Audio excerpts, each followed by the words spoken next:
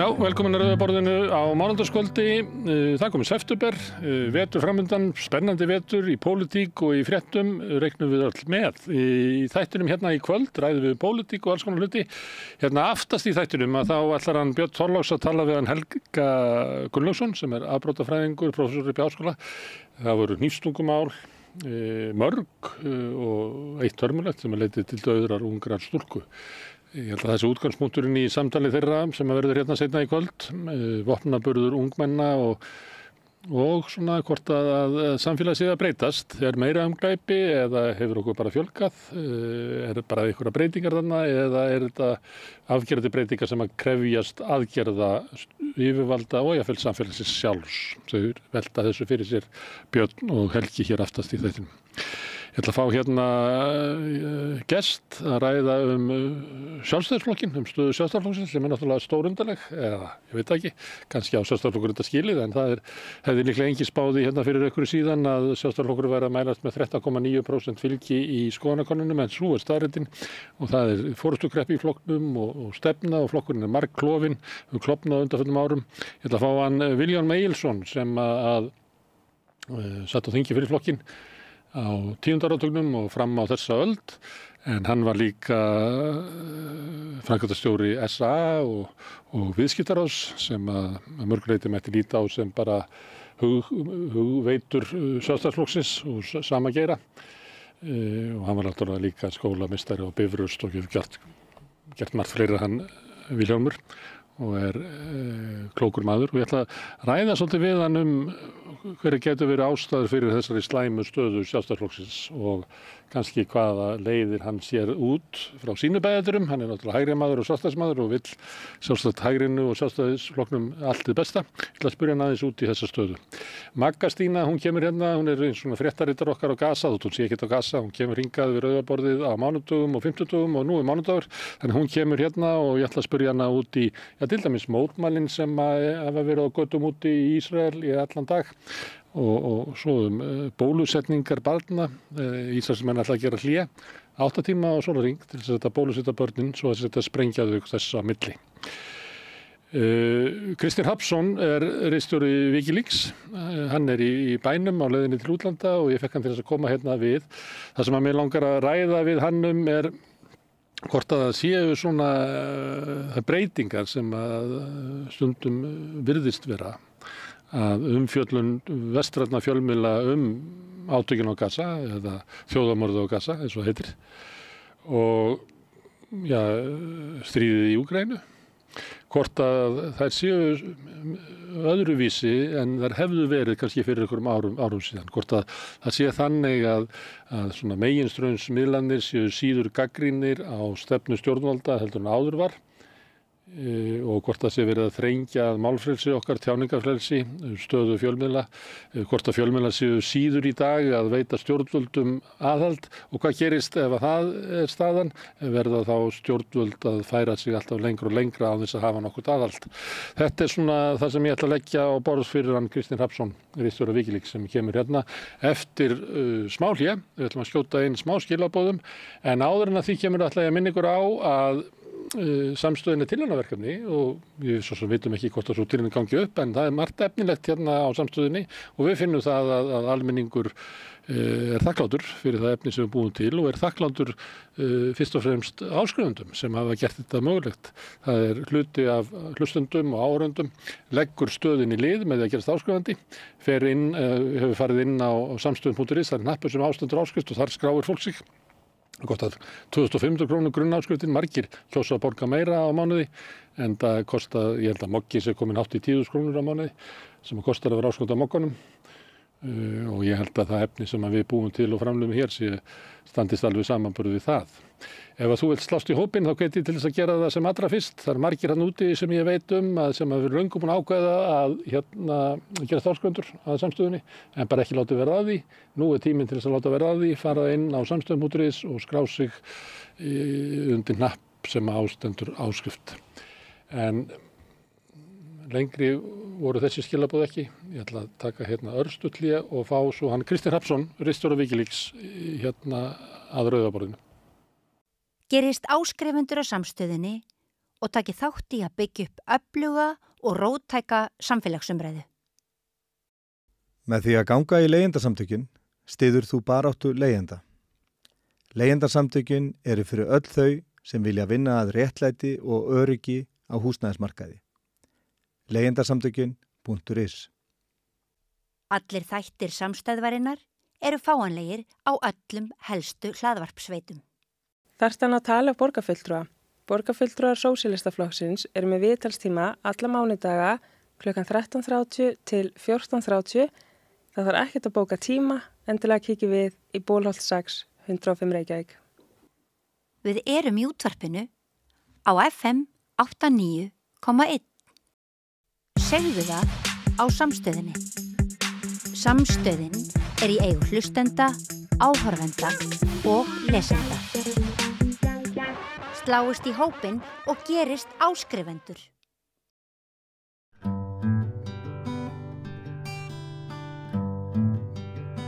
Já, nú ætlum við að ræða blaðamennsku, málfrelsi, tjáningarfrelsi í ritskoðun. Hingað komin Kristín Hrafnsson, ritstjóri í Wikileaks. Velkomin. Takk. Herðu, ég ætla að ræða við aðeins svona hvort að blaðamennska, málfrelsi og tjáningarfrelsi í okkar heimshluta sé að hnígna. En þú ert ritstjóri Wikileaks og Julian Assange hefur verið látin laus. Mun það ekki breyta einhverju í Wikileaks og þinni stöðu? Jú, algjörlega. Það liggur bara ekki fyrir hvernig það verður. Ég var eiginlega svona átt á mig í morgun að það eru 2 mánuðir liðnir síðan að hann öðlaðist frelsi. Bara 2 mánuðir, mér veist það er heil eilíð. En við ákváðum svona á þessu tímapunkti að gefa honum andrými að mista 3 mánuði. En að ég mun fara til Ástralíu núna vantilega síðar þessum mánuði að byrja þess næsta og það ræða aðeins og framhaldið. Það verður einhver breyting. Hvert hún stefnir, þessi breyting á eftir að koma í ljós. Hann náttúrulega þarf bara að ná áttum. Þetta er eftir náttúrulega ótrúleg þolraun að fara í gegnum 14 ára slag og það sem að ég hefur að gera síðustu 2 ár að miklum hluta og ég einkanlega síðasta árið hefur bara verið að barátta fyrir því að koma honum út. Annað hefur setið á hakanum og farið í bið. Sem að tókst og er mikill sigur. Sem að tókst og er mikill sigur. Já, þetta er mikill sigur. Þetta er fullnaður sigur, en maður var nú svo á nálum þegar hann fór út að við fórum í beina útsendingu til þess að reyna að stýra, sögutúlkurinn á þessum atburði. Maður er uppfullur af tortryggni og áttu von á því að það yrði einhver barátta narratífið, sko. En við vorum einir í boxhringnum því að allir áttu þessu á því að þetta var fullnaður sigur. Bandaríska dómsmálaráðuneytið reyndi að senda út einhverja tilkynningu sem var bara hundsuð og reyndi að túlka þetta sem einhvers svona sigur fyrir sig. Vildi ekki eiga þessar ofsóknir í 14 ár, hvað þessu manni? Nei, þeir vildu nú meina það að þeir hefðu haft eitthvað til síns máls en það hefur enginn tekið undir það, ekki eins og í Bandaríkjunum og allstaðar allan heim hefur þetta verið einróma túlkað sem hans sigur sem að er hins vegar, náttúrulega loðir eftir þetta að hann er dæmdur og fyrir brot á njósnalöggjöfinni, fyrir það sem er skilgreint í sáttaskjalinu blaðamennska. Ég verið að benda fólki á það, ef þú lest sáttaskjalið sem getur fundið á netinu, dómsáttin, liggur til grundvallar, að þá er lýsingin á brotinu blaðamennska frá A til Z. Það er ekkert annað þar. Og allt það sem var búið að vera hamra á, það sem við hefum verið að berjast gegn í þessu propagandastríði sem við höfum átt í, að hann sé hakkari, hafi ekki að segur samsæru að hakka sinni eitthvað kerfi og hitt að hann hefur valdið einhverjum skaða eða Wikileaks með sínum birtingum á sínum tíma. Það er ekki orð þetta í þessu sáttaskjali, ekki orð tölvubrót og þvert á móti varðandi skaðan að bandaríska stjórnvaldið fyrir sína hönd skrifar upp á það að það finnist ekki nokkurt einasta dæmi að nokkur einasta einstaklingur hafa orðið fyrir líkamlegu tjóni eða dauða vegna birtingar þessara gagna. Þannig að alveg steindautt. Það sem eftir stendur blaðamennska var í fyrsta skipti forsenda dóms í bandarískri dómsögu á grundvelli njósnalöggjafarinnar. Það er fordæmið sem maður lifir eftir og það er fordæmið sem allir blaðamenn, hvað sem er í heiminum, verða að vera meðvitaður og berjast gegn. Fordæmið náttúrulega líka að hann var sviptur 14 árum að ævi lokaður inn í einangrun og endanum í hryllilegu fangilsi. Hann sætti pyntingu. Já. Og það óljóst hvernig hann jafnar sig á því og það ólíklegt að það verði bara tekið upp þráðurinn frá því fyrir 14 árum að hans forsetur hefur breyst og þá kannski getur komið ljós hvaða stöðu hann telur sig eiga að hafa í Wikileaks. Já og hvert Wikileaks sko, veröldurinn hefur líka breyst. Það útilokað að fara inn í sama farveg og vorum fyrir 14 árum árið 2010 og 2011 eða 2009 Kaupþingsskjölunum. Við erum ekki í sama heimi. Öll umgjörðin og tækniforsendur og líka andinn í samfélögum okkar frelsiselskandi heims á Vesturlöndum hefur bara breyst.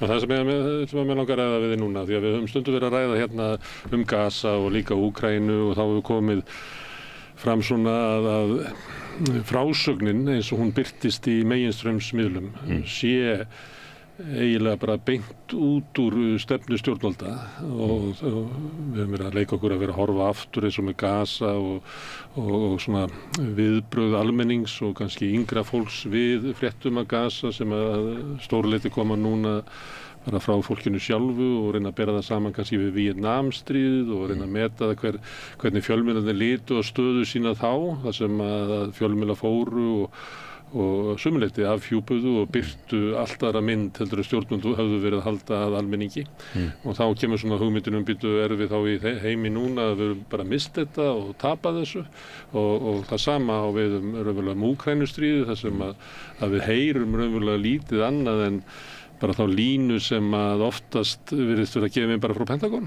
og hún fer í gegnum stjórnvöld í okkar heimsluta og fáir sem að andmæla því og síðan fer þetta niður í sko gömlu, öflugu fréttamiðlana og þeir sem að vilja fylgjast með þessu eru svona á vafri á YouTube-rásum og á svona hliðar rásum þar sem að blaðamenn eru að reyna að finna einhverja leið til þess að segja fréttir án einhverja afskipta eða þurfa að beygja sig undir eitthvað svona meginstraum sem að oft bara stjórnarstefnan. Já, við erum í nákvæmlega þeirri stöðu að það ekki hægt að reiða sig á meginstraumsmiðla til þess að fá glöggastöðu því hvað að gerast á Gaza í Ísrael eða í Úkraínu. Nema þeir sem eru sko því betur læsir á það sem ekki þar og geta undir ofan af því sem að það birt og þetta Það meina eins og menn lásu Moggan í gamla daga, það var þetta lesan og heyra það hátt það sem ekki var sagt þar. Það var í fréttin. Já, það þurfti svona kremlalógíu til að lesa í signalin og við erum bara í þeirri stöðu. Þetta óbáslega vond staða sem við erum í. En við fáum eins og fréttirnar og það sem að skelfilegast í þessu að eins og Eiríkur Hjálmarsson vinur minn var að segja að það hefur aldrei í sögunni verið eins vel skrásett og skjalfest og birt í rauntíma þjóðarmorð eins og okkar tíma eins og við erum að upplóna þannig að við vitum það. Hins vegar sko vantar alla krítík í fréttaflutning.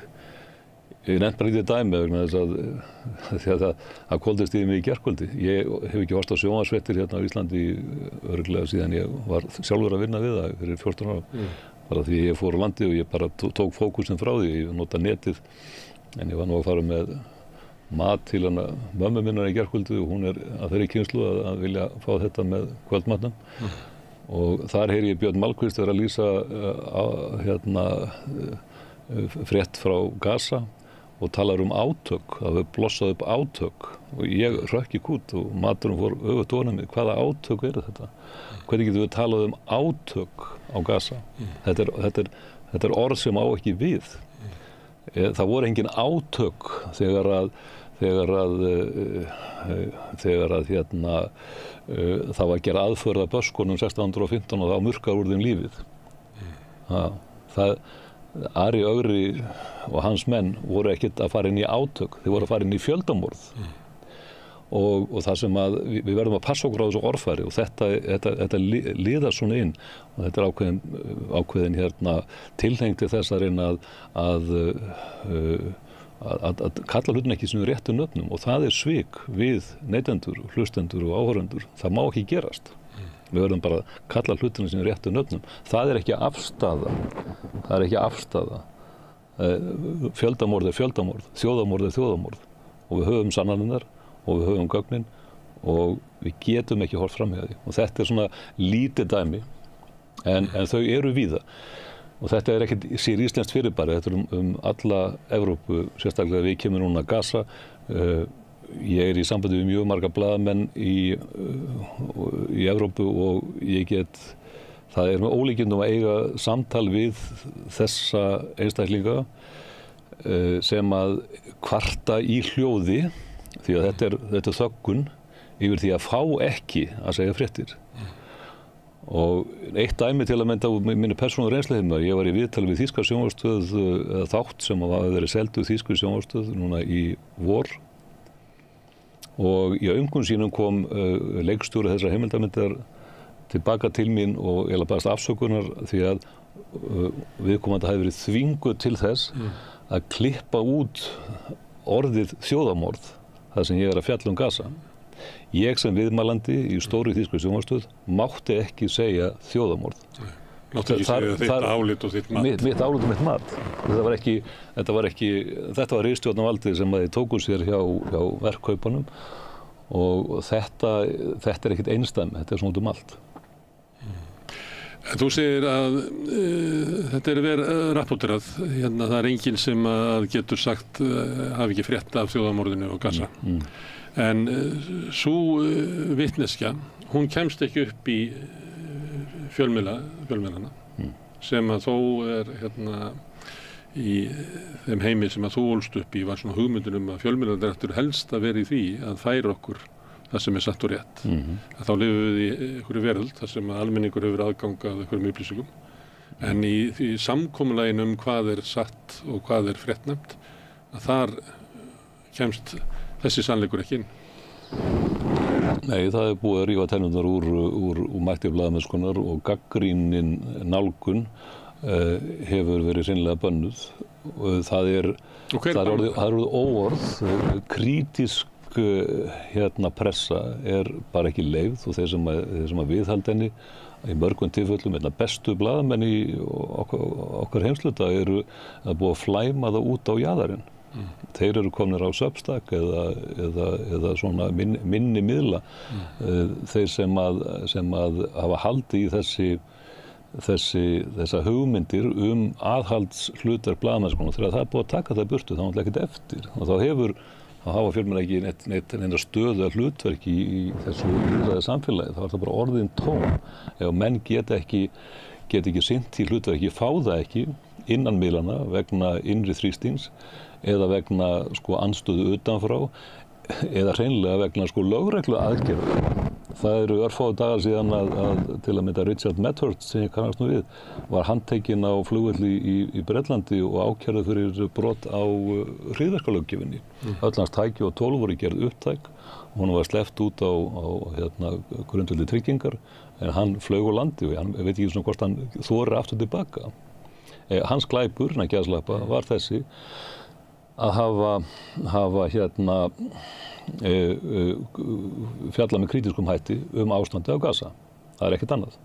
Og hann semst sekur blaðamennsku. Og þetta ekkert eina dæmið í Bretlandi til að mynda þess að þeir hafa stokkið til lögregluyfirvöld, beitt þessum vaxandi tólum og tækjum sem að stjórnvöld þarf að fært upp í hendunar á þeim, yfirvöldum, lögregluyfirvöldum, til þess að hræða eða hreinlega lögsækja. Fjölmörg dæmi og mörg þessara dæma því miður hafi ekki komast upp á yfirborðið.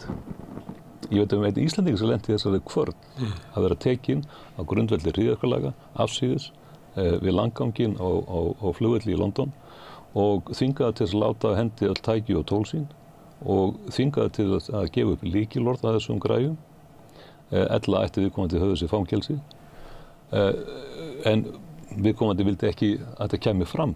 Þannig að hræðslan og óttin og óttastjórnunin gagnvart þeim sem fara út fyrir ramma hins löglega og leyfða er til staðar í þessum löndum í kringum okkur.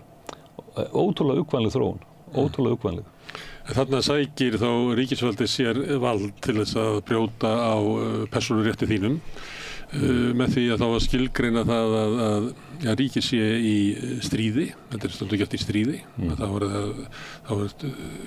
að þú andmælir stjórnarstefnunni þá það túlkað sem eins konar landráð, að þú sért eiginlega að bera á borð áróður andstæðingsins.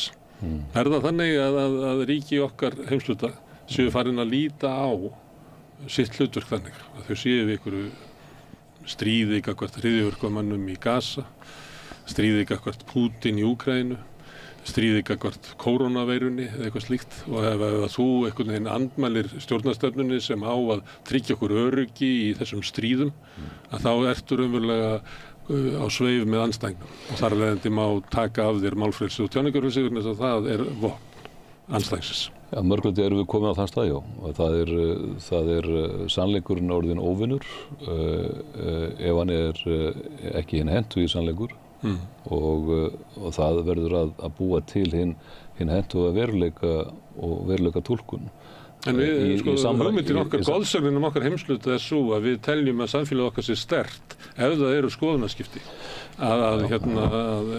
Við erum með sterkt samfélag vegna þess að hér getur fólk deilt skoðanir og við líklega allir goðsögnin ekki svo að við séum saman í leit að sannleika sem kannski finnst aldrei en leitin er bara hjartað í okkar samfélagi. Sko þetta er kjarnin í þessu gilda knippi sem við básunum alltaf á hátíðisdögum það við sem að verja og við verðum að verja og þegar við tölum hættuna af Kínverjum eða Rússum eða þeim sem að eru óvinnin á hverjum tíma að þá er það sko ógn við þessi gildi, hinn vestrænu gildi, tjáningafrelsið og frjáls skoðanaskipti eru þarna náttúrulega í öndvegi en það er náttúrulega verið að ráðast á það með beinum og markvissum hætti og kaffara þetta niður og þetta er eins og segja, þetta er það sem ég lít á og kannski er það út af mínum glerugum sem blaðamaður og búin að vera í þessari ákveðnu slagi í 14 ár við stórveldið og öll batteri þess. Eitt af versta sem að við erum að kljást í dag vegna þess að það er leið að byrja að skafa utan af þessu litlum svona hnífslögum að þá kemur ekki tilbaka. Þetta er allt saman réttindi og gildi sem hafa verið barist fyrir með blóði og svita á tárum og það er svo auðvelt að svipta þessu til hliðar og taka þetta af okkur og við fáum það illa tilbaka og þetta er óveitlega þróun sem að ég sá einhvern veginn strax í veirufárunu, í COVID-fárunu að menn voru svo gjarnir á því að á grundvelli yfirlýsinga almannaheill og velferð heildarinnar að grípa til þöggunar og skömmunar og ótrúlega aðgerða gegn ekki bara tjáningu, en líka bara ferðafrelsi og persónufrelsi, alveg hugsunarlaust að því virtist allt á grundul þess að heildarhagsmuna og það er eitthvað sem að mér hugnaðist ekki og var ótrúlega ljótt að sjá hversu langt var gengið í að berja niður heilbrigða og opna umræðu hinna eðlilegustu og það var ekki gefnum greinarmunur á því hvort að menn voru að ræða með rökstuddum hætti með og á móti vissum aðgerðum það var öllum ýtt í eitthvað hálf geðbilara nöttara sem væru antivaxerar og jaðarsettir, hliðarsettir og þaggaðir.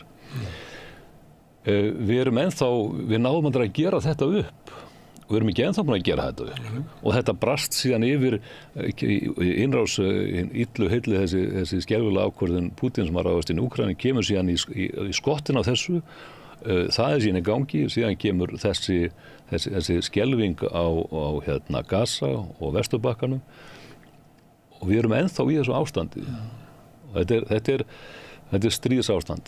Þetta er stríð sem ennþá í gangi, stríð gegn sannleikan. Og það er einhvern veginn stríð sem við erum bara smá saman að tapa. Þetta, ég hef óbúslega miklar áhyggjur af þessu. Já. Og ég talandi og þú veist, sko, ef við búum við endalaust stríð, sem alltaf ótrúlega hagvaxtarhvetjandi og gott fyrir atvinnulífið og hjól atvinnulífsins, nótabenni, spurðu Rússana sem eru með meira hagvöxt í ár heldur en Frakkar og Bretar, að það kallar eftir þessu eins og þú ert að benda á og alltaf náttúrulega í stríðsástandi kemur til þöggunar. Ástæðan fyrir því að Spænska veikin heitir Spánska veikin að það var ritskoðun á flensunni 1918 alla Evrópu. Eina landið sem gat fjallað þetta í fjölmiðlum var Spánn því þið voru ekki þáttakendur í fyrri heimsstyrjöldinni. Þess vegna sátu þeir upp með það að þetta var kallað Spánska veikin. Það var ekki á Spáni annars staðar. Þannig að þú veist, ritskoðunar elementin á átakatímum er alltaf andið staðar og viljinn til þess að beita þessu og taka lýðréttinda fólki. Og nú erum við bara komin í þetta endalausa stríð og ekkert láta á og menn undirbúa næsta með áfergju, hvort sem það verið Kína eða hvað sem er. Þannig að þar mun blaðamennskan ekki þróast vel og af þessu hef ég áhyggjur. Já. Þú nefndir COVID sem svona vendipunkt, en líklega það þannig að það var hörnun á tímabilinu á undan. Til dæmis hafði Julian Assange verið fangilsaður áður en það gerist. Þannig að það kemur inn á svona hörnun á tímabil, en það samt það veiga mikil breyting. Og þeir eru að lýsa það á því hvernig svona fólk var ítt út í eitthvað hot sem einhver álhattar og allir sem voru gagnrýndir og áttu bara einhver megin strömshugmynd. Þá ég velta fyrir mér sko að því að samfélagið þannig að þetta eins og þetta sé auðvelt að gera þetta. Það er auðvelt að fá allan massan til þess að skilgreina einhverja tiltekna hagsmuni og bara reyna að þagga niður í öllum sem að með þetta, ég held að sko einhvern tímann hafi þetta verið orðað að taka sko samstöðuna fram við sannleikann.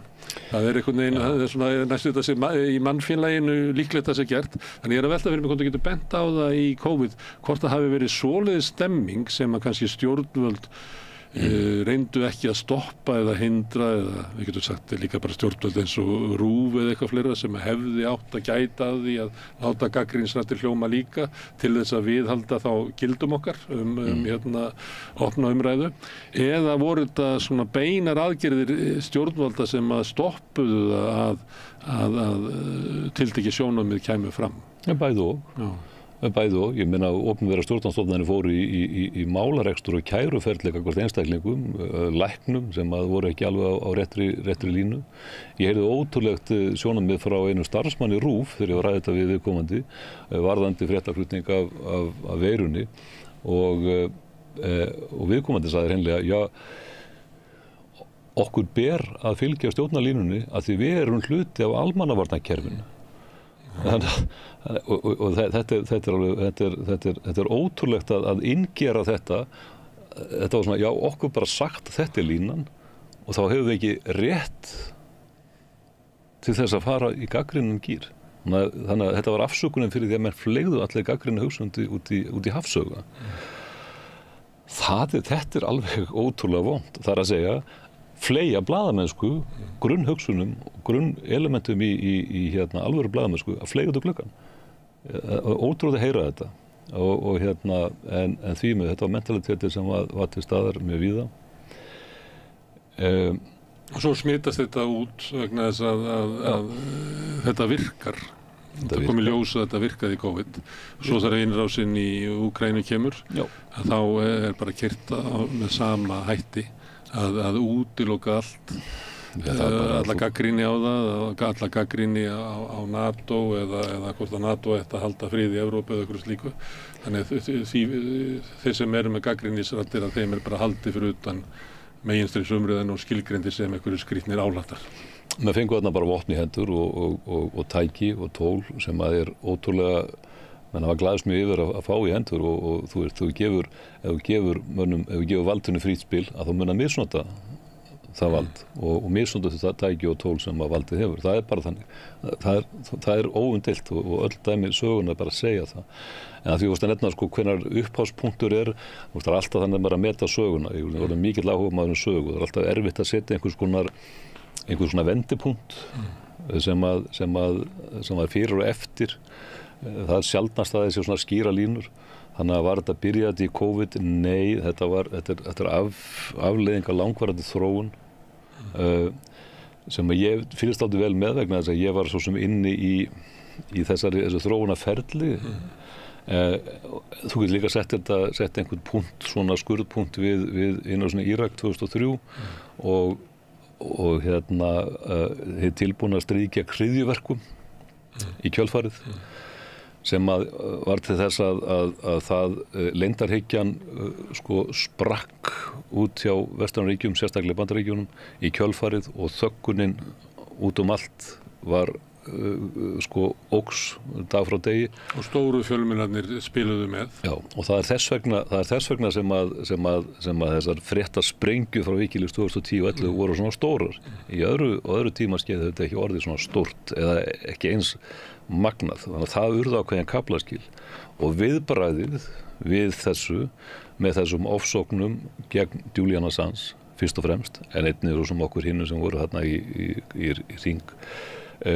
Hún eiginlega sko staðfestir það hversu mikla sprengjur þetta voru.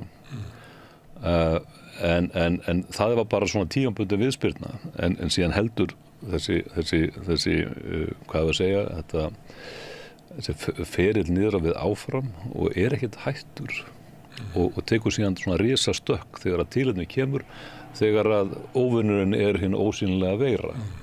Viðbrögðin við afhjúpunum Wikileaks lituðust af því að stjórnvöld töldu sig hafa svona góðan kontról á meginstraumsmiðlunum. Þess vegna verður röskunin ykkar svona mikil og viðbrögðin svona hörð. Já, en sko ástæða því að það er ástæðan fyrir því að það er leitað eftir samstarfi, virku samstarfi við stóra meginstraumsmiðla, New York Times, Guardian, Der Spiegel, El País, Le Monde, yfir 100 fjölmiðlar þarna á þessu 18 mánaða tímabili sem eru í aktífu samstarfi við okkur birtingu, samverka menn í glæpnum. Þannig að það stoppa hins vegar ekki í bakslaginn og þrýstingin og það var bara búin til svona skurðpunktur. Það er svona eins og menn aðskildu hér skuldir innlendinga og Íslendinga og erlenda að nei, við getum ekki hjólað í þessa hefðbundum miðla. Það er stór pakki og biti. Það er bara skerum frá þennan skrýtna Ástrala sem að var eiginlega afmennskaður á næstu árum. Það var líka kveikjan, sko. Þannig að sömur þetta getið að verið klók herfræði að stjórna hann því að án hans þá er ekki svo mikil ógn af meginstraumsmiðlunum.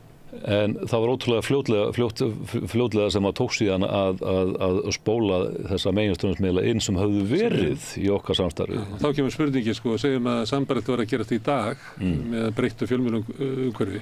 Heldurðu að þið myndu ná samstarfi við 100 meginstraumsfjölmiðla til þess að birta? Ekki, það er ekki, ég held að sé ekki möguleiki að ná slíkuri breytt. Og þessi miðlar hafa líka látið ásjá, en þeir féllu þarna á prófunu eftir 2010.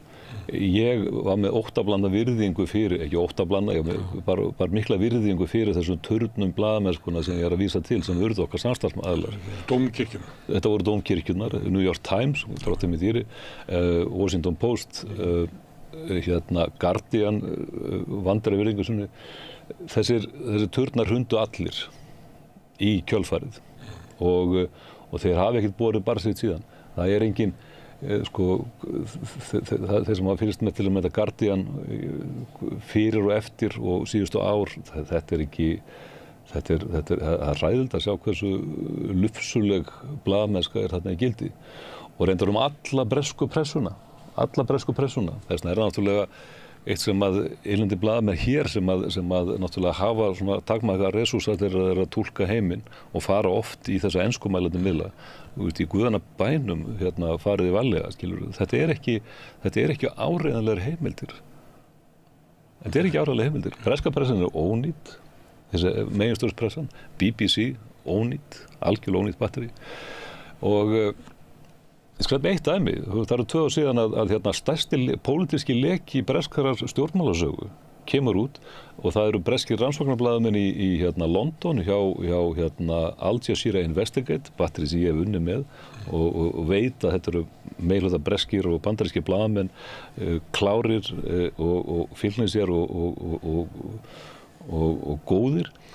Allt var þess, þetta var leki úr verkamannaflokknum sem sýndi hvernig Keir Starmer og hans kónar og hans bakland og henni Reykfyldu bakverki tóku sér til og byggu til árásirnar gegn Jeremy Corbyn og hans fylgismanna, þar að segja vinstrið í vinstrinu og hreinsanir. Þetta voru bara svona stalinska hreinsanir í verkamannaflokknum, bara losið við þetta lið. Þannig að það var búið til þessar sögur kynþáttahattur, gyðingahattur, kvenhattur, veit ég hvað og hvað. Og þetta kom innanfrá. Þetta var algjör fréttasprengja og þetta gerist á haustmánuðum sem þetta birt. Stórkostleg frétt var bara eins og Macbeth í fréttum og í öllum tímum hefði þetta verið sko aðalfréttin út allan heim. Allan heim. Þetta er meira að segja birt sko vikuna sem að verkamannaflokkurinn með flokksþingsitt eða árlega. Það var ekki einasti staður í meginstraumsmiðlunni í Bretlandi. Þetta var fullkomið þöggun. Alveg ótrúlegt að fylgjast með, vera í þessu brekkarsamfélagi og finna ekki stafum þetta, ekki múkk. Það er náttúrulega, stundum sko stóra fréttin, það sem ekki birt. Tökum þetta mál, hvernig virkar það að hérna, þetta er mál og þetta er saga, því að ég meina, við erum bæði að segja the news og the story, þannig að þetta ætti að kveiki í öllum blaðamönnum. Þetta er bara eitthvað skemmtilegt sem þú getur fengið að segja þessa sögu. Já. En enginn af þeim sem að starfa meginstraumsmiðlunum, enginn blaðamaður er að segja þessa sögu. Hvernig er það hægt? Hann fær það ekki. Og það þarf ekkert mikið að segja mönnum það. Þú veist, þetta er svona einu ósýnilega þöggun. Það er bara, nei, þetta er svæðið sem förum ekki inn á, svo er einhver sem ætlar að brjóta, ætlar einhver að fara og ríða vaðið. Mögulega, ef einhver hefði haft dug og döngun og þor í sig til að gera það, af einhverjum svona alvöru pósti, að þá hefði hinir fyllt í kjölfarið.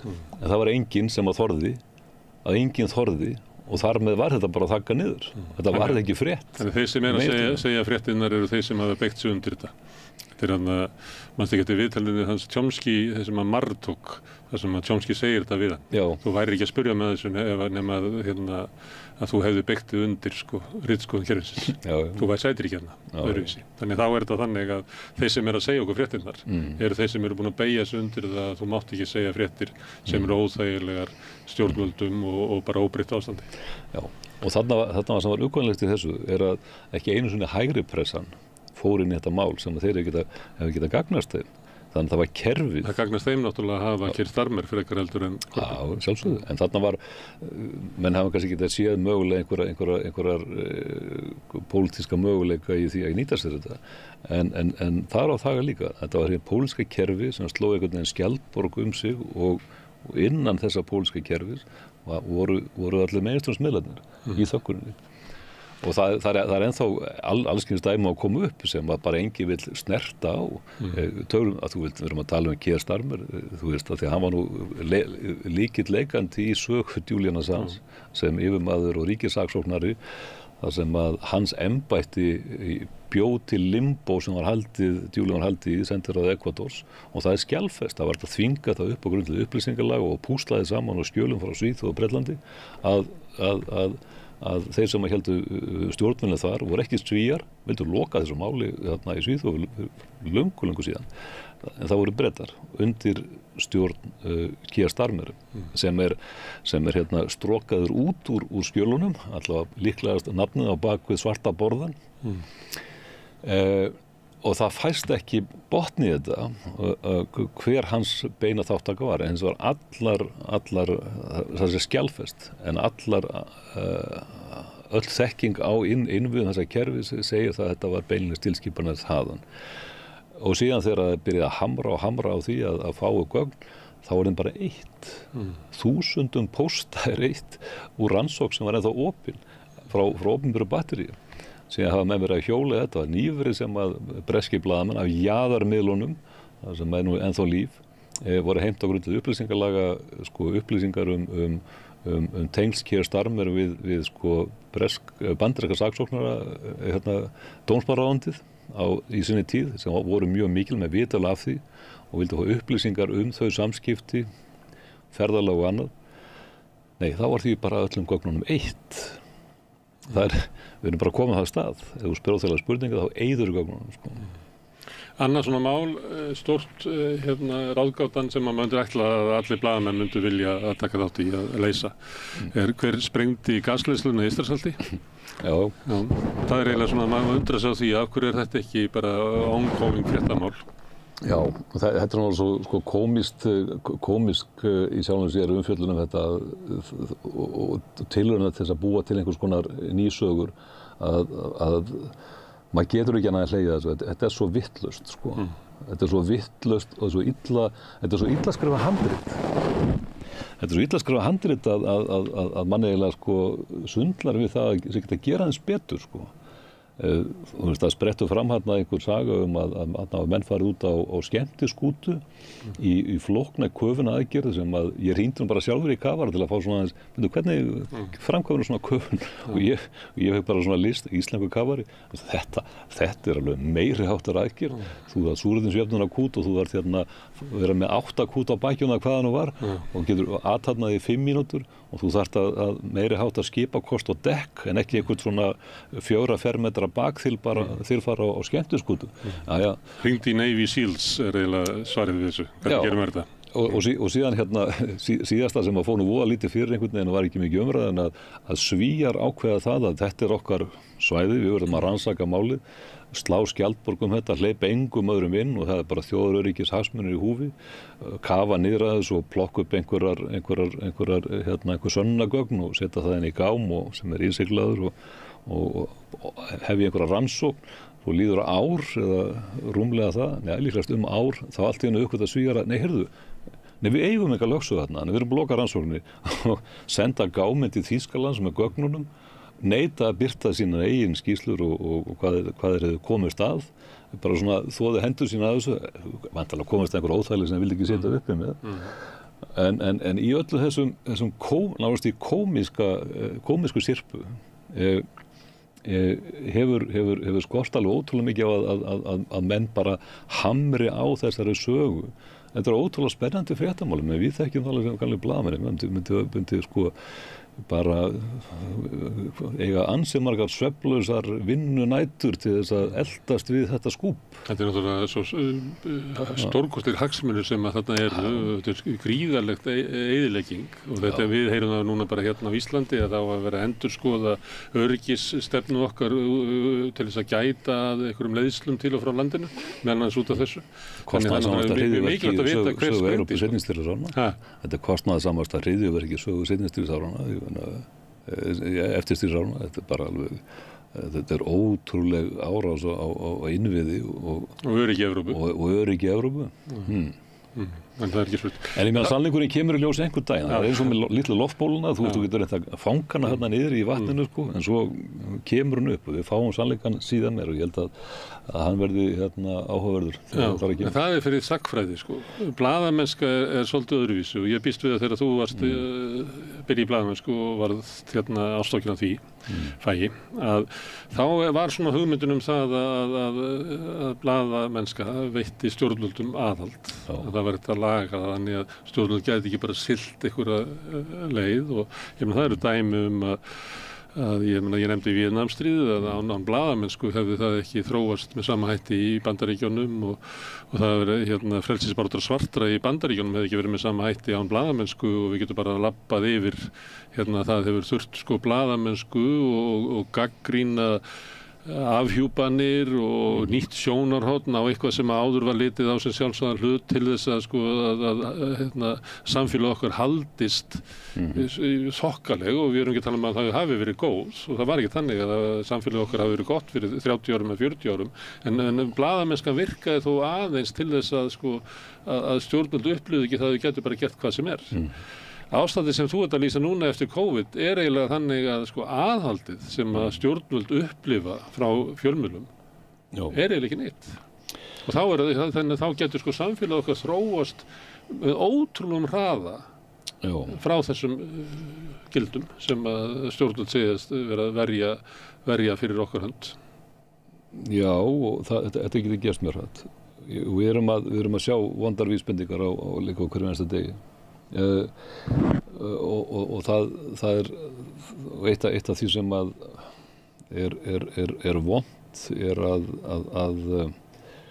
að krítísk nálgun á þessum málum er oft fleygt inn í pólitískar afstæður. Þannig að svona með og móti og þetta er allt saman svona svarthvítur heimur. Nú er verið til að mynda að reyna að skrúfa niður þessi samfélagsmiðla fyrirtæki. Það var sögulega handtaka núna fyrir viku síðan eða svo á aðaleiganda og stofnanda Telegram samskiptaforritsins í Frakklandi. Ungu maður sem flúði Rússland Pútíns vegna þess að stjórnvaldi því alræðisríki vildu hafa puttana í Telegram vegna þess að það var vettvangur fyrir frjálsa orðræðu gegn ægivaldi ríkisins. Og hann gafst upp og sagði bara nei, fer í skjól hinna sannleikselskandi frjálsu Vesturlanda og er með franska ríkisborgararétt en er núna handtekinn af því að hann neitar að hleypa stjórnvöldum inn á þennan vettvang. Og síðan er það hlaupið til og hann sakar vera að verja barnaníðinga sem að dreifa barnaklámi og glæpa menn og allt það sem er svona gamal og gömul og þreyttur rök því að þegar kemur að því að þurfa að skrúfa niður í vettvangi frjálsra skoðanaskipta og tjáningar. Samir að gerast núna bara fyrir nokkrum dögum síðan í Brasilíu þar sem að rannsóknardómari reynilega lokaði X Twitter fyrirvændi í landinu vegna þess að það fyrirtæki vildi ekki hleypa inn á gafl til sín manni á staðnum sem átti að vera að krukka í kontentið sem færi þar í gegn. Þannig að hvort þetta væru sannleika, falsfréttir eða pólitískur áróður og svo framvegis. Og öll umræðum þetta er einhvern veginn að fer í öfgana. Að ef þú heldur uppi vörnum fyrir þessi fyrirtæki eða fyrir þau prinsip sem að þau eru að standa fyrir eða eru þarna í húfi, að þá er það allt í einu verjandi Elon Musk eða Pútíns eða þetta er svona skringileg eða barnaníðinga og fólk og glæpa fólk. Já, þannig að þú nærð ekki að hugsa út frá prinsipinu og löngu gleymt hinn fleygu orð að ég er tilbúin til þess að verja með lífi mínu réttinn til þess að segja skoðunin sem ég fyrirlít. Þannig að sú hugsun er farin. Og nú er þetta, en þetta er stjórnunar, það verður að kreppa kreista okkar möguleika til þess að eiga í frjálsum samskiptum og þetta er, eins og segi enn og aftur, þetta er óbóðslega uggvænleg þróun og er ákveðlega í fullum gangi, það er í Facebook og ég veit ekki hvernig það er á X og þessum stöðum og þá verið að stýra efni, þannig að það er bara það sem er skilgreitt einhvern veginn sem ekki til hagsbóta fyrir stjórnvöld, það er bara haldið aftur að því. Já, menn alltaf orðnir betur og betri í því að þróa algoritma þannig að sikta út og beita henni ósýnilegu þöggun til þess að skrúa niður content sem var endur alveg ótrúlega skemmtileg svona gleymt saga sem að spratt upp á COVID-tímanum. Við vorum til að mynda hérna á Wikileaks búin að sjá það að það verið að beita svokallið skuggabanni eða skuggabönni, shadowbanning eins og það kallað, gagnvart okkar samfélagsmiðlum og það bara stundum hríðfjall alltaf dreifingin og endurdreifingin. Við séum þetta á samstæðinu, allt í nefnum. Það ekki allir. Og þetta er náttúrulega, og við vorum að kvarta yfir þessu, ásatt með fleirum sem voru upplifað sama og það var bara nei, fyrirtækin þverneituðu því að vera að beita slíkum aðgerðum. Þessum samsæriskenningum. Já, og þetta bara samsvarið, það bara nennir ekki að hlusta á okkur, að lesa ykkur, þetta ekki nógu gott dæmi. Heyrðu, síðan á tímum COVID-fársins, þá náttúrulega hvað eigum að gera til þess að vernda alþýðuna og það eru þingnefndir í Bandaríkjunum og þessi fyrirtæki eru kölluð til, þá bara leggja þá á borðið, já við höfum nú tæki og tól til þess að stöðva dreifingu upplýsingar sem getur verið skaðvænleg fyrir almannaheill. Og við kendu það að þeir væru með þessi tæki og tól til staðar sem þau bara hafnaði geti yfir notað sko. og buðust þess að beita þeim fattaðu. Og ekki nóg með það buðust til að beita þeim því að tekja náttúrulega bara opnum örmum endilega og þeir voru þvingað til þess. Nú í síðustu viku þá spratt Zuckerberg fram í viðtali og sagðist aldrei sjá eftir því að hafa látið eftir þvingunum það að þakka niður gagnrýnisraddir á tímum COVID-fársins. Þú veist, bara kondum aðeins stærri fiðlu fyrir mig, blessaða Sigurbergur, sko. Þú veist, ég kaupi ekki alveg þetta, sko. En þetta er náttúrulega galið system, sko.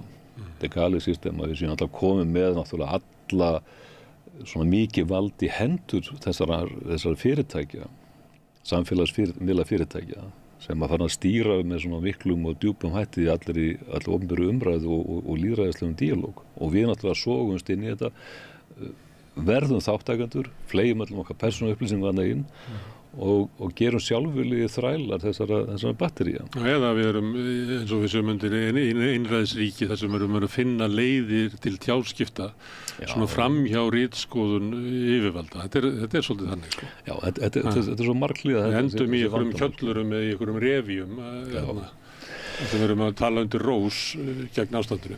En þá komum við að því að við nefndum Gaza og það er eitt sem kemur óvart þegar maður tala við Palestínufólk er að það segir við höfum aldrei verið nær Sýrunum og það er bara verið þjóðamorð í gangi og þá er hugmyndin sú að það þegar andstaðan sko afhjúpa sem þessum hætti og gengur svona langt að þá er eiginlega engin önnur leið heldur en almenningur rísi upp og þetta muni breytast. Já. Hver er vonin í blaðamennskunni, kæri Kristinn? Hvað er munum spretta fram? Já, við erum ekki komin á það stað að það sé eitthvað glittir í einhvern sigur, drottinn með dýri. Ég veit ekki hvar niðurlægingapunktur verður, lágpunkturinn, sko. Hvar er botnin, sko, því að við erum ennþá alltaf að fara dýpra og dýpra. Ég veit ekki hvar það er, satt að segja. Ég hef ekki lausnina, ég hef ekki öll svör, þínum fjandasvör. En sko það er maður heldur alltaf í þeirri von að það verði einhvers konar punktur þar sem að fólk átta sig á því að það er engin næring í þessari naglasúpu sko. Það er ekkert verið að bjóða upp á eitthvað sko. Og ég held að fólk finni Þú ert engu nær þótt þú situr yfir kvöldfréttatímanum. Nei og fólk, sko ég held að fólk finni þetta og ég held að við sko vanmetum það hvers konar niðurbrotið þetta er á bara almennu gildum í samfélaginu. Ef þú getur ekki treysta á að fá eitthvað krítiska umfjöllun það sem er þér næst og eitthvað aðhald eða þá það er ekki verið að fjalla það sem að raunverulega skiptir því máli, skilur, með einhverjum krítiskum hætti. Hvað með húsnæðislánin, hvað með þetta og hvað með hitt. Það vantar þarna eitthvað inn og þá leið týnist ákveðin tiltrú á kerfinu og pólitíska kerfinu að því að þú færði þetta ekki. Á einhver tímpúti myndi maður ætla að það verði svona sko hungrið sverfi bara þannig að menn átti sig. En ég ætla samt sem að segja það að þú veist, það kom alveg dæmi virkilega vandaða rannsóknarblaðamenn sko. Ég ætla ekki að nefna einn dæmi nema heimildina sem hefur verið að gera ágætis hluti og þú sérð bara, það er líka sko físiskt hvað þú sérð sko hversu vel þessu tekið þá sjaldan þetta kemur fram blúsandi góð dæmi að það er sko, það er hungur eftir þessu þú veist og það er virkilega þannig að fólk vill fá að mínum mati þessa góða rannsóknarblaðamenn sko krítiska pressu. Þá ætti að vera þannig að á öllum ritstjórnum væri vilji til þess að gera slíkt. Já, það ætti að vera þannig. Og þannig var það og þetta var ekki, allt vel gert en ef við færum bara 20 ár fram aftur baki tíma, þá var það svona vilji á flestu ritstjórnum að búa til svona efni vegna þess að því það er svo þakklátt, það er svo gaman að búa til efni sem að sko almenningur æstur í því að fá í hendurnar. En þú veist það sem alveg eins og Elín ég og Gunnar Smári, það verður aldrei verið þannig að það sé kannski einhver meirihluti. Nei, aldrei. Það er aldrei allir. En ég ger alltaf greina minn á blaðamennsku og fjölmiðlum, sko.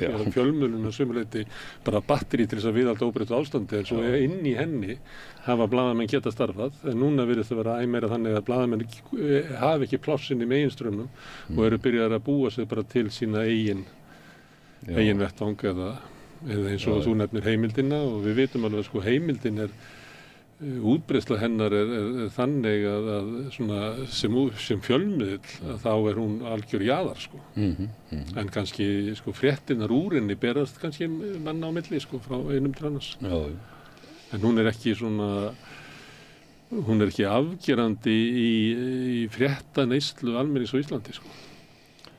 Nei. Og það var meira afl í fréttastofu útvarpsins, sjónvarpsins. Stundum í mókanum. Það voru fleiri miðlar sem áttu til að gera svona hluti, en það bara...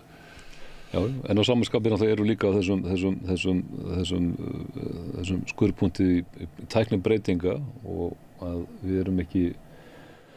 við getum ekki nota það sem eitthvað svona skapalón til að fara aftur þess tíma. Það kemur ekkert aftur þessi tími. Það er nýr veruleiki, við höfum ekki ennþá fundið kannski fótfestuna og hver veit nema þessi jaðrar ná einhvern veginn að þéttast framan í einhvers konar plánutumyndun þarna og verður ný sól. Við vitum ekki hvar blaðamennskan finnur sér dvalarstað eða hvar hún á heima, en hún á örugglega ekki heima í svona meginstraumsmiðlum á Vesturlöndum. Kristín, alltaf gaman að fá þig hérna og góða ferð. Takk. Ég sitt hérna áfram og reyni að skilja þennan heim sem við lifum í og samfélagið og okkur sjálf. Næsti kaflinn eftir augnablik. Allt það besta ókeypis. Hrósaðu náunganum. Það er betra. Samstöðin, þar sem manneskjurnar koma saman.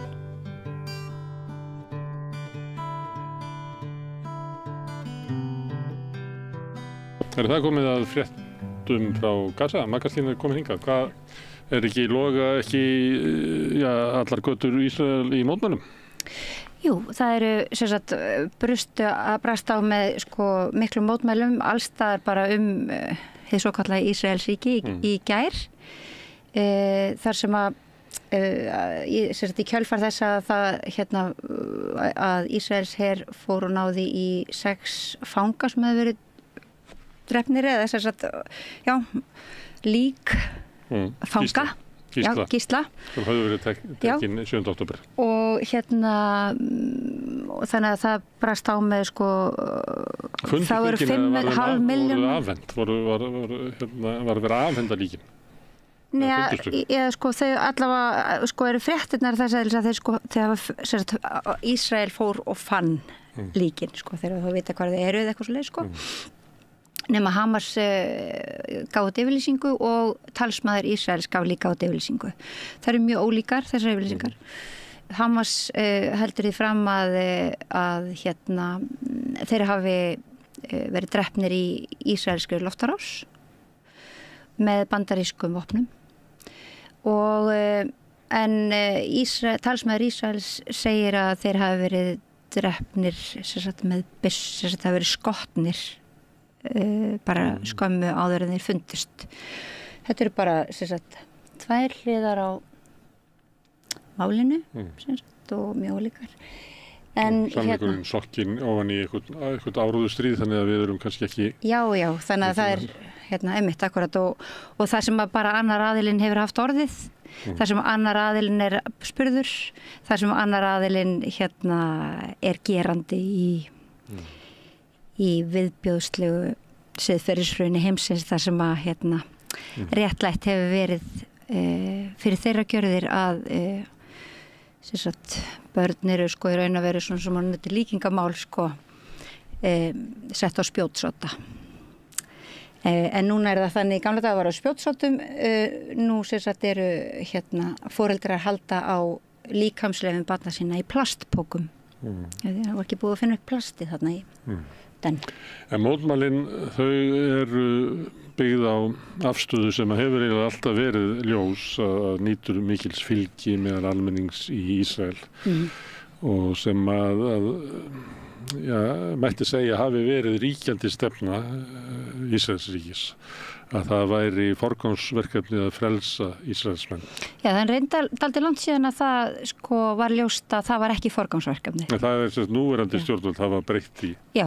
Og þess vegna, yfirleitt það þannig að það þess vegna almenningur að mótmæla sem að bæði með þá afstöðu að það eigi að vera forgangsverkefni Ísraels stjórnar að frelsa gíslana. En þau vísa líka í það að þannig hafi það alltaf verið í gegnum tíðina. Stjórnvöld hafa alltaf litið á það sem sitt æðsta markmið. En það er það sem að Netanyahu raunverulega brýtur með því að fara í stríð vitandi líklega að þeir gísla sem þarna eru munu farast eins og aðrir sem á Gaza. Já, og það hefur svona, það er allavega svona... Það sem að kalla þeir ábyrgir aðilar sem að halda því fram að tíðum Netanyahu gæti nú ekki verið meira sama nokkra aðila eins og þessa gísla því það er ekkert sem að ekkert sem að hann gerir sem að svona stiður við það að hann hafi einhvern áhuga að leysa þá úr haldi eða koma þeim heim eins og stundum sagt og því heldur fram bara innan Ísrael að hann sé í þessu þjóðamorði fyrst og fremst þess að bjarga pólitískri framtíð sinni. Akkurat. Og það er og það verður kannski aldrei skýrara heldur en núna og þetta er svona talað að þetta sé svona aukinn þrýstingur almennings og nýtt svona challenge fyrir hans stjórnmálaferil sem er það sem að kannski hann svona allir þessi fórnarkostnaður sem að við erum að tala á hverjum degi sem við horfum upp á hverjum degi sem að hefur í raun og veru gert lamað heiminn einhver leiti þú veist í einhver svona við erum eiginlega ráðþrota sem heimsbyggð snýst það að bjarga stjórnmálaferli eins manns og hann heitir Netanyahu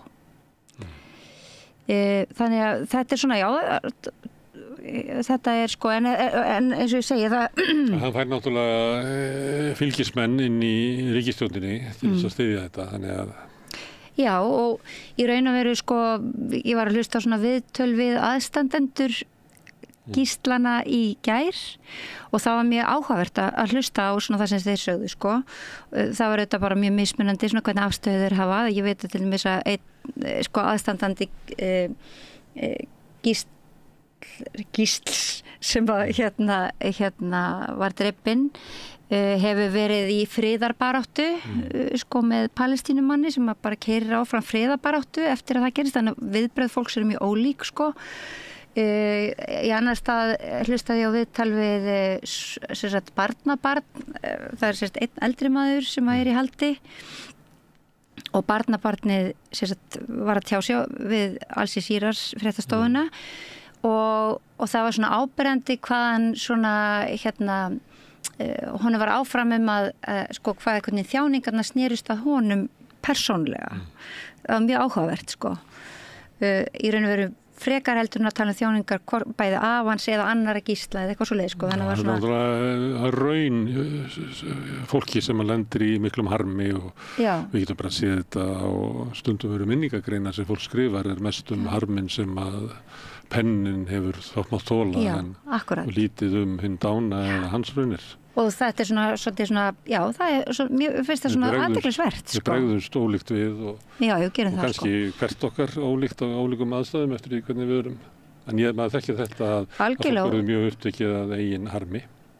Mjög upptekið að eigin harmi og svona samlíðan eða svona samþjáning er einhvern veginn ekki jafn algeng eins og maður hefði kannski mögulega haldið svona samleiðan með öðrum að því það er svona þó að ég nú eiginlega hægt að segja bara þú veist að það hefði 40.000 manns verið drepnir jáfnvel þótt að það sé einhverja tölur nú er ég bara alveg köld að segja 200.000 þá jáfnvel þótt að 200.000 hafi verið slátrað á undanförnum 10 mánuðum þá er þá plássið sem að þessi gíslataka sem auðvitað bara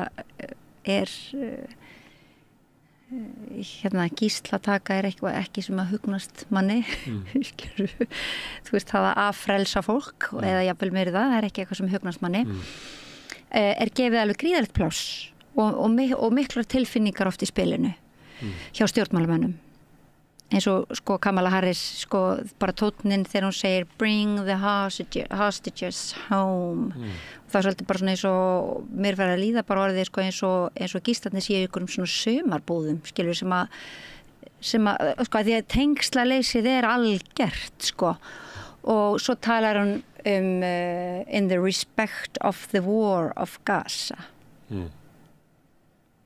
og maður hefur að virðingu við stríðið á Gaza og þetta sko kona sem ætlar að bjóða sig fram til Bandaríkjaforseta. Hún á kjörsunum. Já, ég segi það sko. Þetta hún sérst kosturinn. Það er ekki stríð á Gaza. Þá talar hún bæði sko að virðingu við stríð. Það er ekki stríð, heldur þjóðamorð sem fer fram og þetta náttúrulega bara það sem ég sko reyna að segja tengslaleysið fullkomið sko. Þú veist það og það að réttur þeirra sem að fremja þjóðarmorð til að verja sig þú veist þetta orðið bara eins og einhver mantra. Þú hafi rétt til að fremja þjóðarmorð. Já, enda líka sko það er svolítið öfugsnúið sko að það sé ekki byrjað að rökstyðja það með einhverjum alþjóðalögum eins og hefur verið gert hér ég meina þá voru íslensk stjórnvöld sem að sögðu það í október að íslensmenn höfðu ekki bara rétt á að verja sig heldur bærið skylda til þess og þar leðandi þá höfðu ekki bara rétt til að fremja þjóðarmorð heldur bærið skylda til þess og þetta heldur þessi ennþá afstáð íslensk stjórnvölda Já, og íslensk stjórnvöld sko ekki neinu vandræðum að fordæma en þau fordæma til dæmis þegar þau fordæmdu til dæmis innrás Rússa í Úkraínu sem að og kallar þau senda hann heim og flera. Já, og ég raun og veru, sko, eiginlega ég raun og veru flesta stofnanir landsins sko, þú veist, þetta svona þessi hundsháttur sem að, við Bandaríkin, sko, sem að bara í gildi. Herðu, en segðu mér eitt, varðandi gíslana. Því að þú hefur stundum tekið dæmi að, Gaza sé eins og Garðabær. Og ég held að hljóta nú að vera með einhverjum löndum Garðabæjar ofan byggðar af því að Gaza eitthvað aðeins stærra heldur en bara frá IKEA og út á Álftanes. Já, 72 km lengd og frekar eins og hefur séð sko á bara mjög mjó sko. Þannig ég hef ekki náð að mæla hana. Þú ert ekki dæmi að Garðabæ. Hvernig má það vera að þrátt fyrir að íslenski herinn labbi þarna yfir allt saman og rústu öllu að það sé ennþá hægt að fela gíslana þarna?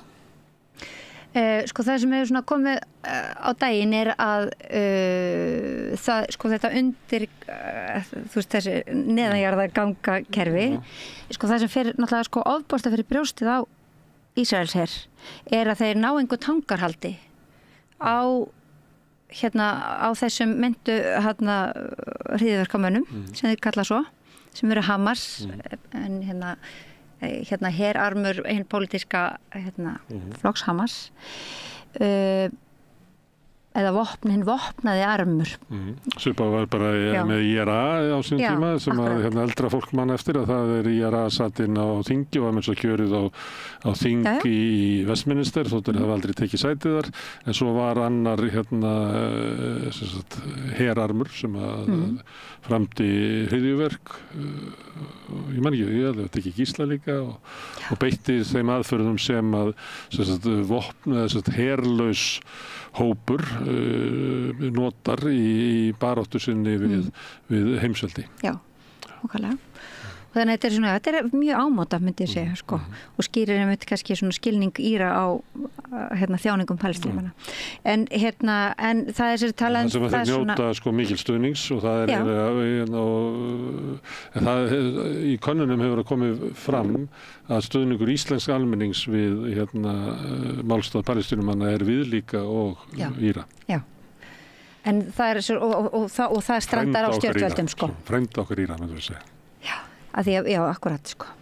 Þannig að En það sem við vorum að tala áðan sko er við, þú veist, hvar þessi gíslar gætu, hvar felum við gísla, þú veist að þá eru þessi neðan göng sannlega staðreynd sko, og það sem fer mjög fyrir brjóstið á Ísraelsher er að sko þeir vita ekki neitt hvar Hamas er. Þeir bara sprengja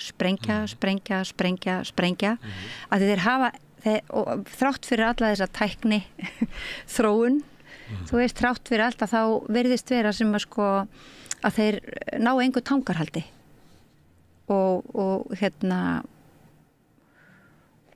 það hefur bara, og þeir hefur komið á daginn að þeir sko hafa enga hugmynd hvar Hamas er.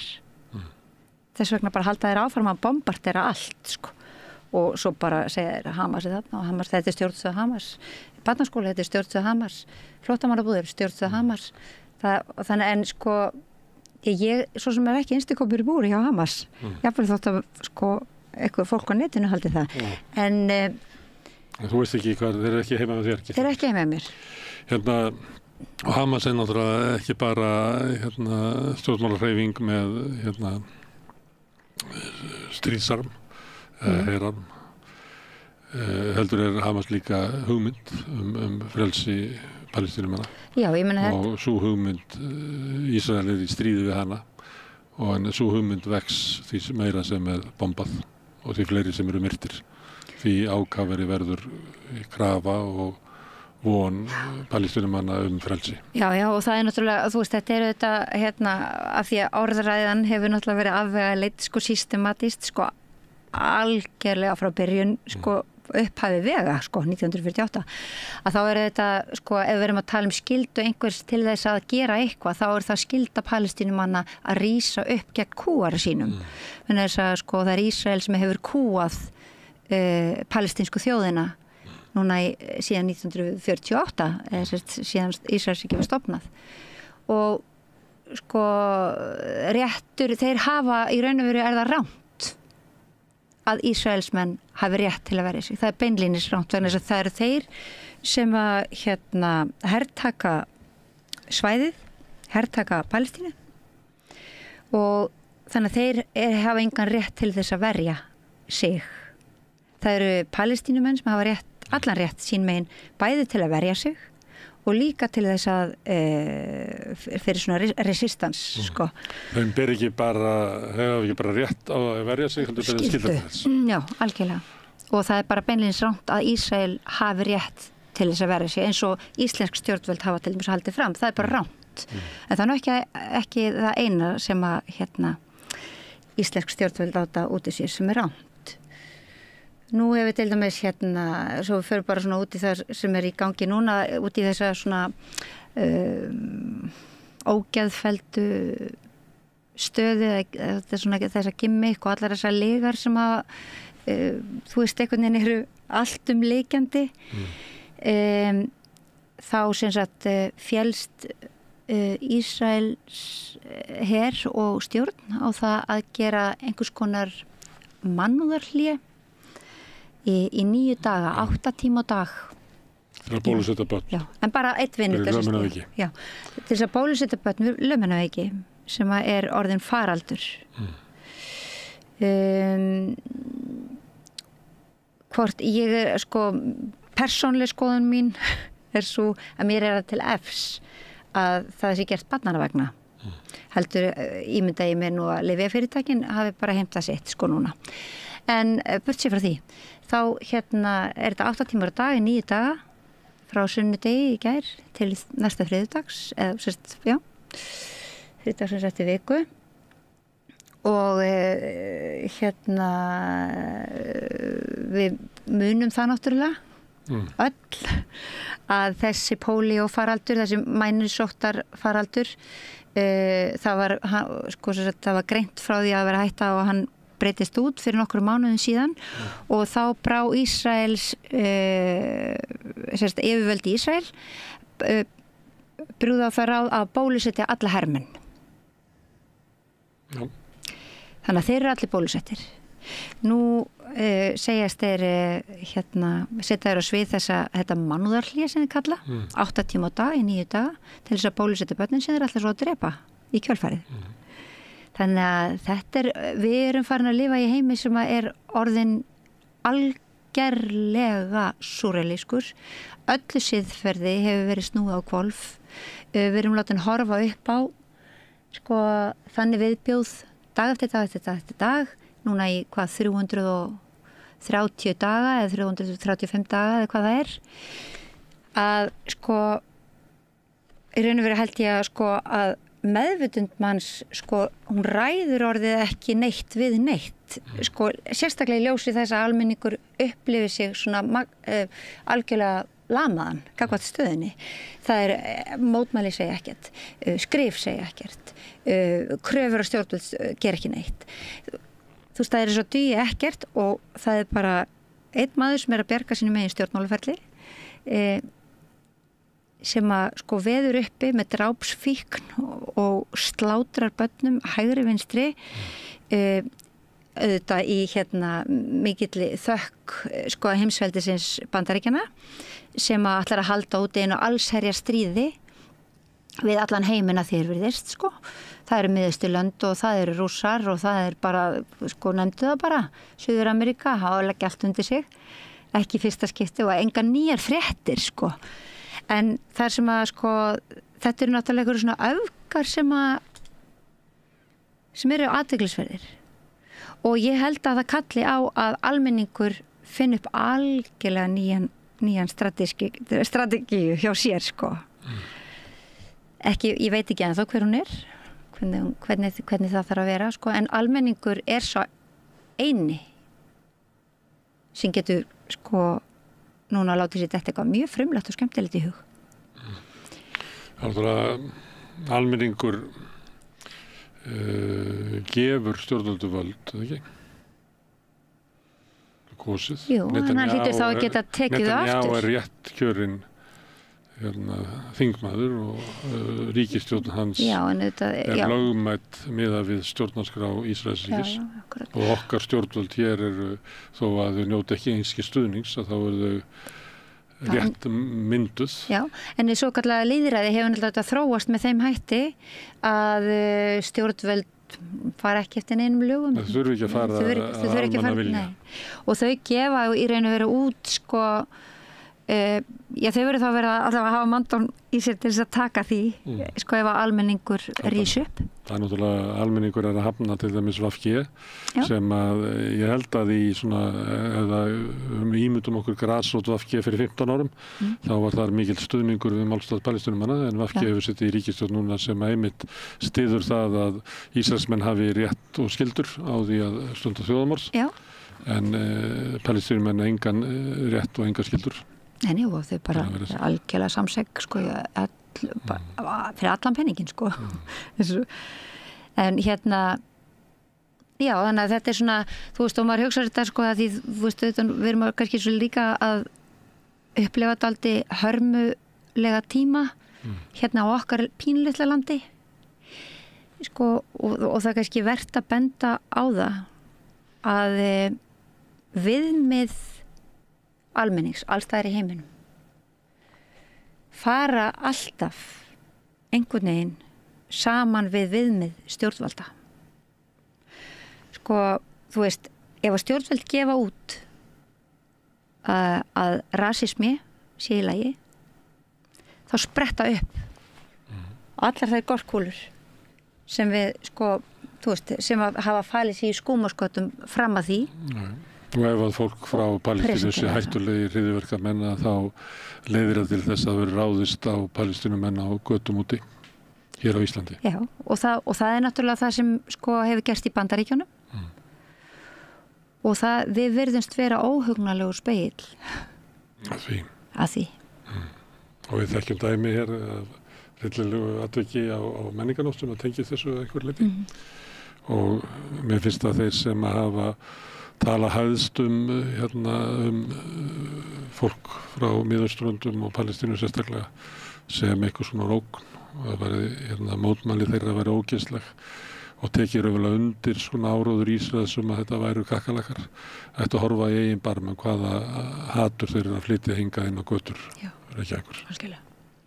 Herðu, en Magga-Stína, takk fyrir að koma og segja okkur fréttir á Gaza. Sjáumst aftur á 50. Já, takk. Herðu, en ég sitt hérna áfram og að reyna að skilja þennan heim sem við lifum í. Næsti kafli eftir augnablik. Allir þættir Samstæðvarinnar eru fáanlegir á öllum helstu hlaðvarpsveitum. Allt það besta ókeypis. Knúsaðu vini þína. Samstöðin, þar sem manneskjurnar koma saman.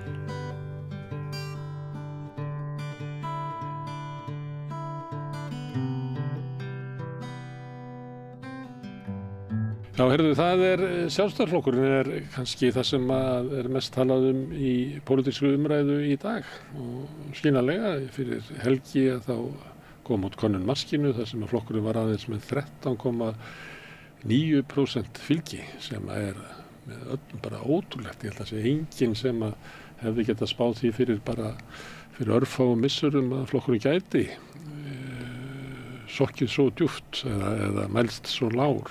Það sé almennt talað að Sjálfstæðisflokkurinn hafi eitthvað basa sem er miklu stærri heldur en í öðrum flokkum. Og það var flokksráðsfundur helgina. Ég veit ekki hvort að fólk hafi áttað sig á einhverju afstöðu þar beint hvað hann var, kannski ekki alveg ljóst, en það held ég að sé þannig að umræða svona stöðu Sjálfstæðisflokksins og kannski til hvað aðgerða flokkurinn þarf að grípa, hvort það þurfi að stokka upp í forustunni eða skerpa á stefnunni eða endurskoða síðustu ár og eitthvað fleira mun verða ríkjandi í stjórnmálaumræðinni í framtíðinni. Og við munum taka þátt í hérna við Rauðaborðið og höfum nú að fengið Vilhjálm Egilsson, fyrrum þingmann og svona mikið þáttakanda í Sjálfstæðisflokknum. Það er ekki ólíklegt að það hefði verið kallað á þig hérna í einhverja svona endurskoðun. Þú varst með sjástum endurskoðunarnefndina eftir hrun í flokknum. Þegar flokkurinn svona á tímamótum, þá er tími til þess að endurskoða það ekki? Alltaf tími til að endurskoða. En flokkurinn er alveg klárlega á slíku tíma í dag. Hann hefur eiginlega ekki verið í, hvað er að segja, veikari stöðu? Ég hef ekki séð svona lágar tölur úr skoðanakönnunum eins og núna. Nei. 50 stærsti flokkurinn í Reykjavík.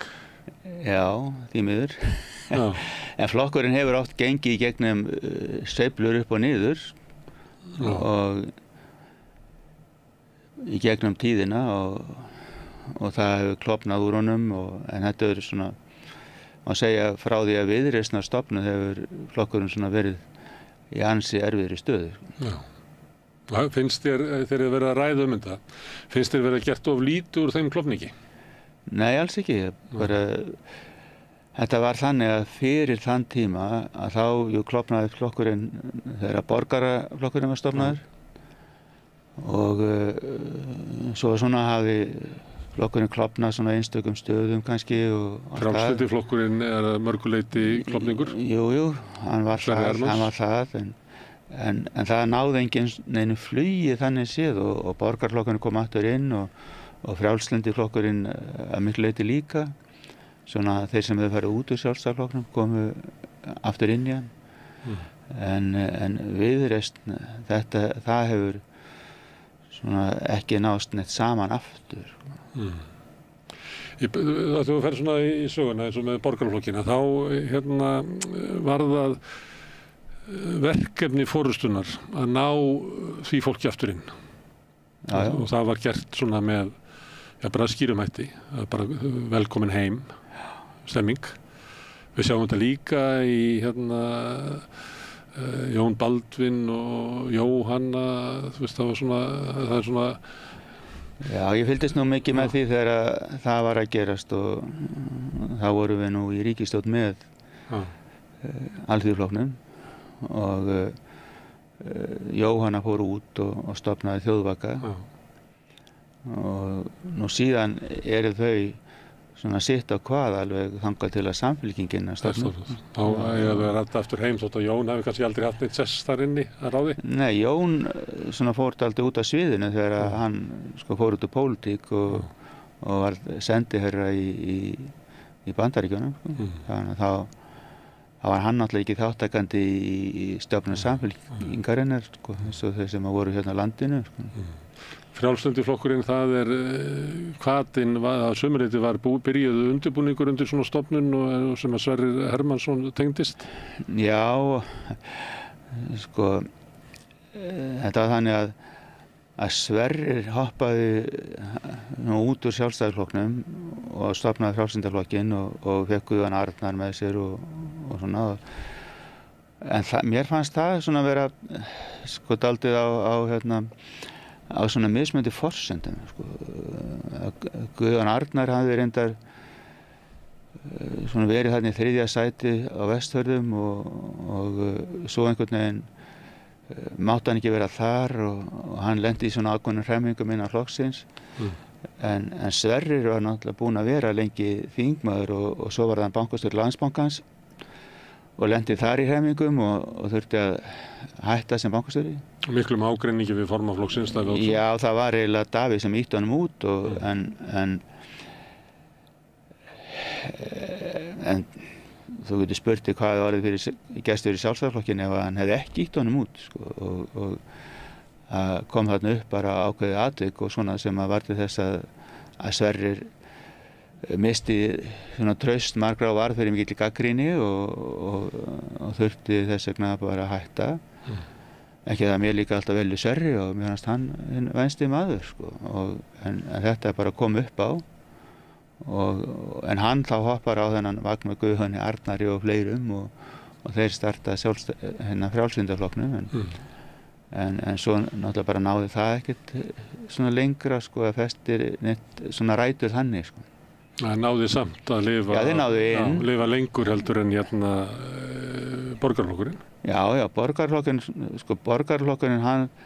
hann var nú til svo mikið bara út af því sem kom fyrir Albert og þegar Albert lendi í sínum hremmingum og þurfti að fara út Þorsteinn ýtti honum út úr ríkisstjórn? Já, ýtti honum út úr ríkisstjórn og svo var nú þetta fræga viðtal þegar Þorsteinn sagði hann gæti ekki aftur að ráðherra að þá stofnaði Albert nýjan flokk og fékk mikla samúð en ég veist að samúðin hefði sko verið með Albert ef hann hefði bara verið áfram með Sjálfstæðisflokknum þá var þetta allt saman bitnað á Sjálfstæðisflokknum. Þannig að það hefði verið gott fyrir Sjálfstæðisflokkinn. En hann fekk nú bara 27% fylgi í kostningunum. Borgarflokkurinn fekk rúmlega 10% og það var reyndar Sigmundur Davíð sem sló það með sem mann sem rakinn út úr flokki með miðflokkunum með 20,9 það einhver örlítil prómill sem skilur á milli en Sigmundur náði meira fylgi í fyrstu kosningum. Það var þetta allt gott fólk í borgarflokknum og svo þegar þeir koma hérna inn í Sjálfstæðisflokkinn aftur má segja 91 þegar Ingibjörn verður þingmaður þá bara unnum við vel saman við unnum ekki saman við Ingibjörn hann var með mér í efnahags- og viðskiptanefnd og bara fín. En hann fekk ekki framgang í framhaldinu þar? Nei, ekki frekar en svo margir aðrir en borgarflokkurinn, það hérna ágreiningur í fórustunni og það fórustummaður sem gengur út á flokknum og tekur með sér eitthvað fylgi. Sumuleyti mætti segja það Frjálslyndaflokkinn þann hluta sem tengdist Sverri, þó að það hafi líka verið svona afgerandi ólík stefna í sjávarútvegsmálum. Það sem að hluti sjálfstæðismanna hérna, eins og Addi Gíti Gau líta á það að ætti að vera stefna flokksins að tryggja aðgengi alla að sjávarútveginum, að kvótakerfi væri að vinna að atvinnufrelsi, væri að draga aflið úr Vestfjörðum og öðru slíku. Þetta er bara gagnrýni á kerfi bara innan úr Sjálfstæðisflokknum. Já, það var hugmyndalegur klofningur. Sko, það var mikið rifist á þessum tíma aflamark eða sóknarmark og Vestfirðingarnir voru sérstaklega með sóknarmarkið. En svo deila eða það yfirildi allt saman, það bara hjaðnaði og það voru í rauninni allir aðrir í sjávarútveginu sem vildu fá aflamark heldur en Vestfirðingar. Þeir sem voru með útgerðir? Bara allir aðrir, annars staðar á landinu, sko. Og ég fór nú hringferð í kringum landið með Þresti Ólafssyni þegar við vorum kláruð tvíhöfðanefndina. Þannig að maður heyrði nú hljóðið í fólki, sko. Og það var hvergi stemning fyrir sóknarmarki nema á Vestfjörðum. Til að þeirra nauta ekki fylgis, þó svo að gagnrýni þeirra kerfi, ég meina það hefur alltaf verið mikill meiri hluti þjóðarinnar öfurlega ansnúið kvótakerfinu, samkvæmt allur könnunum. Já, menn geta fundið það át, en síðan það bara þannig að kvótakerfið og allt þetta fyrirkomulag var mikið deilumál í öllum kosningum sem ég fór í. 87, mikið 91, mikið 95, 99. Og ég var nú mikill aflamarksmaður og stuðningsmaður þessa kerfis og var nú formaður tvíhöfðanefndarinnar og svo aftur endurskoðunarnefndar sem var ekki formaður þar, sko, en í nefnd sem að skoða þetta í kringum aldamótin þegar veiðigjaldið var tekið. Og ég var nú ekki eins og ég hafi verið, sko, í einhverju öruggu sæti. Ég var í baráttusæti og alltaf inn og út á kosninganótt. En ég stóð fyrir mínu máli og mér fannst ég bara alltaf vinna umræðina í kjördæminu og í Norðurlandskjördæmi vestra. Og það var, þetta koðnaði alltaf niður í andstæða, sko. Og þegar fólk kom í kjörklefan og var að taka ákvörðun þar þegar var enginn til að horfa á það, þá setti það XVD þráttur þetta. Sumir, sko. Sumir, ég segi það, fylgið hjá okkur, veistu hann á borgarflokkurinn þegar ég var þarna, 87, þá bara átti ekki séns, sko. En svo jókst fylgið 91, 95 og 99. Í Norðurlandi vestra? Í Norðurlandi vestra. Allum þessum kosningum. Við erum stærsti flokkurinn 99. Og eitt af því sem var, sko, sannarlega, sem ég kom með og stóð fyrir, var aflamarkskerfið. Þannig ég var ekki að fela það og það var ekki, alls ekki, sko. Og það var enginn sem náði neitt að höggva í mitt fylgi þá sem kusum við, sko.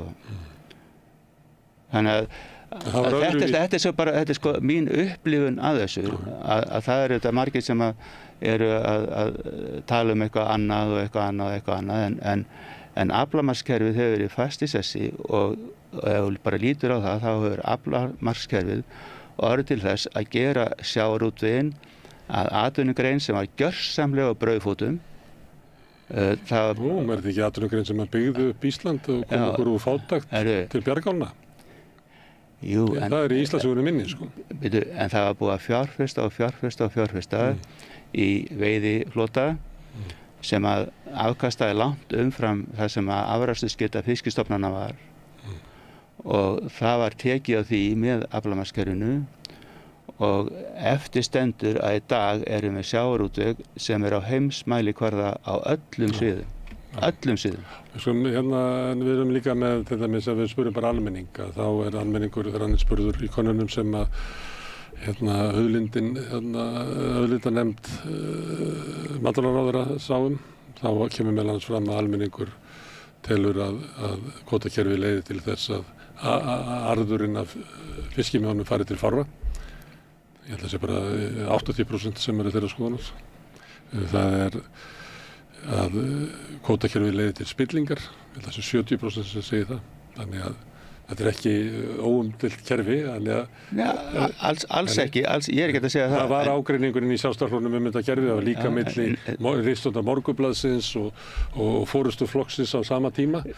Ég er ekki að segja það, þetta sé ekki umdeilt og menn með að hafa hvaða skoðunar á sig sem en ég bara bendar það, ég fór í kosningar 4 sinnum og í þessi 3 skipti sem ég tala 91, 95, 99 alltaf var verið að tala þetta og ég fekk alltaf meira fylgi. Með því að halda fram óbreyttu kerfi. Já, og þróa það áfram. Það var raunveruleiki var allt annar á vestur. En svo blandaðist það nú inn í að það hrundu þorskveiðarnar. Og Vestfirðingarnir höfðu byggt upp mikinn og myndarlegan togaraflota.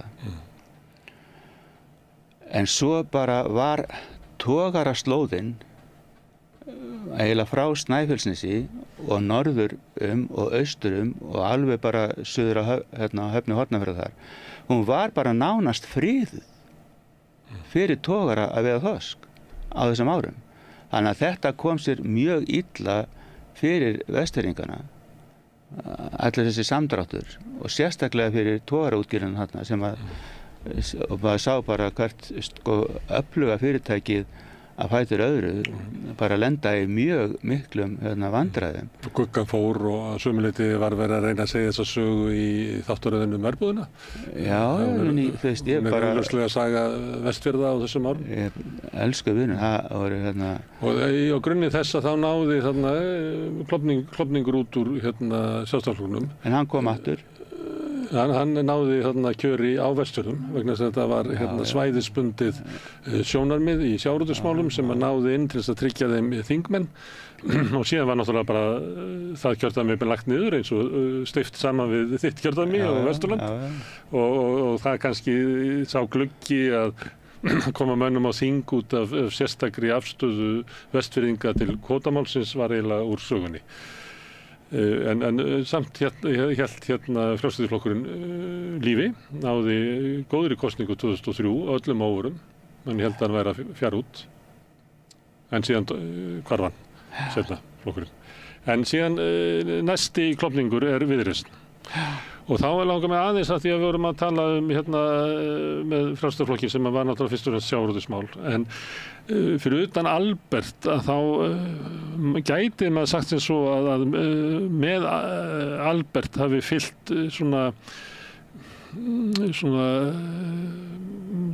tiltekinn hópur. Maður gæti sagt að það væri svona frekar svona lágstéttarfylgi Sjálfstæðisflokksins. Það væri frekar svona, að því hann var nú vinur litlamannsins, það var svona þeir sem upplifðu sig að þeir þyrftu vörn gegn kerfinu og svona, maður gæti ætla það væri líka svona menningarlegt. Nei, það var alls konar fólk sem að studdi Albert og ég held að það sé mikil einföldun og heldur það að meðaltekjur fólk sem að studdi Albert hafi verið eitthvað lægri heldur en annar. Albert átti auðvitað mjög marga vini, mjög víða í samfélaginu og hafði gert mörgum greiða. Man segir stundum þegar Albert var fjármálaráðherra þá hafði maður tilfengið að Albert liti bara á sig sem þjón fólksins og það var mikið talað það að hvað er gott að fá viðtal við Albert og maður komu inn til hans með svona alls konar mál sem að þau eru kannski verið lengi að baslast í kerfinu. En Albert hafði bara kallað þann embættismann sem hlut átti og afgreitt málið á staðnum og það var mjög margir sem kunni bara að meta þetta að allt í einu var bara að fara að taka á alls konar svona afgreiðslumálum sem að hafðu ekki fengið niðurstöðu. Og þannig að þetta hafði líka verið kannski hans aðalsmerki í borginni þegar hann var í borgarstjórn. Þannig að Albert átti bara mjög marga svona pólitíska greiða inni hjá fólki og fólki fannst þess vegna bara vont að missa hann út og var tilbúið til þess að gefa honum sinn stuðning en ég þekki marga stuðningsmenn Albert sem að voru bara í forystu fyrir rekstur og fyrirtæki og annað sko. Já, ég ekki að segja þetta sé algilt, en ef maður ætti að leggja mat á það, ef maður tæki svona Albert út úr dæminu, að þá borgaraflokkurinn frekar svona smá atvinnurekendur, launafólk, já, ég myndi að segja svona sem að tilheyriði allavega gamla sjálfstæðisflokknum, sem að við getum veltið fyrir okkur hvort að þetta sé fylgi sem að tilheyri flokknum í dag. Nei, þetta voru margir hérna atvinnurekendur, sjálfstæðir atvinnurekendur og menn samsömuðu sig margir við Albert sem hann hefði nú verið sjálfur í slíkum rekstri. Helsali. Og bara já, og voru alveg tilbúin til þess að styðja hann og Albert var alltaf tilbúin til þess að hjálpa þeim og studdi þeirra málstað oft sko. Þannig að það var bara mjög eðlilegt að hann fengi góðan stuðning úr þeim hóp og líka bara eins og ég segi hjá þeim fjölmörgu þar sem hann hafi komið að því að gera fólki greiða sko. Já, en fyrir utan svona persónulega greiða sem hann hafi veitt og ég segi ekki að segja einnimta þá með frambúðu sínu, að þá orðræðans var svolítið litla mannin sem að þyrfti stuðning gagnvart kerfinu, þannig að þetta svona málflutningur sem að þetta að kalla populismi í dag. Já, hann var náttúrulega hann náttúrulega var þannig sem ráðherra að hann var í þessu hlutverki sko, að hjálpa þeim sem áttu undir högg að sækja í kerfið. Og var gagnrýndur af kynslóðinu undir sér fyrir að vera ófaglegur og... Já, svo sagði maður stundum að Albert vissi kannski ekki hvað hann var að gera í þessu stóra efnahagslega samhengi sko. Og hafði svo sem ekkert mikið skynbragð á það, en hins vegar var hann alveg frábærlega næmur á svona bara hvernig fólk var að hugsa og hvernig fólk var frústrerað fyrir að fá ekki eðlilega afgreiðslu á sínum málum og það allt saman sko. Og það getur ekki allir verið eins sko. Nei, ég bara að planta þessari hugmynd sko, til hvaða kjósendahóps gamla sjálfstæðisflokksins Albert hefði komið og þannig að við getum dregið það síðan með okkur inn í nútíman þó hvort að þetta sé þessi kjósendahópur sé ennþá að fylgja sjálfstæðisflokknum. En þá förum við verið í klofningi frá Viðreisn. Það er náttúrulega grunninum til þetta afstaða til Evrópu. En þetta er meira en það? Nei, það er fyrst og fremst hún svona sem að sko var til þess að þetta gerðist sko. Já. En síðan en eftir að þetta var eiginlega gerst sko, þá fannst mér eins og Viðreisn legði kannski Evrópusambandið svona dálítið til hliðar sko, og aðalmálin var að pönkast í bændum og sjávarútvegi sko. Ég veit ekki en það var svona stóru málið þeirra sko. Sem þá að vilja fá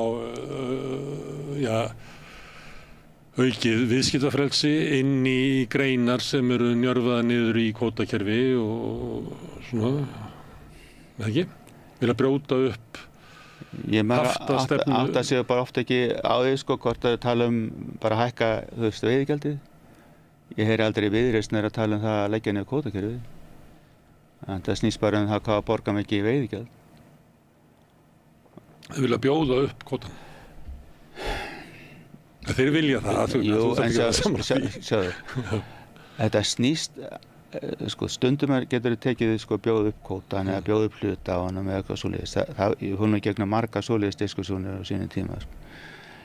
En þegar uppi staðið snýst þetta bara allt það. Hvað ætlar að færa mikið af peningum frá atvinnugreininni sjávarútvegur yfir til ríkisins? Og svo getur þau bara verið með alls konar aðferðir til þess að rukka peningana. Og ein leið sem að ég var til dæmis komin mjög langt með þarna kringu 2000 var að hafa svona nýtingarréttarsamninga til 25 ára eitthvað svoleiðis sem var þá svona rúllandi og nefndin sem að Guðbjartur Hannesson var síðan fyrir seinna mjög stór nefnd, hún náði eiginlega samkomulagi að fara slíka leið sko. en þá var það Samfylkingin sem að drap það. En það enginn svona komist nær því að ná samkomulagi, svona víðtæku samkomulagi sjávarútvegsmál, þetta kerfi og þetta fyrirkomulag saman, heldur en sú nefnd og sú ríkisstjórn sem þá satt undir forystu Jóhönnu Sigurðardóttur, en hún bara klúðraði því. En ef við erum að hugsa stöðu Sjálfstæðisflokks í dag að Viðreisn fer og það Evrópumálin, en síðan það líka þessi afstaða sem að, ég meina, við getum bara farið til 1970 eða eitthvað svoleiðis og séð fyrir okkur að það svona kynnslóð í Sjálfstæðisflokknum sem að vill svona auki bara viðskiptafrelsi og gagnrýnið á landbúnaðarkerfi sem Ellert Schram, Jón Magnússon og einhverju fleiri svona menn. Þetta fyrirbrigði sem hefur alltaf verið til inn í Sjálfstæðisflokknum. Ég var nú sjálfur hérna á SÚS árunum mínum, þá var ég nú heldur betur að berjast fyrir því að vera frelsi í útflutningi. Þegar SÍF og SA og SÍS voru með einokun á útflutningi á saltfiski og frystum fiski. En þú ert ekki að berjast fyrir frjálsum innflutningi landbúnaðarvara? Sko, það sjónarmið var, það sem ég er að benda á, það sjónarmið var til inn í Sjálfstæðisflokknum, það var ekki til eftir að Viðreisn fór. Já, sko, en þegar þú talar frjálsan innflutning landbúnaðarvara, þá bara ég að benda þér á að það bara mikið frelsi í innflutningi landbúnaðarvara og það eru nokkra landbúnaðarvörur sem eru ekki sem ekki frjálsi innflutningur á og það eru fyrst og fremst sem að snýra að kjötframleiðslunni og mjólkurvörunum, en restin meira og minna í frjálsum innflutningi og við erum að þetta fer svo oft í perurnar á mér bara hvað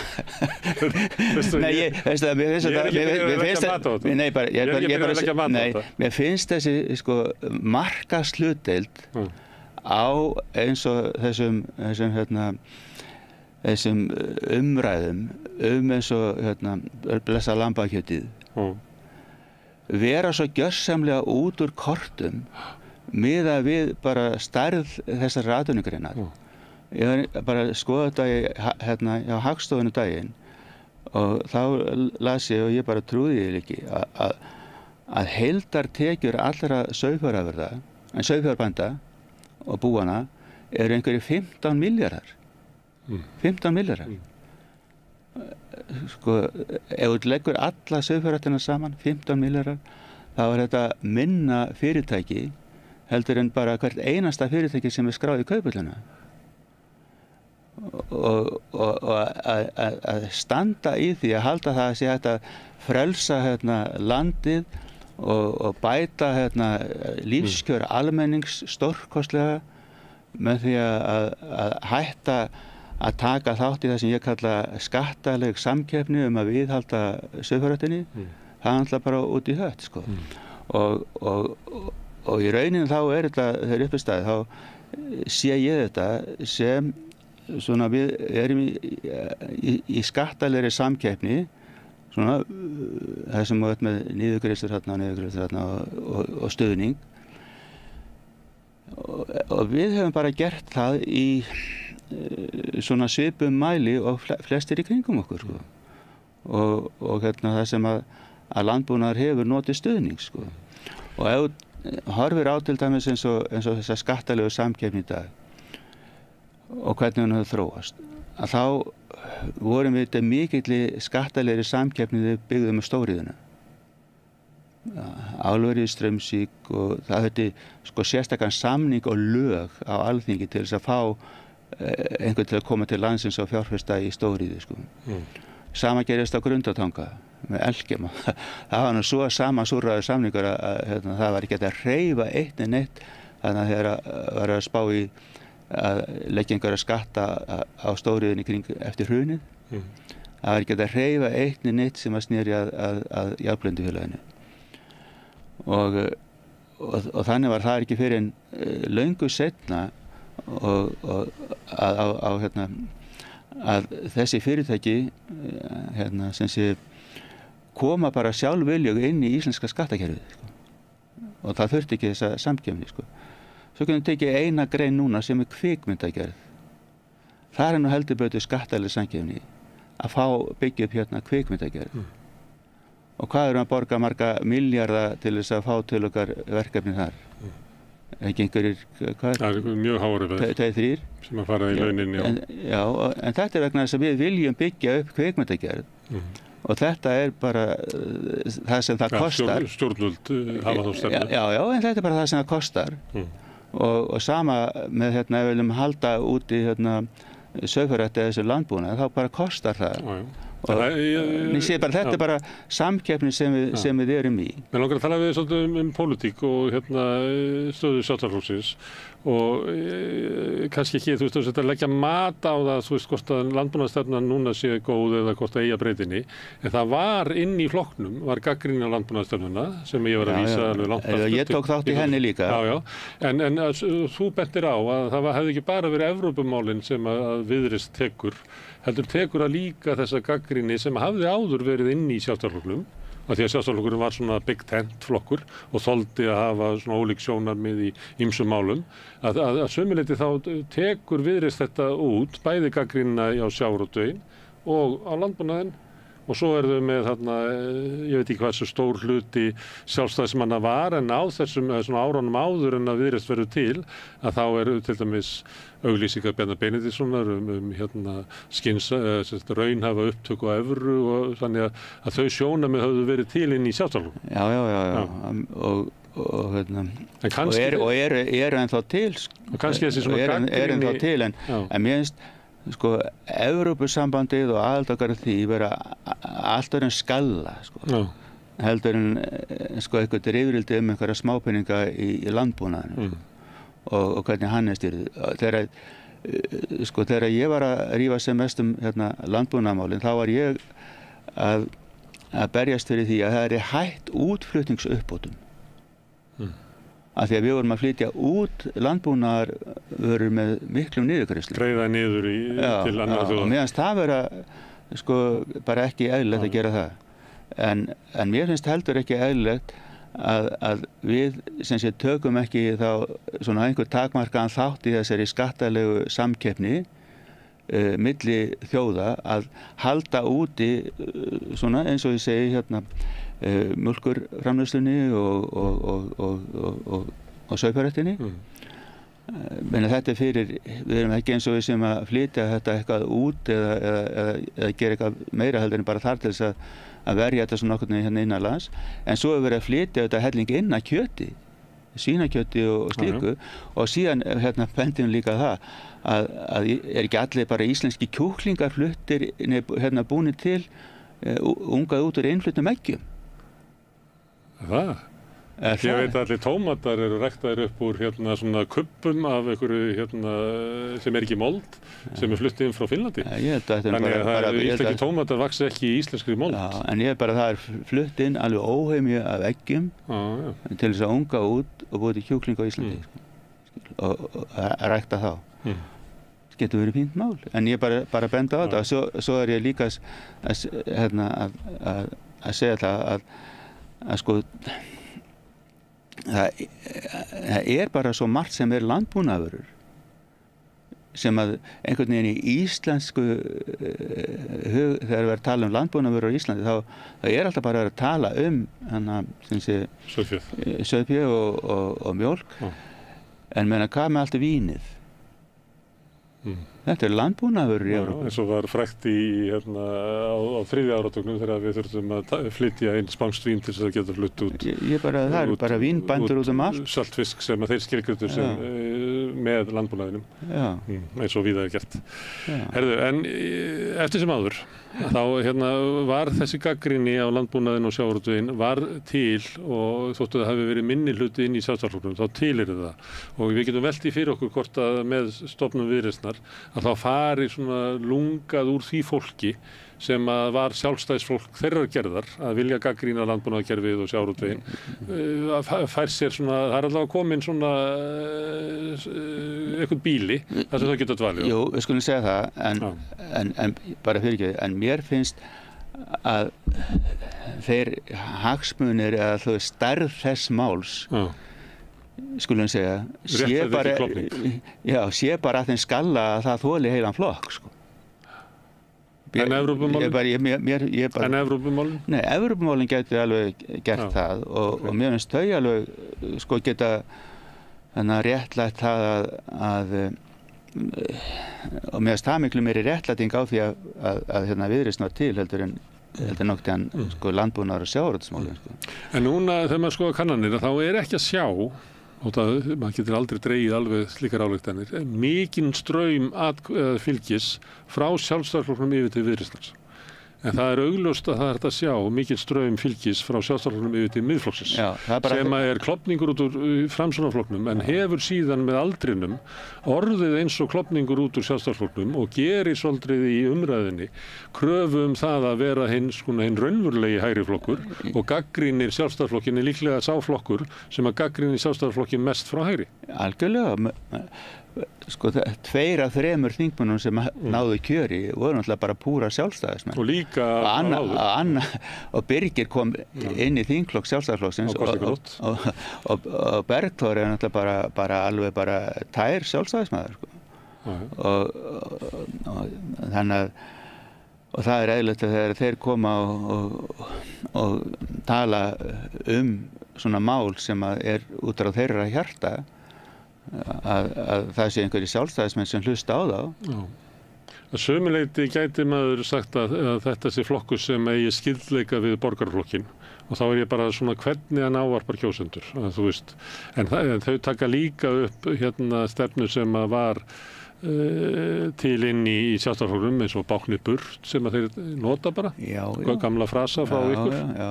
Bara, þetta bara allt saman vinir mínir, sko. Ný, ég segi það. Ég hef nú bara sagt það og alltaf að tala það að mér finnst að eiga saman þessar 3 flokka, Miðflokkinn og Sjálfstæðisflokkinn. Mér finnst þetta tóm vitleysa að við séum allir þessir hópar með öllum sem sjálfstæðismönnum í 3 flokkum.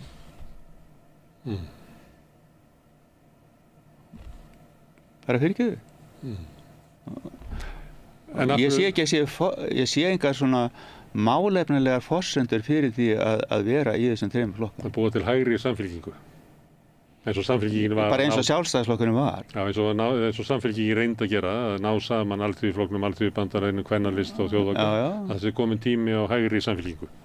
Bara, þetta átti aldrei að fara svona sundur, sko. En ég ætla að bæta einu flokki við sem flokkur fólksins. Í stofnun hans, þá voru þar líka menn sem að þú ættir að þekkja, sem að tóku þátt í að undirbúa það og voru í frambóði líka bara fyrirverandi sjálfstæðismenn sem voru í frambóði fyrir flokk fólksins. Þetta nú vel, Ólaf Íslandsson, góðu félagi minn og vinnur, sko. Og það líka flokkur sem að með mér í stjórn SÚS og svona. Það líka flokkur sem að sækir svona fylgið til.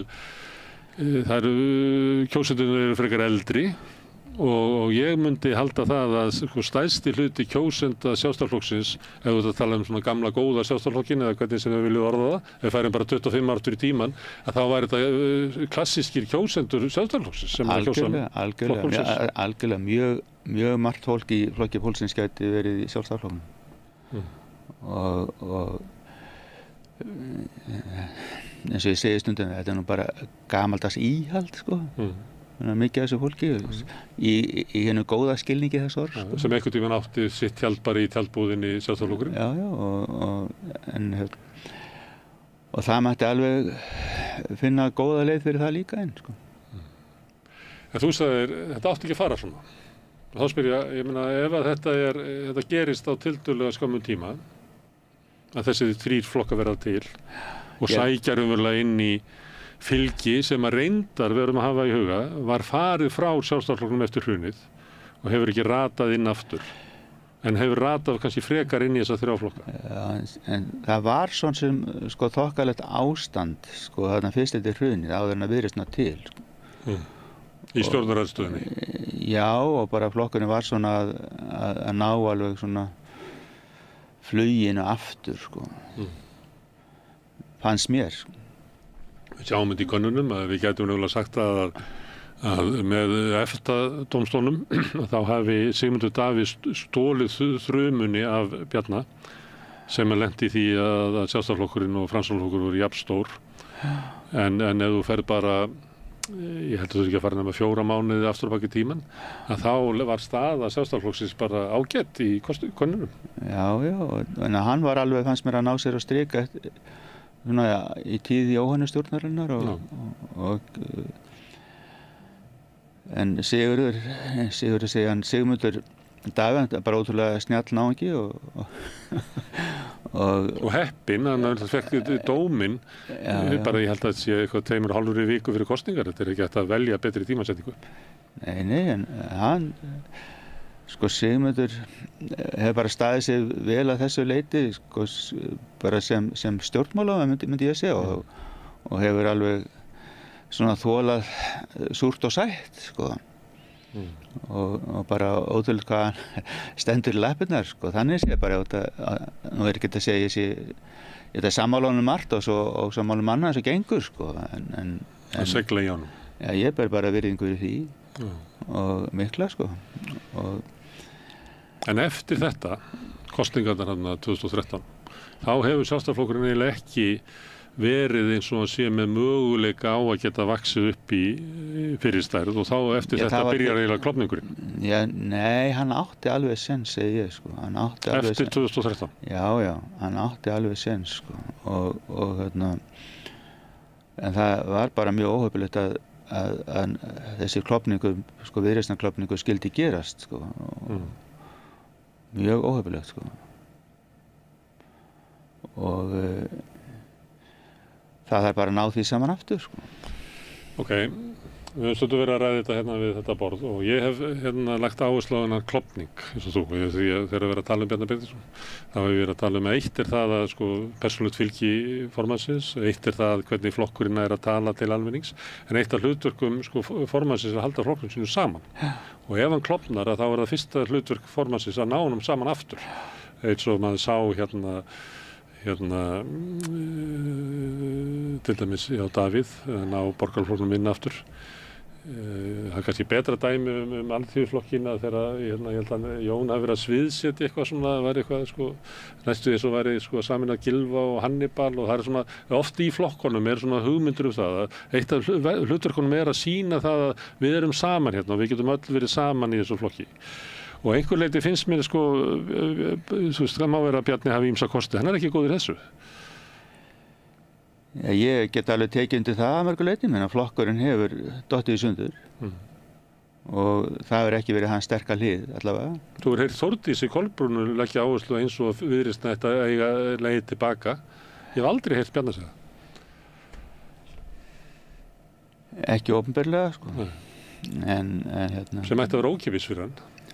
Þú veist að það var ókeypis fyrir að segja bara Já, en hann kannski veit ekki, kannski hefur hann verið að spá þetta það er nokkur hluti sem gerast segi ég, það sem gerir það erfiðara og fyrst að leiðum það bara að hann skildi klofna og sem mér fannst þeirra svona þá hvort að það var náttúrulega mikil pressa á hann og í kringum það allt saman en mér fannst það bara mjög óhöpulegt að hann skildi nánast bara að segja fólkinu bara að fara Og Kveikjan, ég veit ekki hvort að fólk munið það var svona, Viðreisn var svona gatgerst en það sem var Kveikjan var að afturkölluninu á aðildarumsókninni.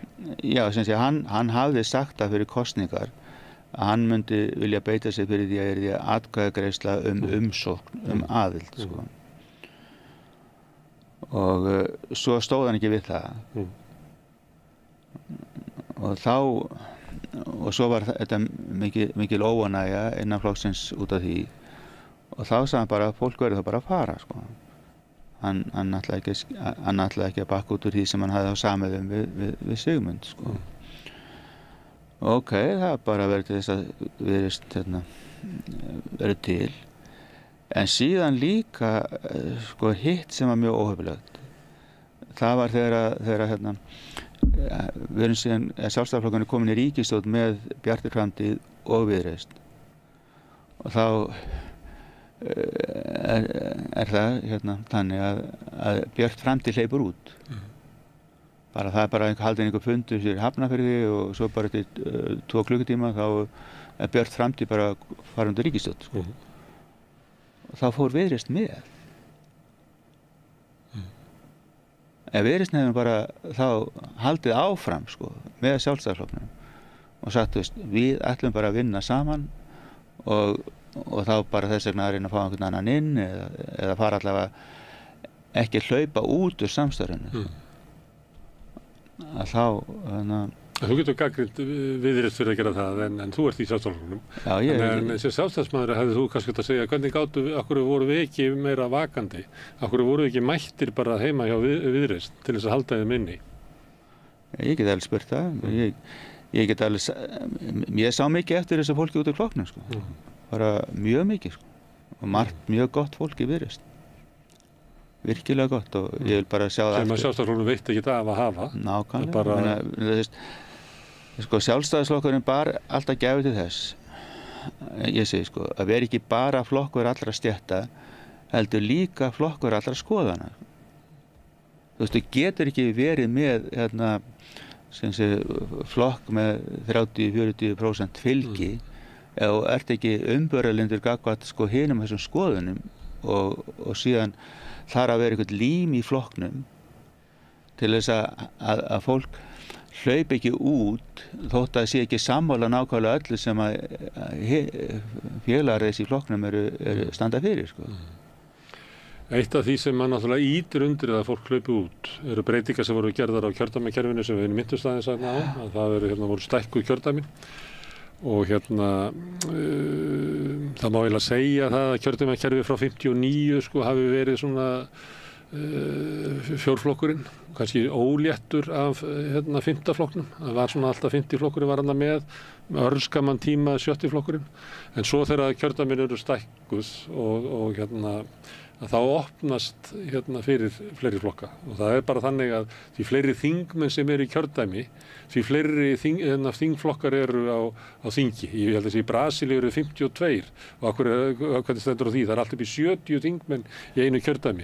Í Hollandi, það er allandið kjördæmi, þar eru til umhverfisflokkur, það er til flokkur dýrana og svo komið nýr flokkur sem var enn meiri umhverfisflokkur.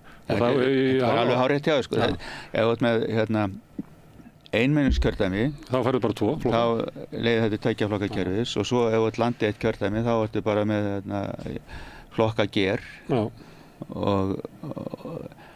En ég hafði sem að flokkager já, bara, þú veist, bara mjög marga flokkar, litla flokkar. Þá kompromíið þá eftir kosningar á meðan að í 2 flokkakerfi þá kompromíið fyrir kosningar.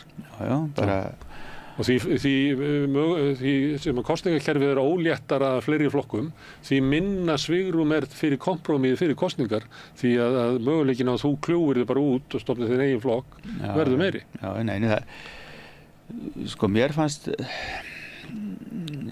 þessi breyting, sko mér fannst hún ekki, sko ég skildi þetta svona sumuleyti að það var þörf á henni. Og menn vildu svona nota þetta tækifæri til þess að jafna vægi atkvæða og allt það. En ég hef svona sem þingmaður í Norðurlandskjördæmi vestra þá hef ég bara miklu frekar sko viljað fara bara að frekar fækka þingmönnum og 5 niður í sko 3 eða 2 sko. Það hefur verið miklu betra fyrir Norðurlandskjördæmi vestra sko. Og Sjálfstæðisflokkinn. Þetta er eiginlega tillega sem að Bjarni Benediktsson með núna. Það er ekkert garanterað að það hefur verið betra endilega fyrir Sjálfstæðisflokkinn sko. Sem bara sem svo að ef að hefur verið 2 eitt kjörinn og annað í jöfnunarsæti, menn það getur lent hvað sem var sko. Já, en ef við verðum með 3 manna kjördæmi út landið, þá er náttúrulega líklegast að Sjálfstæðisflokkurinn skiptið bara landinu á milli sín, sko. Það verður bara á höfuðborgarsvæðinu sem að væri pláss fyrir, sko, jafnaðarmenn. En ef það er 3, sko, þá eru 2 og svo 1 jöfnunarsæti og jöfnunarsæti hefði mjög ólíklega lent hjá sem sé Sjálfstæðisflokknum eða Framsóknarflokknum heldur væntanlega Samfylkingunni þarna í Norðurlandskjördæmi vestra sko. En þetta sko, en þú veist, mér finnst bara fyrir kjördæmið og þetta fannst mér alveg bara frábær stærða kjördæmi. Þetta var þannig að maður gat kynnst svona mjög mörgum persónlega, maður gat farið inn á svona nánast alla vinnustæði í kjördæminu og kynnt sér bara svona stöðuna alveg bara ofan í kjölinni nánast sko. Og ég gat farið kannski í svona 2 daga ferð og tala við kannski svona 40 manns og labba bara inn og ég vissi bara nákvæmlega hvað var að gerast. Bara hjá öllum sko. Þessu var breytt. Þessu var breytt. Ég hef nú haldið fram að stofnun Frjálslynda-flokksins hafi svolítið ýtt undir það að menn hafi reiknað það út að það væri verið að girða fyrir að slíkt myndi gerast aftur, en þá koma bara einhverju annmarkar í ljós. En ég nefni þetta núna því að tala um svona það sem ég var að grínast við að kalla samfylkingu hægra megin, að því að samfylkingin, hún var stofnuð út úr gamla kjördæmakerfinu og svona hugmyndum að samin alla vinstri menn. Ég held að sko saga hennar hafi sýnt það að nýja kjördæmakerfi gat ekki haldið hópnum saman því að við fáum klofning þar sem er björt framtíð. Við gætum raunverulega flokkað sko píratarnir eftir þeir ekki svona venjulegum degi eiga heima bara í svona einhverju sem var svona sirka samfylkingin. En sko í gamla kerfinu þá gastu svo oft náðin kjördæmakostnu manni í Reykjavík sko. Reykjavík var eitt kjördæmi. Þú þurftir ekkert svo mikið til þess að ná manni í Reykjavík. Það var klofið til þess að verið síður hægt. Já, en ég segi þú þurftir ekkert svo mikið þá til þess að ná mannin í Reykjavík og ef þú náði mannin í Reykjavík og nægilega mörgum sem sé atkvæðum yfir landið, þá gastu alltaf þá fékkstu alltaf einhverstaðar jöfnumætt sko. Kerfið var breytt líka þannig að Reykjavík klofin meðal annars til þess að girða fyrir möguleikana þessu. Jafna það. Þannig að menn voru einhvern veginn að reyna að búa til kerfi sem myndi henta sér, en ég held að hafi snúist í höndunum á þeim og að kerfi sem er núna hendi Sjálfstæðisflokknum ákaflega illa og gerir það erfitt fyrir flokkinn til dæmis að það sem að þú myndir vilja sjá, að þau myndir ná saman hjörðinni aftur, að kosningakerfið svolítið togar á móti sko. Af því það er auðveldara. Ég meina kannski, þú veist, ég hef hins vegar ekki séð það sem vandamálið. Ég hef bara séð sem vandamálið það að svona ekki það er bara ekki unnið í þessu sko. Akkur heldur það sé? Það allir kannski að bíða til hinum En Stóri, hann á að taka símann sko. Já. Það er Davíð sem á að hringja í Albert sko. Alveg eins sko. Ég myndi að segja það, allavega, en ég bara, mér finnst að þetta er gerast. En núna er staðan orðið svo að í maskinu var miðflokkurinn stærri heldur en Sjálfstæðisflokkurinn, öfugt í Gallup, en þú veist, við getum bara sagt að þeir eru í fylgi, eru þeir orðnir svipaðir, kannski miðflokkurinn ívillægri, svo er það sem hefur gerst núna undanfarni á þessu ári, að þá er það að gera sem að kannski fleiri spáðu að myndu gerast sko fyrir 2 árum þegar að Kristrún beygir samfylkingunni frá Evrópu, að þá hefðu flesti sagt að þarna fari Viðreisn svona kannski 4% af svona hægri kröddum til sín. Viðreisn hélt það en það er ekki gerst. En að sumu leyti má segja að það hafi bara verið svona smá seinkun á þessu því að Viðreisn er að braggast mikið núna undanförnum í konunum. En samt sko þetta er bara með alla þessa 3 flokka, Sjálfstæðisflokkinn, Viðreisn og Miðflokkinn. Sjálfstæðisflokkinn sem 25% er mjög góð útkoma. Það fari ekki 25% í Sjálfstæðisflokknum nema Miðflokkurinn sé niðri og Viðreisn niðri. Og svo tala með þessu bæti svo fólkinn líka sko, flokki fólksins að þá, þú veist, er flokkur fólksins kannski með 5%. Og hann má ekkert fara mikið upp fyrir það ef að Sjálfstæðisflokkurinn á 25 sko. Og svo getur þið sagt ef Viðreisn á 10 og Miðflokkurinn 10 þá þarf Sjálfstæðisflokkurinn að fara niður, svona talningi um að Miðflokkurinn á 15 sko, þá þarf Sjálfstæðisflokkurinn að fara niður. Þannig að ég sé bara ekki að það og svo getum við bara tekið flokk fólksins inn í þessa jöfnu líka. Ég bara sé ekki fyrir hvern og einn af þessum flokkum, ef mann horfa til lengri tíma, að það sé svona einhver stöðuleiki og að það fari, ef all orkan fer í þessum flokkum að rífast einhver smáatriði hver við annan. Keppast innbyrðis. Já, keppast innbyrðis og missa bara fókusinn á bara, þú veist, langtíma hagsmuni Íslands, skilur. Eins og þessi flokkar líta á það sameiginlega. Já, bara og það er alveg nóg verkefni að horfa á langtíma hagsmuni Íslands og hvað við þurfum að gera sem við erum kannski 90% sammála þessi flokkar og nota orkuna saman til þess að keppa við Samfylkinguna, VG eða hvaða flokkar koma upp hérna á vinstri megin, sko. Og Sósíalistaflokkin, sko. En bara til þess að halda honum til að haga líka, sko. Líklega er þetta þannig að þessi flokkar eru meira minna að keppa sama fylgi. Það er reyndar ef við tökum sko Framsóknarflokkinn að hann getur náð inn í það fylgi og það fyrir eftir hvernig hann dregst saman. Hann er bara þannig Framsóknarflokkurinn er svona, hann er kannski búinn að missa svona þessa fótfestu eða undirstöðu sem hann hafði sko í samvinnuhreyfingunni og samvinnufélögunum. Og félagslegi armurinn og svona þessi svona beinu tengsl flokksins við atvinnulífið hafa þess vegna svona dofnað, skulum ég segja.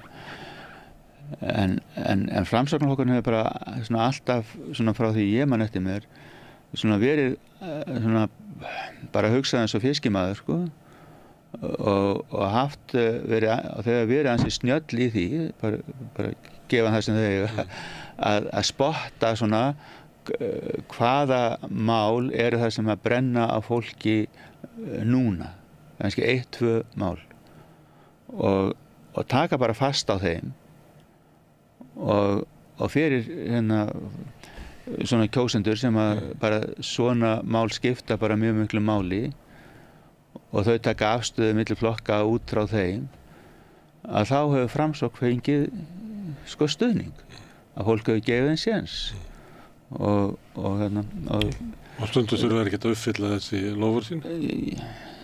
Nei, en stundum bara geta þeir það ekki og allt gott með það, menna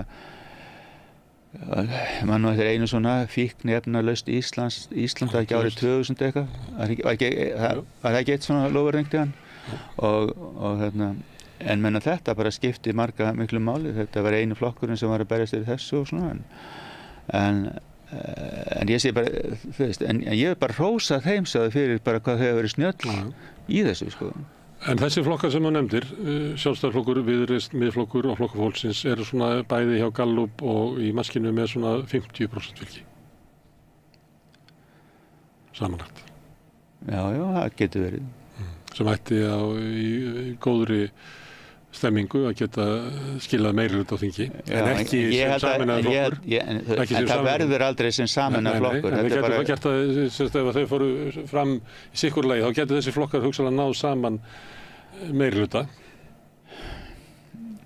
Og þá kæmi þá möguleiki á hægri stjórn sem að þið dreymir líklega þar sem að 90% þessi flokkar getur sameinast 90% af stefnun málunum og hvað væri það? Hvað ætti þessi flokkar að sameinast? Hvað er það sem þessi flokkar vilja? Saman? Já. Ég myndi segja að þessi flokkar vilja allir saman, myndi ég segja. Bara eins og ég sé bara helstu verkefnin bara út frá því sem mér finnst. Þá eru nokkuð stór verkefni. Það er útlendingamálin sem að snúast að mínum mati fyrst og fremst það að verkefni að gera alltaf fólk sem búið að flytjast til landsins að Íslendingum. Og það snýst mjög mikið það að fókusera á aðra kynslóðina að hún læri örugglega íslensku. Við þurfum að eyða bara mjög mikill orku í þetta. Síðan er það mál eins og orkumálin. Að við getum aukið orkuframleiðsluna og verið sjálfbær í orku.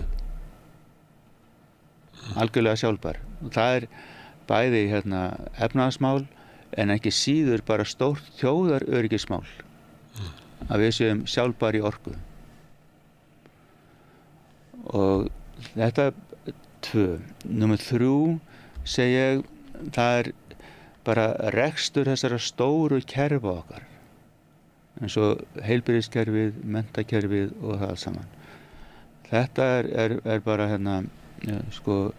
mjög stórt mál og það sem þarf fyrst og fremst að gera þar, það að innleiða samkeppni. Einkavæðingu. Bæði einkavæðingu og svo líka bara þessa félagslegu einkavæðingu og jafnvel samvinnuvæðingu.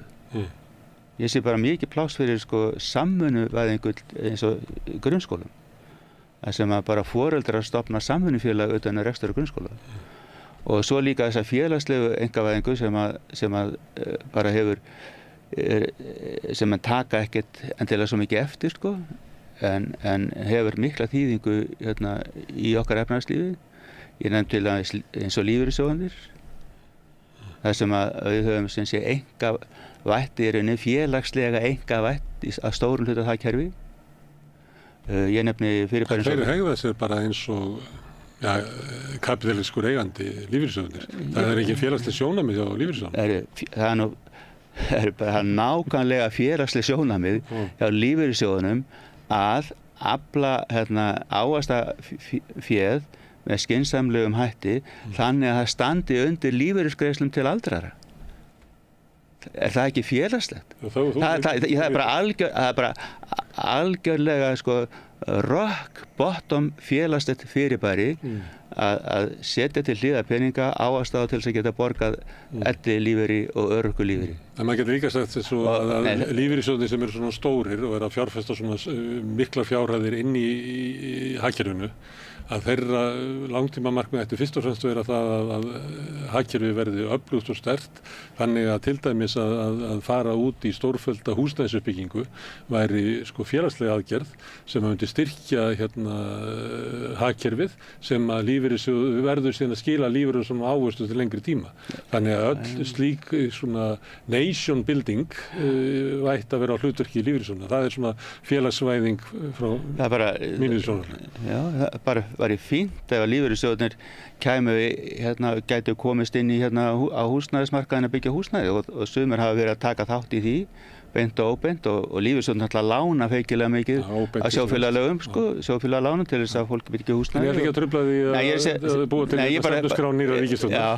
Nei, ég bara segja það að og þessi það er svo miklu stærra hlutverk fyrir þessa félagslegu einkavæðingu í þessum kerfum heldur en að við gerum okkur grein fyrir og ég nefnum til þess eins og virk alveg púra félagslega einkavæðing á endurhæfingarþjónustu og ég sé bara það er fullt af svona málum og því að eitt af því sem ég held að sé mjög vont í heilbrigðisþjónustunni það er bara þessi skortur á samkeppni og ég held að sameining Landspítalans og Borgarspítalans á sínum tíma verið mikil mistök því að bara þegar þú býr til eitthvað svona stórt bák sem hefur engan samanburð nokkuð skapaðan hlut nema sjálft sig að þá fer öll ákvarðan að taka fram einhvern veginn á eigin forsendum óháð því sem er að gerast í kring og ég myndi segja það að næstu skref þar væri að efla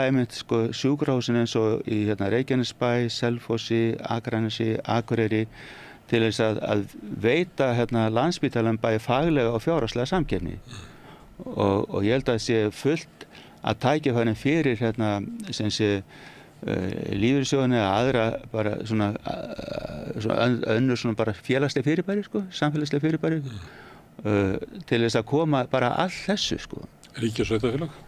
Já, bara og síðan er það líka bara innviða uppbygging. Síðan er bara innviða uppbygging bara eins og samgöngur.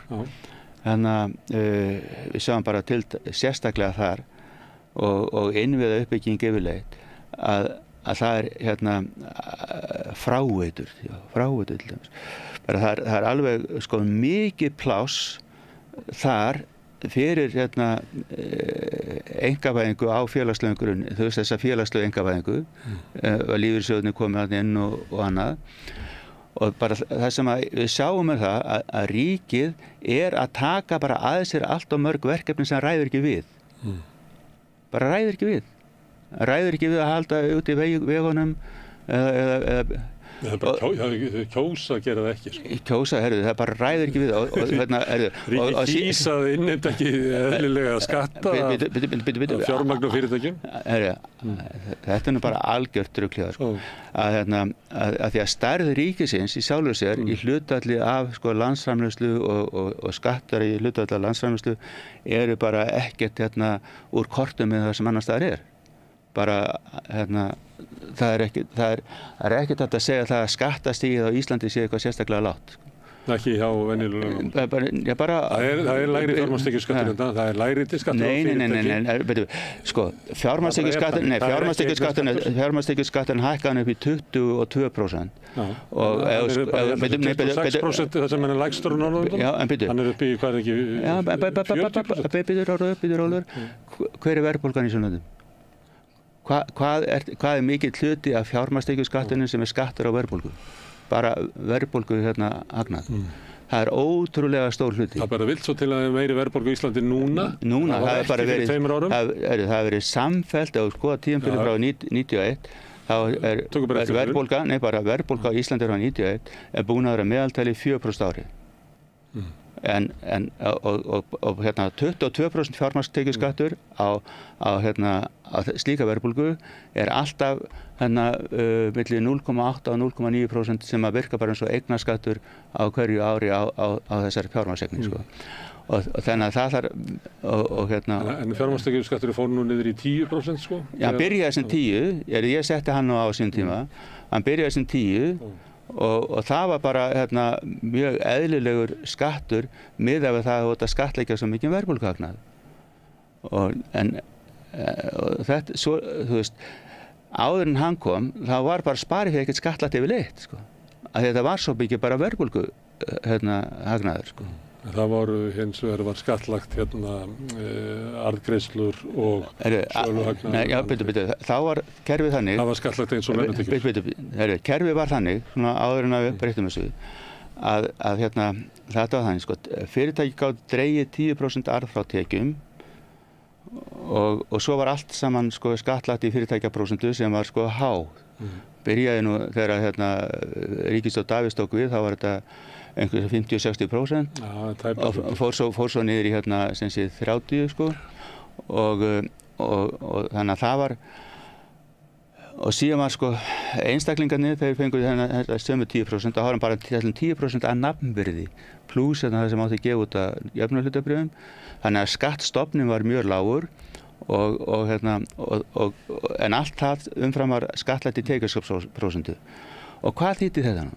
Þetta þýddi það að fólk gat ekki tekið peningana út úr fyrirtækjunum nema tvískattaða í rauninni, bæði hárri tekjuskattsprósentu í fyrirtækjunu og hárri tekjuskattsprósentu á einstaklingnum og þá greiddi fyrirtækjan ekkert arð. Þeir greiddu bara aldrei arð nema bara mjög takmarkað en þegar við breyttum þessu þá gaf þessi 10% fjármagnstekjuskattur miklu meiri tekjur inn í ríkissjóð af þessum fyrirtækjum heldur nokkuð tímann þar á undan og annað sem þetta gerði þetta er stór skemmti sem ekki rekstur vegna þess að venjulegt fólk, sérstaklega í litlu fyrirtækjunum gat ekki tekið út arð úr fyrirtækjunum og þurfti að taka allt út sem laun og þá var verið að hrúa inn á launaskrá fyrirtækjana allir í fjölskyldunni og reyna að hafa fólkið kannski eitthvað í vinnu og þetta bara gerði það verkum að atvinnulífið bara var rekið meira og minna með einhverju svona monkey business sko.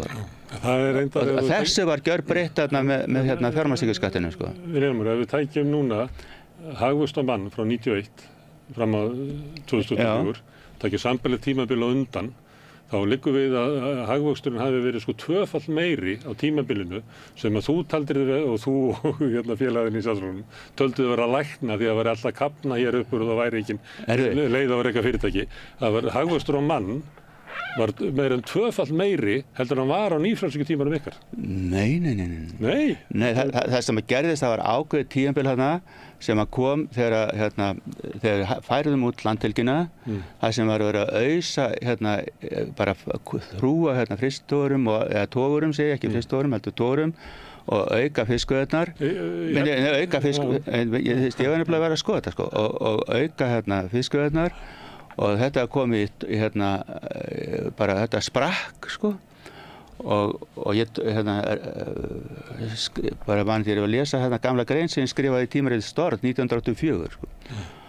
Og þá var það þannig að það var búið að fjárfesta svona vilt og galið en afraksturinn af þessum fjárfestingum sem voru gerðar með þessum hætti hafði minnkað hérna 30-40% eða sem sé þjóðarframleiðslan sem að þessar fjárfestingar sköpuðu hafði lækkað hérna sem sé 30-40% og þetta var allt saman bara komið í tóma vitleysu sko. En ég er bara landsframleiðslumann er bara ágætis mælikvarði. Já, og ef bera saman samfélagið. Ef ég ber saman samfélagið hérna fyrir nýfrjálshyggju og eftir nýfrjálshyggju þá var næstu 2-falt meiri kraftur í hagkerfinu. Þetta er bara ekki rétt. Og hérna þú getur talað sko útfærslu landhelginnar hér, en hérna ertu komið með sko Ísland var það sko túristalandi sem að sko er hérna stærri stóð sem settu undir heldur en sjávarútvegurinn gerist hérna megin, en samt erum við með sko hérna vöxt á landsframleiðslu á mann minni á nýfrjálshyggjutímanum. En Vilhjálmur, ég mun ekki ég skal bara fletta þessu upp og sína. Ég mun ekki tala þig ofan af hérna nýfrjálshyggjunni og þú ekki mig af sósíalismanum. En það sem að þú varst að telja upp áðan, og ég ætla að sleppa þig að koma með langaði að koma með svona neðanórsgrein í sambandi við það að sameina sjúkrahúsin og fleira, er svolítið stefnu sem að var rekin á tímabili eftir 91 sem var meiri trú á stærðarhagkvæmni að það myndi leiða til meiri skilvirkni og ódýrara verðs og það er meðal ástæðan fyrir því að menn hafa fagnað í að yrði til bara stór útgerðarfyrirtæki og væri lítil samkeppni í útgerð að sameining spítalanna er hluti af því tímabili. Það er þessi endar svo trú á því að sko einhverjum samlegar áhrifum einhverja stóra eininga og það eru til þess að það eru færri tryggingafélög sem að starfa núna, það eru færri heildsalar sem að starfa núna, það eru færri fyrirtæki á öllum sviðum atvinnulífsins og minni samkeppni. Ég bara segja að það verður að vera samkeppni. Það er bara ég verður að segja það líka. Það er lítil samkeppni í Íslandi. Sko, eins og þú talar það, sko ég segi bara að það er eiginlega hvergi meiri samkeppni í sjávarútveginum. Og hvað heldur þú að hafi ekki verið mikil samkeppni þegar kvótakerfið var sett á og þegar fyrirtækin sem að voru allt og mörg og með allt og óhagkvæma yfirbyggingu bara hurfu og hvað heldur að það eru margir af þeim sem byrjuðu þá sem hafði gjarnan viljað halda áfram en urðu undir í samkeppni. Vegna þess að höfðu ekki sama aðgengi að fjármagn sem að keyptu út. Þetta snerist ekki bara fjármagn, kannski minnst, þetta snerist mest bara samkeppnishæfni í rekstri og hvort að menn tóku réttar ákvarðanir og hvort að menn vildu breyta og aðlaga sig að því sem að koma heldur en að bara halda áfram eins og ekkert hefði skorist. Og þeir sem að gerðu það ráku sér bara fljótlega á veggi þannig að og það er ennþá þannig og það er sem sé og í lögunum er þessi sem sé takmörkun á stærð fyrirtækjana sett inn til þess einmitt að viðhalda því að þetta renni ekki allt saman í svona 1-2 fyrirtæki sem væri mjög óhefilegt, segi ég. Það hefur illa haldið. Mjög óhefilegt. Hefur illa haldið. Þú veist, við getum rifist það, en ég segi bara, það er nauðsynlegt að hafa samkeppni þar og það er líka nauðsynlegt í þessum bara, í þessari fákeppnis samfélagi, því við erum lítið samfélagi, að viðhalda samkeppni á sem flestum mörkuðum sko. og þegar ég kom inn á þing þegar ég kom inn á þing þá voru verðlagshöft og ég sat í 3 manna verðlagsráð sem var ég á þessi og svo þegar ég kom í Vestlandsráð þá sat ég í verðlagsráði og þá var ég að ákveða sko í þessu verðlagsráði verð á kaffi, brauðum, olíu sementi, steypu, skilur. Þetta hefur verið einkavætt og verðbólgan var, svo heldum við alltaf að þetta var einhver vörn gegn verðbólgu. En sko, verðbólgan var bara meiri heldur en bara á byggðu bóli eiginlega, sko. Verðlagsráðið hefur verið einkavætt og það gerist með þeim hætti að ef að bónus selur eitthvað á 100 krónur, þá selur krónan á 101 krónu.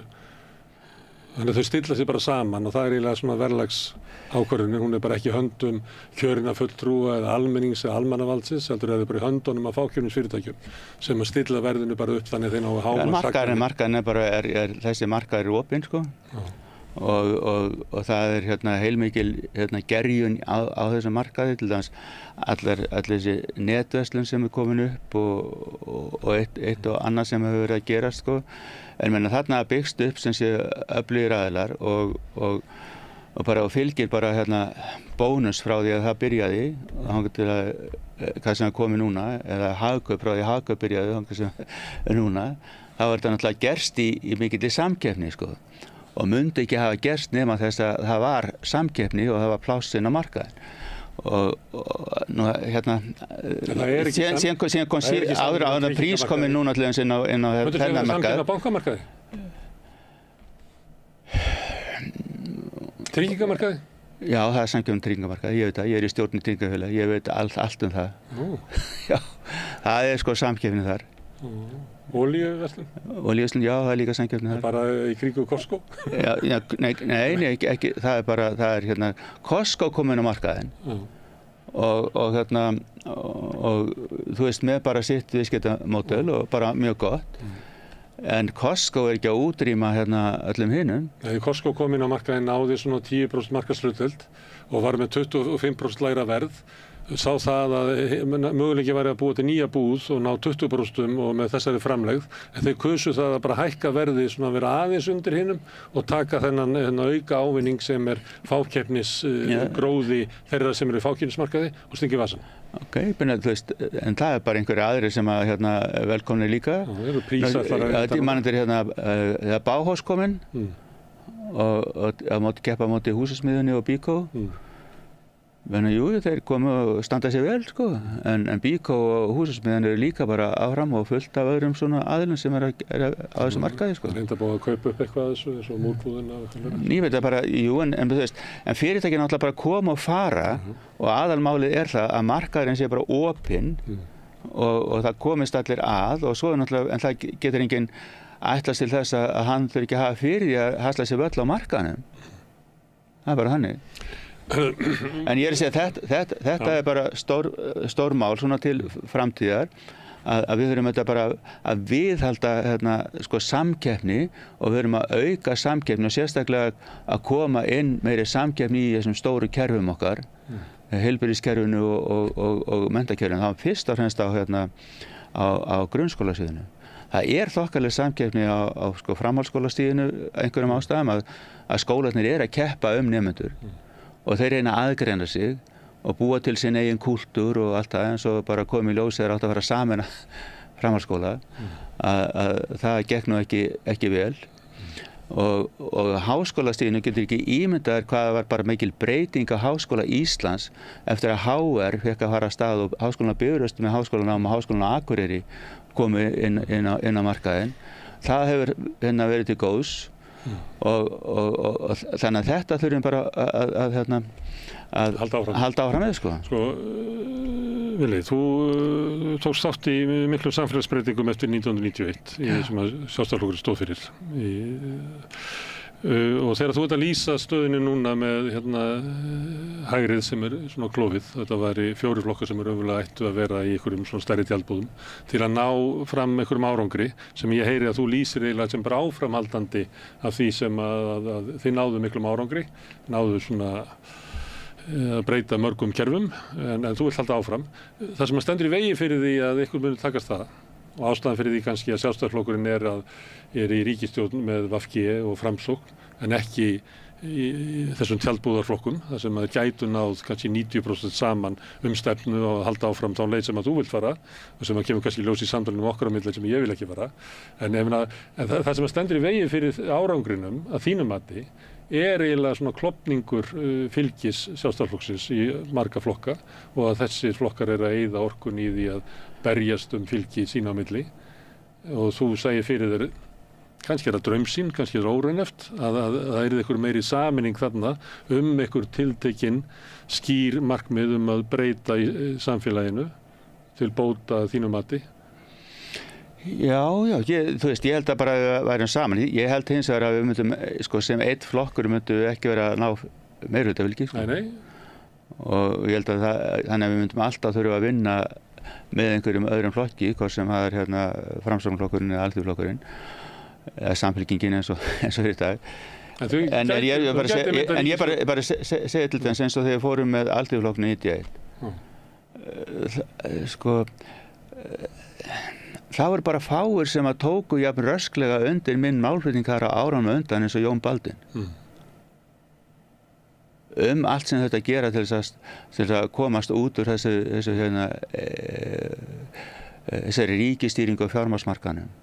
Pólitískri stýringu á öllum bönkunum og öllu sko. Og koma inn svona meiri samkeppni og meira frelsi. Það var hann. Og jafnvel sko, hann var jafnvel harðari talsmaður fyrir þessum hlutum heldur en margir í Sjálfstæðisflokknum. Hægri kraftar voru mjög öflugir í svona nýfrjálshyggjusjónarmiðum og margt af því sem þú segja núna, þú fengir eftir marga skoðanabræður inn í Samfylkingunni. Já, vonandi. Ertu þá að tala að það þarf að efla Sjálfstæðisflokkinn til þess að hann sé sterkari í ríkisstjórn með til dæmis Samfylkingunni? Þú veist, mér finnst bara að vera gott fólk í öllum flokkum, sko. Þú þarft að ná stefnu við fram. Já, og mér finnst bara, þú veist, og ég held að bara maður geti, og það sé hægt að fá, sko, fólk í rauninni úr öllum flokkum, sko, til þess að vinna með að þessu og þetta þarf alltaf að miðla málum öllum saman. Þú veist, leiðin áfram alltaf í gegnum einhverja málamiðlanir, sko, fyrir rest, sko.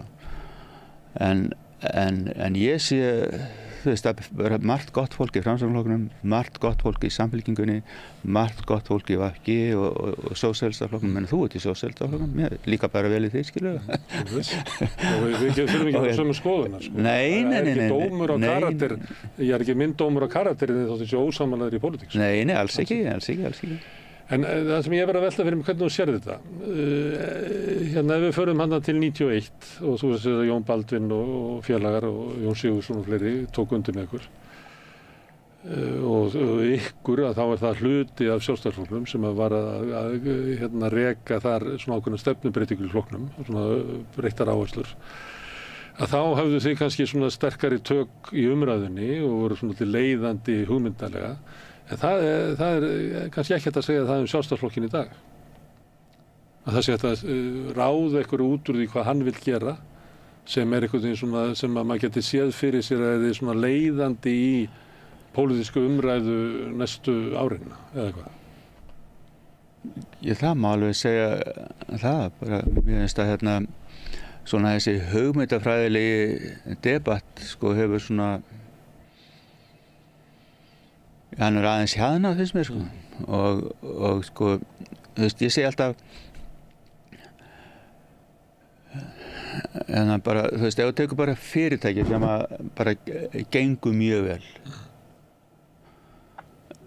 þá þurfa menn alltaf að vera á tánum til að breyta og bæta og hlusta á hvað geta þeir að gera betur og svona leið og menn fara að segja bara getum við bara við erum bestir og það er það bara það sem við erum og ætlum bara að vera en bara eru svo ánægðir með allt sem þeir að gera þeir það má ekki betur fara sko. Það er svo stíga ekki á bensinnið og flugvélin bara auka flugið. Já bara þú veist að hætta að hugsa um þetta þess vegna er það þannig að það er öll svona þú veist gagnrýni af henni góða sko. Þú veist á allt sko og bara jafnvel þú komið frá svona sósíalistum eins og þér sko, þú veist, hún algjörlega nauðsynleg vegna þess að, þú veist, jafnvel þetta sé bara, þú veist, 90% della, ef það sé bara 10% sem sem eitthvað sen sko, þá þarf maður að hlusta á það og reyna einhvern veginn að breyta og bæta til þess að ná því inn sko. Og til þess að geta orðið svona hugmyndaleg degla sem Sjálfstæðisflokkurinn, og þá væri betra fyrir Sjálfstæðisflokkinn að hafa Miðflokksfólkið og Viðreisnarfólkið og Flokkfólksfólkið inni til þess að geta búið til stefnu sem að myndi duga flokknum betur. Það held ég. Og bara, þú veist, það fullt af verkefnum framöndan og bara ef við næðum öllum þessum hóp á bakvið það, þá held ég að við verðum bara í betri málum sko.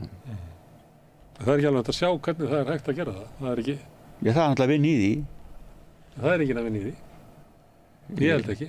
Ég held að reyndar að það hafi verið svolítið svona þegar Katrín hætti. Að þá var svona einhverjar tilraunir til þess að heyra aðeins í Viðreisn Jú, en svo má kannski segja að við höfum mistað ákveðnu tækifæri þegar ákveðið sko framlengja lífi ríkisstjórnarinnar sko, eftir kosningarnar síðustu sko. Að svona eftir að hyggja þá það sjálfsagt sko mistök bara frá hendi allra flokkana sko, að halda þessu áfram sko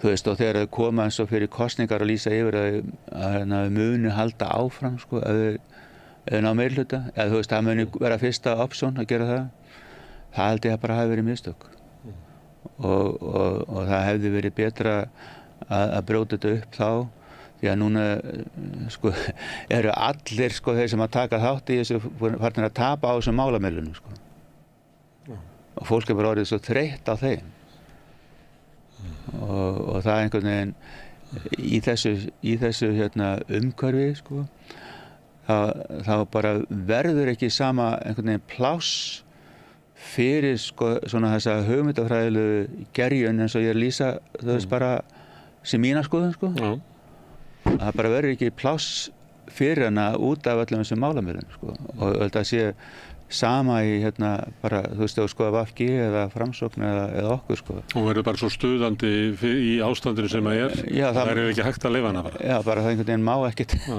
því að hún verður bara eiginlega leið verður hún eiginlega krafa að slíta ríkisstjórnarsáttinn. Já, einhvern veginn svoleiðis sko.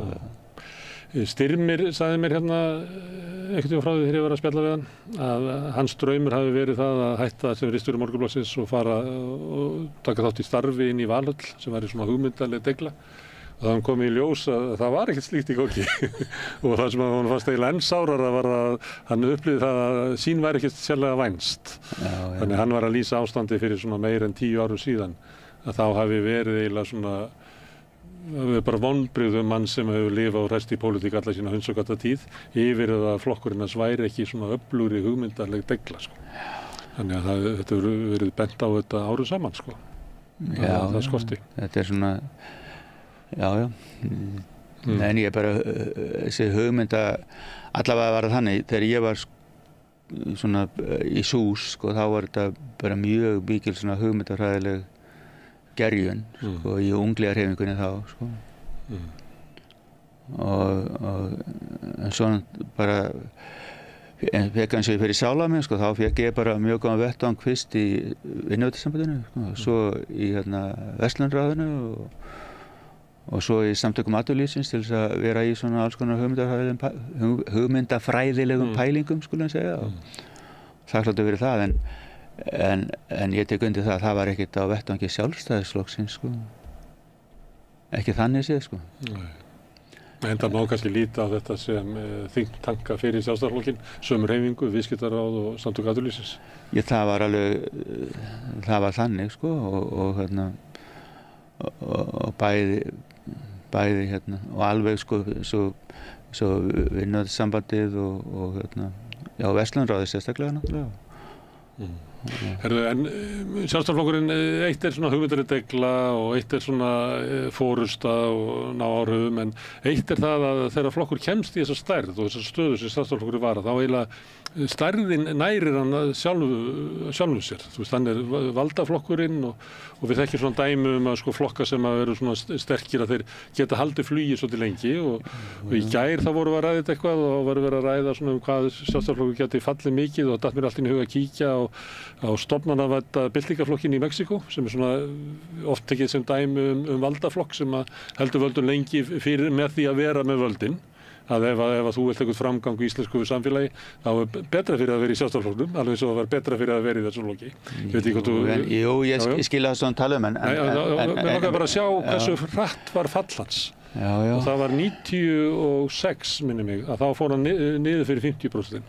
Það var með 11% í síðustu kosningum og bauð fram í svona samfylkingu með öðru flokkum og það sem hans frambjóðendur fengu 11% fylgi. Sérðu fyrir þeirra Sjálfstæðisflokkurinn getur bara, kristilegir demókratar í Ítalíu, getur séð fyrir þeirra Sjálfstæðisflokkurinn getur bara fallið? Það geta allir flokkar fallið. Sjálfstæðisflokkurinn eins og allir aðrir, menn að þú veist, fólk bara eitt með sjálfum sér í kjörklefanum. Og það er bara að hafa fyrir því að kjósa XD.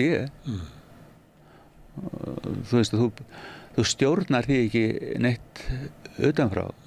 Þannig að til þess að halda sko flokki svona lifandi og gangandi, þú veist, mjög lengi, en það þarf alltaf að vera endurnýja með einum öðrum hætti og hugmynd að það verður að vera einhver svona, þú veist, sko, þegar þú komin bara með fókusin á völdin, þá er svo hættu því að þú bara lendir í því sem við erum að tala áðan með fyrirtækið sem að, þú veist, gengur svo vel að það ekki að gera betur, sko. Og það er bara alltaf hættan.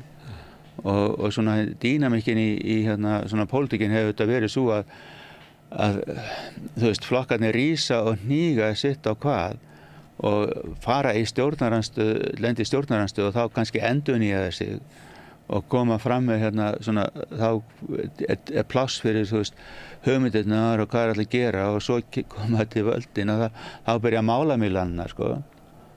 Og þannig að þetta bara brotnar alltaf upp, en það sem er gerst núna sem er sko mjög óvinnulegt er það að Sjálfstæðisflokkurinn hefur verið í ríkisstjórn frá 91 mínus 4 ár, sko. Þannig að þetta er orðið sko ansi langt tímabil. Og ég held að það þurfi með einum eða öðrum hætti að verða til svona þessi sko svona hugmyndafræðilega endurnýjun í flokknum. Í flokknum eða hægrinu? Menn þú hægri maður. Já. Mætti þeir ekki vera saman að Sjálfstæðisflokkurinn myndi hverfa og það er bara til eitthvað öflugra hægri út úr því? Ég finna, þú veist, það getur vel verið að þetta er nú bara komin í vörumerkjafræðina.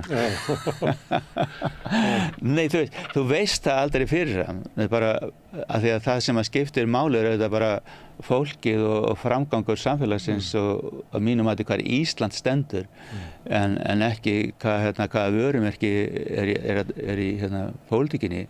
Alveg eins og þú veist, ég vil bara að Ísland sé á góðum stað eftir 10-20 ár en ég er ekkert en það getur verið allt önnur fyrirtæki sem var í Íslandi heldur en í dag. Skilur, þetta er bara eitthvað sem að þarf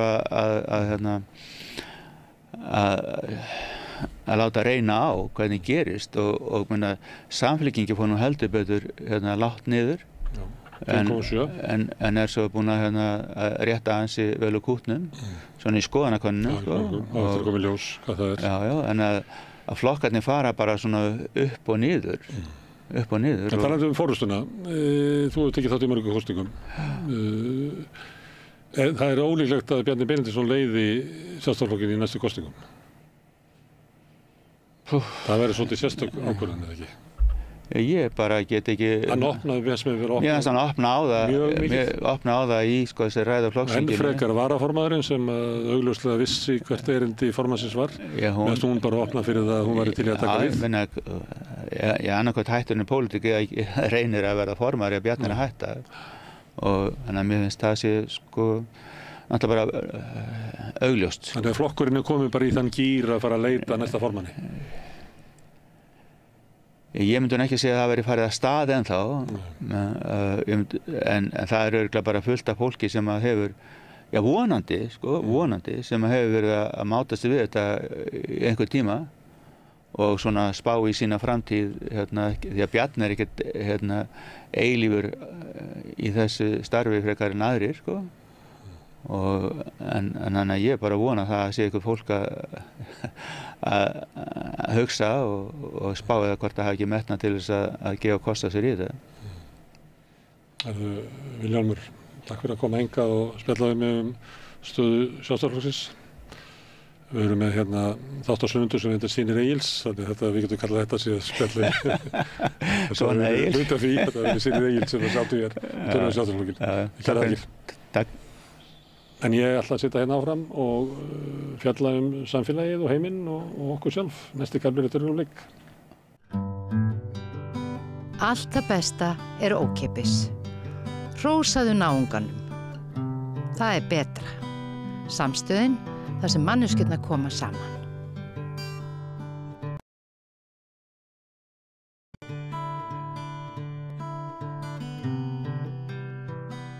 Já, komið sæl og blessuð, við ætlum að ræða alvarlegt mál. Ríkisstjórnin boðar nú þjóðarátak gegn vopnaburði og tilefnið er vægasagt hörmulegur dauði ungrar stúlku.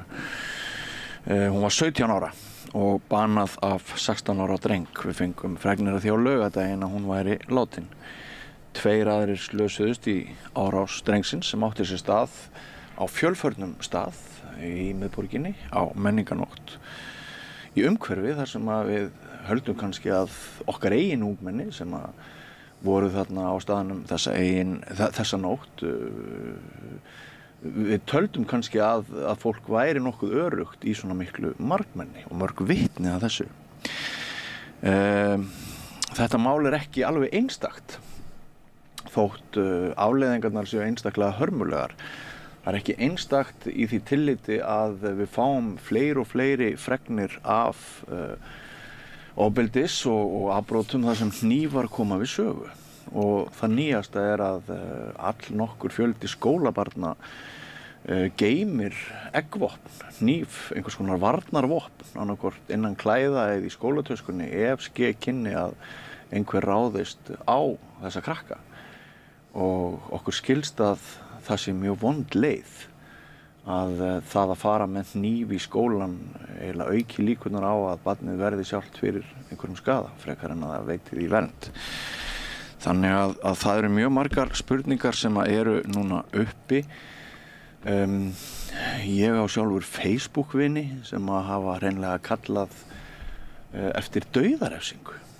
Svo mikið er hatrið, óttinn, vanmátturinn og ringulreiðin í íslenskri þjóðarsál í kjölfar þessa máls.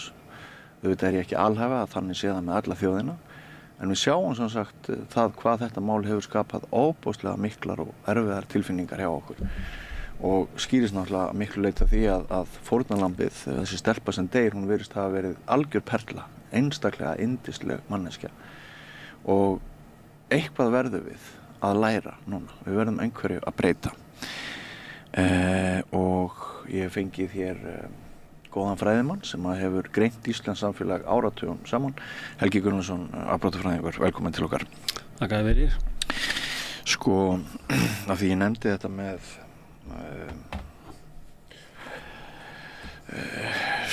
dauðarefsinguna og sem sagt, mann hefur orðið mjög illa við að sjá hvað sum okkar virðast vera komin á í rauninni dimman stað. Maður hefur þá tilfinningu að margir líti svo á sem að drápið á þessari stúlku, þótt barn hafi drepið barn, að það sé einhvers konar korn sem fyllir mælinn og maður sér stærri orð notuð, meiri heift, meiri ótta heldur en leyfi mér að segja langt skeið. Hvernig eigum við að tækla þetta? Sko, við erum auðvitað slegin. Þetta mál kemur upp þarna á menningunótt þegar allir að gleðjast og við höfum raunverulega fylgst með alla síðan sem sagt meðan á sjúkrahúsi og síðan kemur þetta raunverulega reiðarslag að hún er látin og þetta hreyfir við okkur á svo dýpstu tilfinningar og okkur finnst þetta svo óréttlátt að barn, það er bara barnið okkar sko. Já. þetta skuli gerast, að hún skuli reynulega að þurfa að láta lífið í þessar aðstæður og þetta kveikir í okkur svona reiði að því við viljum ekki að svona gerist í okkar samfélagi og svona einhvern veginn fyrstu viðbröð einhvern veginn að sína kannski bara mikla hörku sko. Það verður bara þannig að þetta verður að stoppa og þetta verður ekkert stoppa nefnum með einhverju bara mikill hörku eins og til dæmis eins og bara með dauðarefsingu eða eitthvað slíkt sko. Það að segja við verðum að gjalda líku líkt, þetta er bara gamla testamenti. Það er í sjálfu sér engin svona sko réttlátt refsing nema bara gjalda líku líkt sko. Það að segja þarna er viðkomandi að stinga og gera þetta með þessum hætti að verði dauði hlýst af og þá er í sjálfu sér engin viðbröð önnur svona við hæfi sem eitthvað líkt þessum afleiðingum þessar gjörðar að gæta bara líku líkt. Þetta er svona fyrstu viðbröð en ég held að svona við sem kannski samfélag og svona velferðarsamfélag að við erum kannski komin yfir þetta skref, yfir þetta stig. Við verðum engu bættari með því að beita dauðarefsingu. Þá erum við raunlega bara að halda áfram þessari ofbeldis öldu eða eitthvað slíkt sko. Fyrirgeðu að ég gríp frammi fyrir það núna, en verður við bara að einhverju leiti bættari sem samfélag með harðari refsingum en við erum að það er það sem við veltum fyrir okkur, hvernig eigum að bregðast við er svari við því þegar að börnin okkar fremja brot og í þessu tilfelli alvarlegt brot er það sem fyrsta sem við hugsum bara að það er bara svona harka refsingarinnar, sko, bara refsa að mikill hörku. Það er svona fyrstu viðbröð. Það sýna rannsóknir að við minkum ofbeldi í samfélagum með því að rannsóknir sýna það að bara beita einhverja allt inni mjög hörðum refsingu fyrir svona brota þessu tagi, það dregur ekki úr brotum þessu tagi, almennt, sko. Það er alveg klárt. Rannsóknir í afbrotafræði sem eiga sér sko margar áratuga sögu sýna okkur það alveg svart á hvítu. En þetta er alveg eðlileg viðbröð og við viljum auðvitað að sé tekið á þessu með einhverjum hætti að þegar alvarleg brotur er framin þá viljum við reyna að stöðva það með einhverju festu og ákveðni og viðbrögð við hæfi og fleira og þessi umræða með dauðarefsingu þetta er auðvitað svona alltaf í hita augnabliksins, þú veist, það verður að gera eitthvað mjög róttækt en ég til dæmis sko síðustu árum að kollegum vera að mæla afstöðu Íslendinga til dauðarefsingar og það býi til svona dæmi bara sko, þú veist, bara alvarlegt brot eins og að verða öðru manni að bana til að þú komið til greina að taka upp dauðarefsingar. Ert þú hlynntur eða frekar hlynntur upptökur slíkra viðurlega fyrir sem þú bara búið til svona dæmi, bara eins og þetta jafnvel sem gerist síðustu helgi nema það voru börn í síðustu helgi sko og stuðningun er ekki mikill meðal Íslendinga að taka upp dauðarefsingar. Jafnvel þó að búa til svona dæmi með bara ásetningsmorð 211 greinilega. Voru við ekki sögulega svona frekar snemma í því að afnema? Jú, sko við afnamaði í lagabókunum sko það var 1928 og síðast aftaka var eins og frækt Agnes og Friðrik ekki 1830 sko, þannig að þetta er löngu komið út úr okkar lagabókum og þetta er komið út úr lagabókum og praxis hjá öllum Vestur-Evrópuríkjum nema Bandaríkjunum og afstaða Íslendinga til dauðarefsinga var þannig að þetta var innan við 10% sem sýndi stuðning við það að taka upp dauðarefsingar og þetta var svona meira meðal yngra fólks, eldra fólks en svona það var yfirgnæfandi meirihluti andhugur í sko, þannig að þetta er framandi afstaða fyrir íslenska þjóð að leggja til dauðarefsingar en þetta er spurningin og ég skil þessar tilfinningar sem kom upp þegar við fáum þessar fréttir að ung stúlka er tekin frá okkur í blóma lífsins og það er ekkert sér til sakar unnið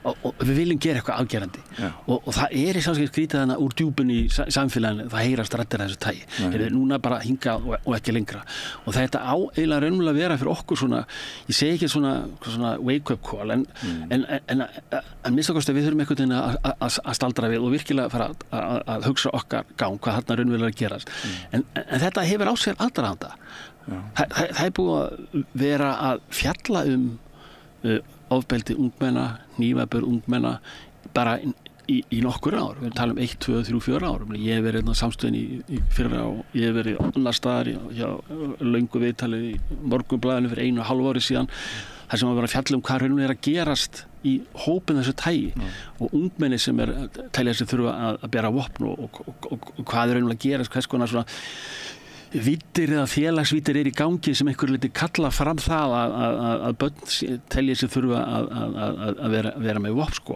Og ég man eftir ég myndist á að það verður að gera grein fyrir svona afleiðingum hvað getur gerst og ein hnífstunga hún getur bara valdið dauða. Þá setti ég einhvers staðar í fyrirsögn og sem svona dálítið gassalegt í sjálfu sér en nú einhvern veginn hefur þetta gerst eitthvað þá maður les maður þetta er semst orðin veruleiki að þetta er ein hnífstunga og að bani líst á. Þannig að þetta er búið að gerjast hjá okkur í þjóðinni í talsverðan tíma og yfirvöld hafa verið að taka á þessum einhverjum hætti. Það er að segja, það er verið að skipa nefndir, það er barna og ungmennastofa og lögregluembætti og ráðuneyti og félagsmiðstöðvar og skólar að taka höndum saman með einhvers konar aðgerðir. En það sem þurfum að skoða er, hvað er þetta að baki? Það er að segja, hvers vegna eru þarna börn og bara hluti barna sem telur það einhvern veginn nauðsynlegt að þurfa að bera vopn með sér þegar þeir fara út og óbæri vettvang hvort sem er skóla en kannski sérstaklega út á lífið með einhverjum hætti. Og það sem ég hef mikið sjálfur verið að staldra við og bent á áður að það er einhver svona hugmyndafræði þarna úti meðal minnstakosti tiltekinna barna og ungmenna sem telur það nauðsynlegt og réttlætanlegt að bera vopn og bara vegna þess að það er svo það er bara hættulegt að núti sko og svo geta kannski dæmið þessu tægi haft þau áhrif á sum þessara barna að þetta bara kemur að ljós að maður þarf auðvitað að verja sig því að flest þessara barna sem er að bera þessi vopn og að þeir ætla ekki að beita þessa fyrirbræði. Þeir bara telja sig þurfa að hafa þessi vopn ef eitthvað skildi koma upp þar sem viðkomandi er ógnað. Spurning hvort þeim finnist það cool. Svo kemur heitt dæmi og ég nefndi þetta líka sem hluta af þessari hugmyndafræði að það er þessi hugmyndafræði að það sé réttlega að bera vopn og jafnvel að beita þeim verður fyrir augrun því ekki alltaf gefa að beita með fyrrabræði en síðan getur líka verið að það getur að bera vopn sé einhverju leiti svona karlmennskumerki, þetta er eitthvað svona ég er svona hefðaldur undir mér sko þið skulum ekki vera abbast upp á mig sko ég get svara fyrir mig og maður getur líka svona setta í samhengi við það sko að það laður einelti eða þú lent illa á skólalóðinni eða þú óttast einhverja vini úti sem sitja þig eitthvað slíkt sko þá sé þetta gott að vera með vopn og svona vera innlega að sína eins svona hver hefur valdið og völdin þannig að þetta getur einhverju leiti verið cool og það er kannski það sem þarf að gera svona í aðgerðum svona fyrir okkur sem samfélag að einhverju leiti að uppræta menningu eða ómenningu þessu tægi sem er að setjast í hugarfylsni einhverja barna því að muna að langflest börn er ekki að bera vopn og jafnvel bara líta niður á það og vilja ekki hafa vopn í sín umhverfi en það eru þarna ákveðin hópur og við getum kannski aðeins fara ofan í það hvaða hópar einna helst að taka á þessari menningu, þessari svona hugmyndafræði sem réttlætir það að bera þessi vopn og ef það verður eitthvað minnsta augrun þá sé réttlætanlegt að sýna vopnið og jafnvel beita því og það þarf að taka þennan stimpil af því að þetta sé hugsanlega bara cool eða þetta sé flott eða töff það sé eiginlega bara alveg þvert á móti að það er að koma þessi kannski úr tísku ef svo maður komast því að við hefum líka samskiptamiðla, það er engin landamæri varðandi lönd og menningu og menningaráhrif koma alveg bara yfir okkur og börnur okkar fylgjast með og það getur verið cool í einhverjum hópum annars staðar, ellendis eða jafnvel hér á landi að menna svona flassa einhverjum vopnum svona sem sé töff eða búa til á myndböndum þar sem eru svona einhver átök og sína hvað cool með vopnið og annað og þetta kannski einhverju leiti rúlar yfir börnun okkar og þetta fær á sig svona einhvers konar svona glæsi mynd eða einhvers konar glamúrvæðing þess að vera með vopn og flottum fötum sem fylgja því og að þú sért svona dálítið kaldur kall og dálítið ofarlega í einhverju virðingarstiga í einhverjum jaðri sko en holtið þetta fyrir okkur að hafa í huga að þetta er alls ekki ríkjandi menning hjá börnunum okkar Þetta í tilteknum hópum og við höfum svona... Er þetta staðbundið? Já, þetta kannski þarf ekki endilega að vera staðbundið, en þetta svona, við tengjum þetta meira kannski við svona þéttbýlisstaði eitthvað slíkt sko, en við myndum sé þetta hryllileg mál koma upp bara hvar sem er á landinu og kannski meðal fullorðina, en kannski einhverju leyti barna líka. Við vitum það líka að í skólum meðal barna að það oft spenna, það samkeppni, það munur milli barnana, mönnum haldið út undan, þú fara að vera með en ekki þú, og þannig að það alls konar ólga sem við þekkjum bara öllur okkar eigin skólagöngu, en spurningina miklu frekar hvernig við ætlum að bregðast við, hvernig við ætlum að tala við börnum. Þú getur barist með flottustu hárgreiðslunni, flottustu peysunni, flottustu úlpunni. Þú getur barist með því við önnur börn á tilteknu aldurskeiði og það eðlilegur hluti af þessum kúltúr, því að bara þeirri grimmd sem felst í því að vera unglingur. En ef þau eru farin að berjast með því að sýna vopn, láta vita af því að þau eigi vopn, það er eitthvað sem en það fara að sýna því sko, þannig að það ákveðin skilaboð í því sem ég segi að ég með vopn og ég kannski í þessari stöðu eitthvað slíkt sko, þá ertu að koma skilaboðum út til umhverfisins eða vinaðina eða nærhóps að ekki abbast upp á mig. Ekki abbast upp á mig. Það að segja að þú telur kannski svona örgari fyrir vikið sko, að þú hefur vopnið að ef einhver ætla að vera að ögra mér sko, þú veist, ég kannski búin að vera lagður í einelti eða þessi hópur hefur eitthvað gegn mér og ætlar að ég situr dálítið við mig og þá finnst mér örgara að bera vopn, og síðan er að koma inn í þetta svona þessu vímuefni, áfengis og vímuefni, og það upp kemur einhvers konar, það koma átök eitthvað slíkt, og þá einhver unglingur sem með vopn og ætla aldrei að beita því, en hann kannski gera það sko, og byrja við ögrun sko, og þessi ögrun þarf ekki að vera neitt merkileg sko. Það getur bara verið þessi unglingakrytur, þú veist, það getur verið kærustur eða einhvers konar deilur eitthvað tiltekið mál, þar sem menn allt í einu grípa til þessara vopna og þá verður ekki aftur tekið. Þannig að við þurfum einhvern veginn að fara að stíga inn í þetta og taka á þessari menningu sem er innan tiltekinna hópa, og þetta sé þetta er ekki cool, það er ekki cool að vera að bera vopn, og þessi hugmyndafræði sem einhver leyti réttlætir það er að segja sem virðist fyrir í gangi núna, og börn hafa sagt frá þessu bæði óformlega og jafnvel í rannsóknum, að tiltekinn hópur unglinga telur sér raunlega að sé nauðsynlegt fyrir til að verja sig gagnvart einhver ógnarn úti, en menn áttar sig ekki á því að þú ert orðin ógnin sko, að þú ert sem sagt með því að bera vopn er þú orðin ógn gagnvart öðrum, og það geta komið aðstæður þar sem þú allt í hennu beitir í, og það er það sem við höfum séð. Og barn sem ekki kann að beita eigin varnarvopni innan gæsalappa, sem það hyggur kannski að sé með einhvers konar hnífur, það náttúrulega mun ekki vinna í bardaga við einhvern sem kann að beita hníf.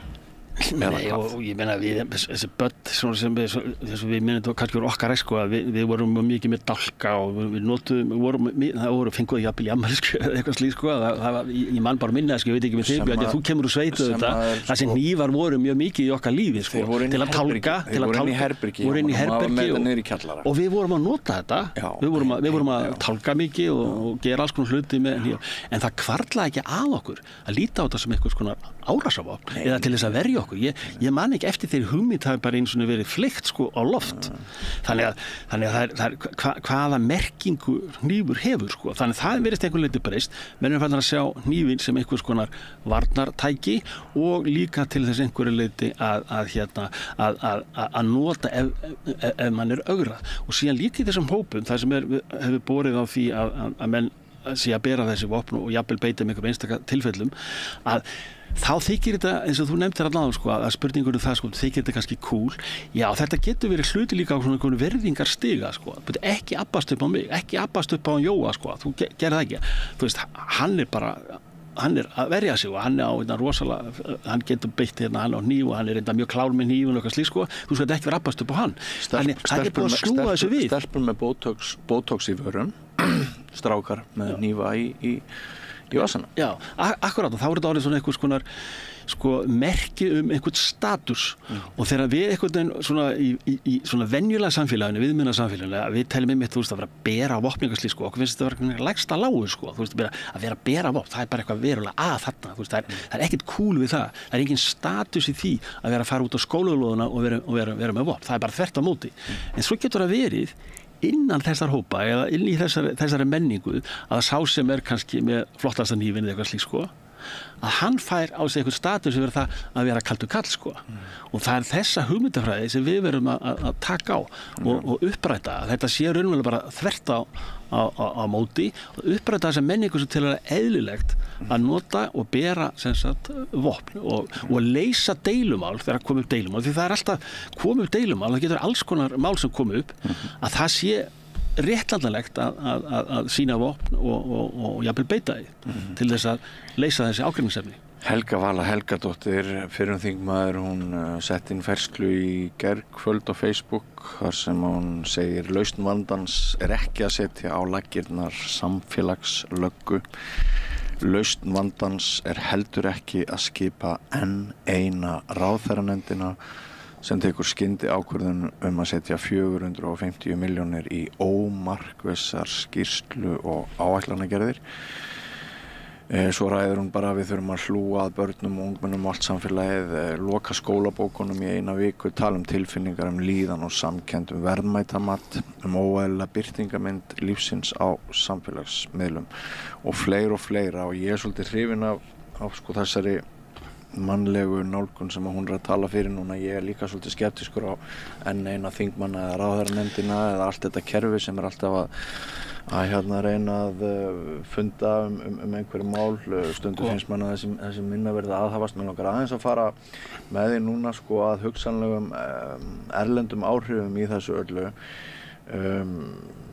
Mörg ungmenni kannast við til dæmis kóreska kvikmyndagerð sem hefur þótt nokkuð vel heppnuð í hinu vestræna heimi núna óboðslega mikið ofbeldi. Stundum grínvætt, skrumskælt, verður svo mikið að maður veit ekki alveg hvort maður á að hlæja eða þannig.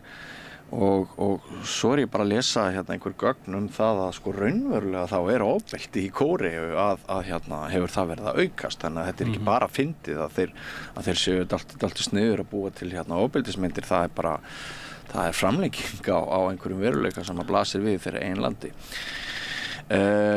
Maður veit svo sem ekki að hve miklu leyti við verðum fyrir einhverjum áhrifum af því menningarefni sem við neytum, hvort sem það er erlent eða innlent, hvort mörkin færast til. Mér langar líka minnast á það að þótt þessi umræða sé rosalega viðkvæm og maður verið að passa hvert orð. Þá vitum við það að með þeim breytingum sem orðið hafa á tilflutningi fólks hingað til landsins þá er eitthvað það að sérstaklega hafi komið til landsins fólk glæpagengi sem eru varasöm og beita kannski öðrum aðferðum heldur en íslensk glæpagengi hafa alla jafna notað. Ég veit það ekki hvort þar eru eggvopn eða hnífar meira inn í myndinni, en sem sagt mér finnst ég ekki geta tekið þessa umræðu við því sem við erum að taka núna án þess að ávarpa að einhverju leyti hugsanleg erlend áhrif til góðs eða ills. Já, þarna hreyfir við ýmsum málefnum sem eru mjög mikilvæg öll sömul, það er fyrsta leið þessi menningaráhrif, það er að segja eins og myndefni, áhrif, myndefni sem félgir ofbeldi á ofbeldishegðan og þetta er sjálfur sem gömul saga og ný og þetta var bara þegar sjónvarpið kemur eða kvikmyndir koma og svo tölvuleikindi með ofbeldi og allt þetta og þetta er svo sem alveg rétt og það er skýrar myndbirtingar sem fela í sig mikið ofbeldi og börnin okkar er að horfa á þetta og við höfum þar áhyggjur á því að þetta muni fara beint inn í atferlið þeirra. Þeir sem eru veikir fyrir á ekki sterkum heimilum hafa ekki sterka leiðsögn, ekki sterka foreldra. Það er punkturinn sem þurfum að bæta alltaf við, það þurfum að bæta alltaf við vegna þess að fyrir flest börn sem eru svona við búa bara við góðar aðstæður og eru heiltæktum tengslum við börn og skóla og frístundastarf og allt þetta, að þau geta kannski auðveldlega kannski síjað út áhrif af ýmiss konar menningarefni eins og til dæmis þessu ofbeldisefni frá Kóreu sem þú ert að vísa í.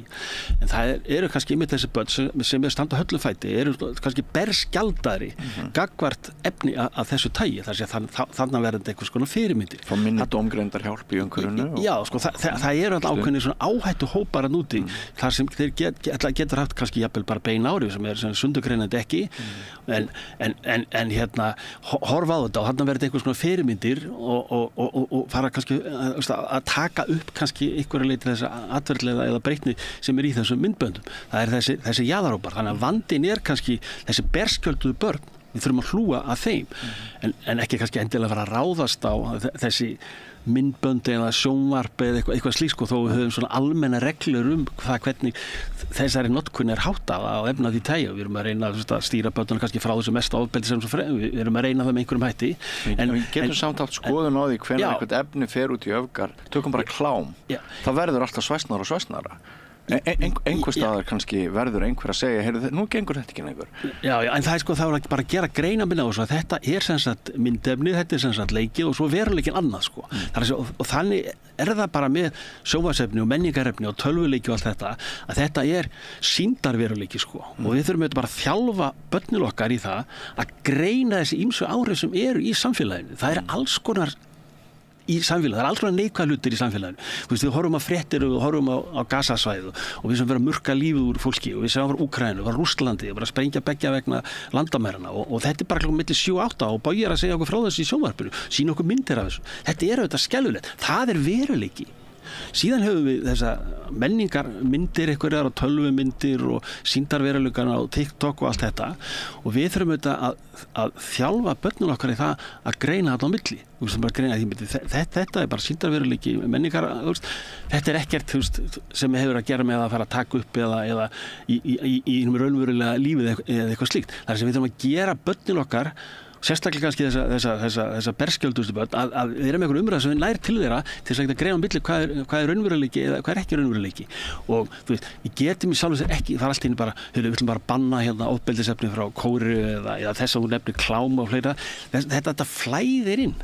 Við þurfum að kunna að greina og meta þessu ólíku áhrif, sko. Ég er ekki að tala fyrir banni. Nei, ég veit að það er að velta fyrir mér hvort það eru einhverju tímapunktar þar sem að við svona með sem samfélag komast að þeirri niðurstöðu að einhverja ákveðna menningu hafi borið á leið í einhverjum ákveðnum skilningi eitthvað sem orðið of mikið sem sendi of varasam skilaboð til of margra viðkvæmra einstaklinga í viðkvæmum hópum. Já, það er alveg klart að við sjáum alls konar skilaboð núti og þú tengir þetta við hérna kannski einhver erlenda aðila og það sé einhvers konar frá öðrum samfélum og þar sé einhvers konar annars konar siðalögmál sem gilda og það er svo sem alveg rétt að gera það. En í raun og veru skoðar þessi samfélag og þessi hópa að það er ekki þannig að þeir sem einhverja allt aðra afstöðu, þú veist, til að drepa eða nauðga eða stela eitthvað slíkt, sko. En það eru einstaklingar innan þessar hópa eins og það eru einstaklingar í okkur sem er samt að gera alla þessa hluti, sko.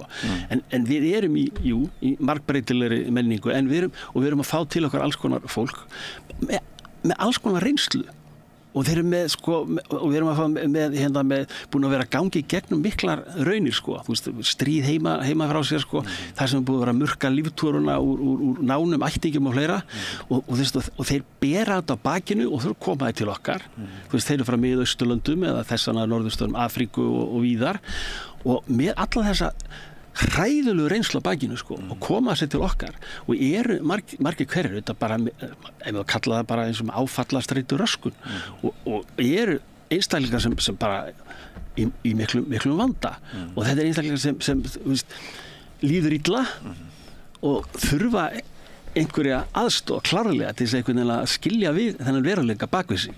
Við þekkjum þetta frá Bandaríkjunum þessum hermenn er að núna koma tilbaka frá Afganistan og Írak og fleira og þeir eru bara meira og minna andlega skemmtir eftir þessa reynslu sem þeir upplifðu og þessir hermenn, sko, þeir eiga fjölskyldur og börn og þetta tráma fer yfir börnu þeirra, sko. Þetta er það sem Bandaríkjunum er að klíma við þessi misserinn, sko. Það er að segja að þessi reynsla úr þessum þjóðfélagshópum sem við erum að tala og óttinn við hælisleitendur og óttinn við fólksflutninga frá öðru löndum. Þetta einmitt fólk sem býr yfir reynslu sem við sem betur fyrir höfum ekki gengið gegnum.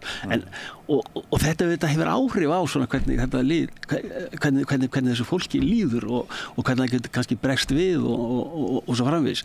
Og hvort að við séum í stakk búin til þess að takast á við þessa hópa með þessa djúpu erfiðu reynslu, það svo annað mál og hvort við séum reynulega beinlínis að hugsa það sko, að okkar einhverju leyti velferðarkerfi eigi að vera meðvitað um þetta og taka á þessu vegna þess að við erum að fá hundruður ef ekki bara þúsundir einstaklinga á síðustu 5-6 árum menn sem eru og fólk með mjög erfiða reynslu baki í farteskinu og þetta fólk á börn og þetta og þessi grimmi veruleiki sem þetta fólk er búið að gangi í gegnum hefur margvísleg sálarleg og félagsleg áhrif á þessu börn sko, þannig að við erum komið með hópin í okkar samfélagi sem býr yfir þessu djúpri sáru reynslu sem við erum að lesa og sjá í fréttum hérna klukkan 7 og hálf 7 á kvöldin þar sem þessir heimslutar eru að berast á banaspjótum sko.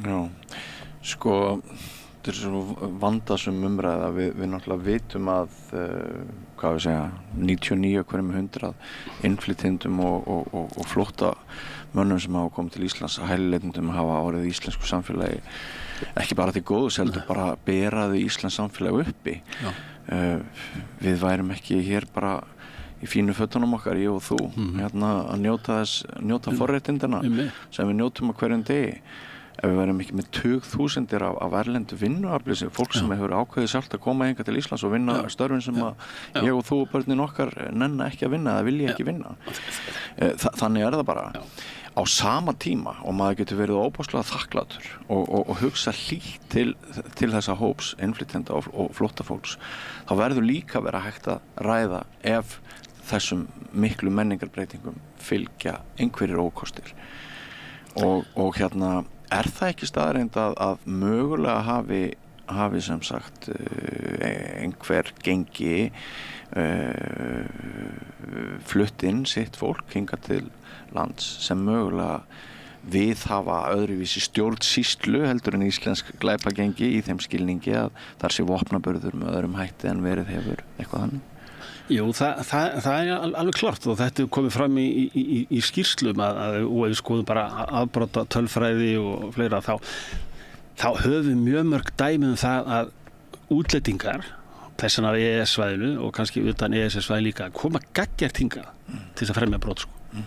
Og við sjáum þetta í fangelsistölum, við sjáum þetta í gæsluvarðhaldstölum, við sjáum sko að því þegar við erum að tala um innflytjendur að þá mikið þessum hópum sem að brjóta af þessu í okkur, þetta ekkert endilega búsettir hér á Íslandi og þeir ætlast ekkert endilega að búa hérna á Íslandi þannig að við höfum í gæsluvarðhaldi og höfum í fangelsum marga einstaklinga, stóran hópa einstaklinga, jafnvel að helmingur allar þessu útlendinga sem raunverulega ekki búsettir hérna þeir koma raunverulega innflytjendum Íslandi ekkert við í sjálfu sér. Þannig að við erum að fá þennan, þeir koma gaggjart hérna til þess að brjótast inn, til þess að stela, til þess að taka þátt í fíkniefnamarkaðnum en ekkert endilega búsettir hér. Þannig að þetta klárlega stór hluti af afbrotavandunum okkar eins og hann tengist útlendingum. Sko, innflytjendur smitist einhver menningarlega áhrif? Það má vera vegna þess að þetta eru svona borgarar sem koma frá löndum sem að brjóta af sér hérna. Þá eru við með borgarar frá þessum sömu löndum sem eru bara að vinna í sveitasins andlit eins og við sko. Og þeir vita alveg þetta landar þeirra eru í alls konar brotum og þeir hafa áhyggjur af því. Ég myndi bara nemyndum mín að vera að gera rannsókn á þessum síðustu bara missurum að vera að ræða við innflytjendur sem búa hérna og þegar koma fréttir af því að svona einhver erlendi brotabrot einhver tiltölu löndum, segjum til þess Albaníu eitthvað slíkt sko, að þá eru þetta líka fjöldi Albana hérna sem eru bara að vinna eins og hver aðrir og það hafa áhyggjur af því sko, að þarna komi bara óorð á alla þjóðina og óorð bara á mig hérna sem ég bara að vinna hérna baki brotni 10-12 tíma á dag og ég nú að leigja íbúðin í kjallara, ég bara drullar hættur að vera kastað út úr íbúðinni sko, vegna þess að ég víst af þessari þjóð sem þessi glæpahópur var að koma og það ekkert endilega bundið við eina þjóð, þetta getur verið baltísku löndin eða einhver austur-Evrópu þjóðir sko, og við erum með fjöldan allan að innflytjendum í okkar samfélag og alveg eins og þú nefndir, þetta hefur verið bara mikill sko búhnykkur fyrir íslenska þjóð að fá þessa innflytjendur til okkar, þeir að taka að sér störf sko sem Íslendingar vilja ekki vinna eða bara við höfum ekki mannskap í, það til dæmis núna alltaf verið að fjalla það að við byggjum ekki nóg, það vantar lóðir sér einhver sko, en ég myndi verið að segja það vantar ekki bara fólk, vantar ekki fólk til að byggja allir þessu hús, vantar ekki einhverja verktakarnir eru að finna alveg 24 klukkustundir sko, vantar ekki fleiri verktakar, þú veist, frekarinn var alltaf að segja lóðir sko, en ef við förum yfir byggingarsvæðin á Íslandi í Reykjavíkursvæðinu, þetta allt meira en útlendingar, ég býstu að tekja eftir því að það bara meira en útlendingar sem að byggja húsinu okkar sko, þannig að innflytjendur þetta er svo mikil sko, þetta var eiginlega himnasending bara fyrir okkur og við þurfum fleira fólk í framtíðinni, ekki bara í construction sko, í túrismanum allt meira og meina útlendingar, nú eru umönnunarstarfin, menn að tala mikið þau vanti þar, útlendingar kom mikið sögu þar en kannski þurfa að koma enn meira sko. Og margvísleg jákvæð menningarleg áhrif því ekki veitir okkur af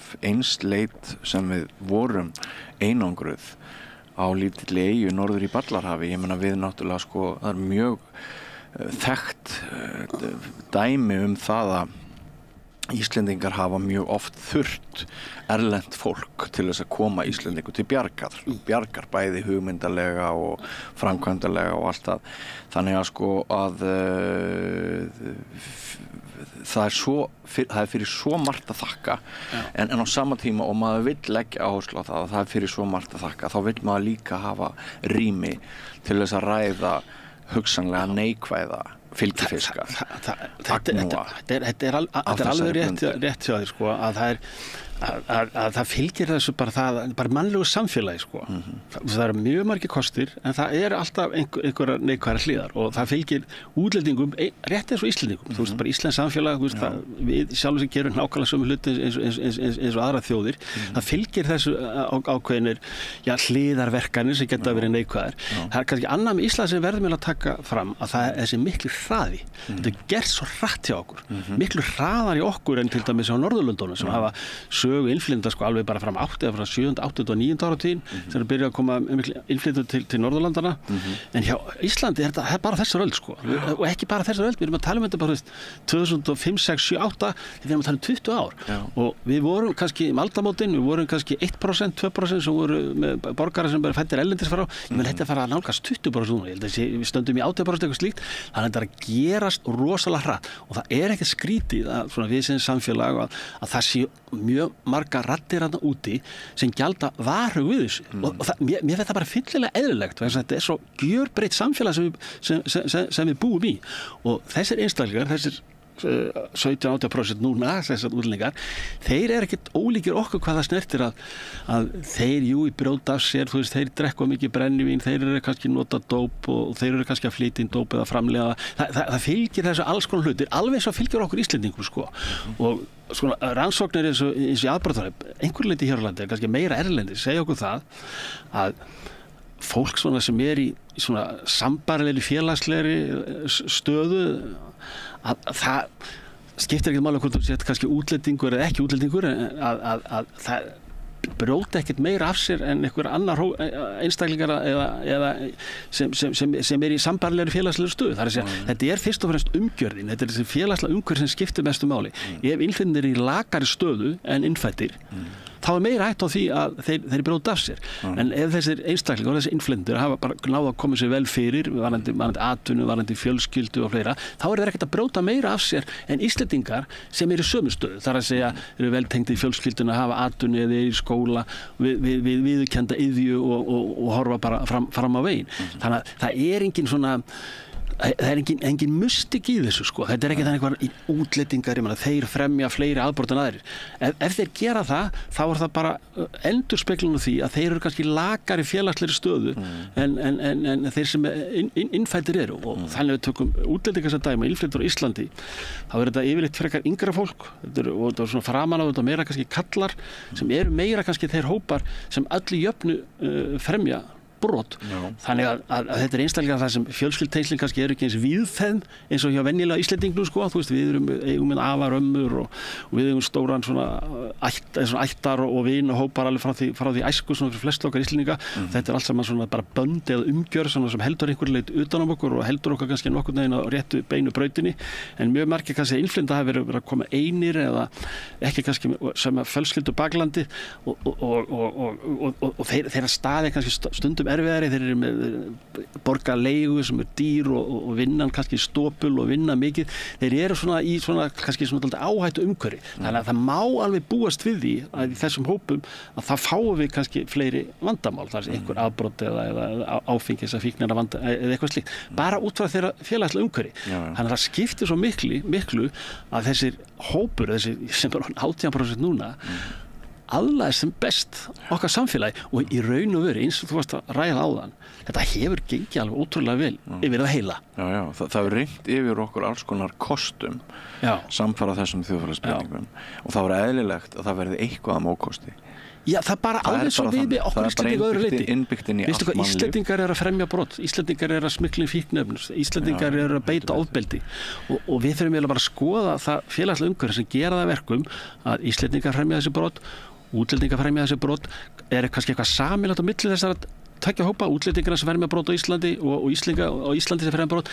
Við sjáum sameiginleg einkenni á þessum ólíku hópum hvað snertir ríkisfang. En veistu hvort íslensk ungmenni hafa verið gerðar glænýjar rannsóknir hér á landi sem segja okkur eitthvað til það ef við skoðum krakka, unglinga, til dæmis bara börn í grunnskólum og framhaldsskólum, eitthvað sem segir okkur að núna sé að verða einhver frávikahegðun hér á Íslandi sem ekki á Norðurlöndunum í kringum okkur, sem væri hægt að leggja eitthvað út af? Við erum alltaf reglulega að mæla með kannanir á líðan og heilsu ungmenna hér í okkur á Íslandi bara eiginlega árlega að minnsta kosti og það svona það sem við séð meðan við höfum reyndar ekki mælingar á vopnaburði nemenda en við höfum séð nýjustu mælingum hann liggur ekki fyrir í lengri tíma þar að segja við veitum ekki hérna 2010, 2015, 2020 en við erum alltaf búin að setja þetta inn núna í okkar mælingagrunn og þar ber vissulega á því að það eru börn sem eru að bera á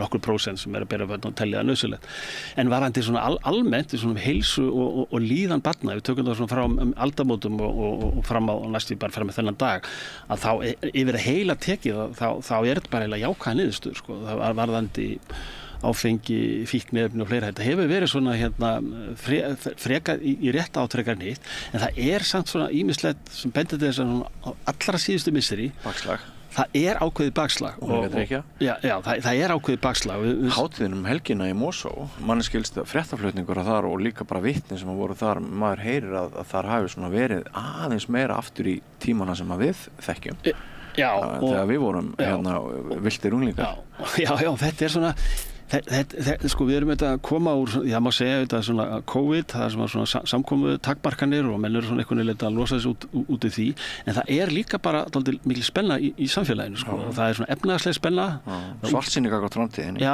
ungt barnafólk sem að berjast við að borga skuldirnar sínar Það ekki hægt að kaupa húsnæði á Íslandi nema þá eigir þér fyrirtæki eða bakhjarl þannig að þú veist það náttúrulega mjög stórt vandamál þannig að það spenna á heimilum við getum rétt ímynda okkur fyrir svona unga fólki sem kannski 1, 2, 3 börn og þeir eru að reyna að borga íbúðuna sína og þeir eru með börnin í leikskóla og það erfiðara að endur saman og þetta spenna þetta sem leiðir út í veröld barnanna 9,25% stýrivextir Jú, þeir eru mjög háir og þeir eru að reyna að hemja eitthvað, verðbólgan mikil og þannig að það þessar aðstæður sem einhverju leyti setja spennu í samfélagið og við alltaf tölum þetta bara sem fullorðna fólki þetta spenna í fullorðsmanna samfélaginu en við kannski áttum okkur ekki alltaf á því að þetta smitast í barnan okkar því að börnin eru þarna og þeir hlusta á þetta eða verða var við að og kannski eru foreldrar kannski reyna að vinna enn meira og þá kannski enn minni tengsland á milli og líka foreldrar bara svo uppteknar af þessari lífsbaráttu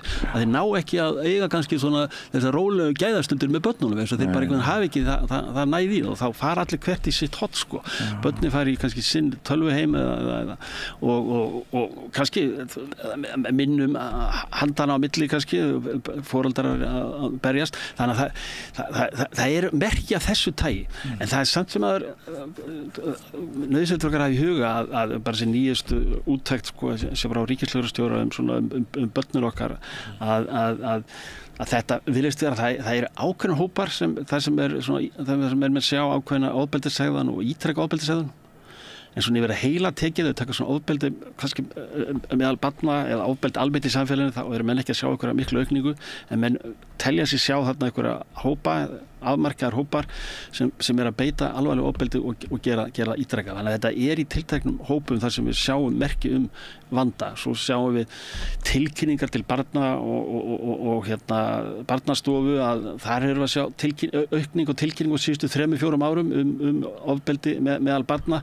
Við sjáum þetta einhverju leyti líka hjá lögreglu og skólamála yfirleitt. Það var líka verið að tala að það sé meiri spenna í skólaumhverfinu núna en var kannski fyrir 4-5 árum. Þannig að það eru svona ýmis merki sem benda til þess að ástandi sé einhver leyti að versna. En ég staldar við það að þetta er einhvers konar endurspeglun á þjóðarástandi. Það er svona... Við erum líka með fleiri banaslys í umferðinni, þau getur verið afleiðing aukinni spennu? Já, þetta getur komið fram með ýmsum hætti, þar að segja áhættuhegðan, það er hugsanlega neysla, en það er svona almennt séð bara svona þessi spenna bara að reyna að viðhalda þeim lífsmáta sem við vorum kannski koma okkur upp fyrir 5 árum og 10 árum. Við vorum ákveðna bjartsýni eða eitthvað slíkt það, en einhvern veginn virðist að vera svona dálítið bakslagi því og við erum að horfa hérna á Íslandi einhvern veginn, virðist að vera svona hlutin kannski svona frekar að versna svona efnahagslega og kannski framtíðarsýn margra er kannski frekar dökk sko, það er líka umhverfisváin og allt þetta.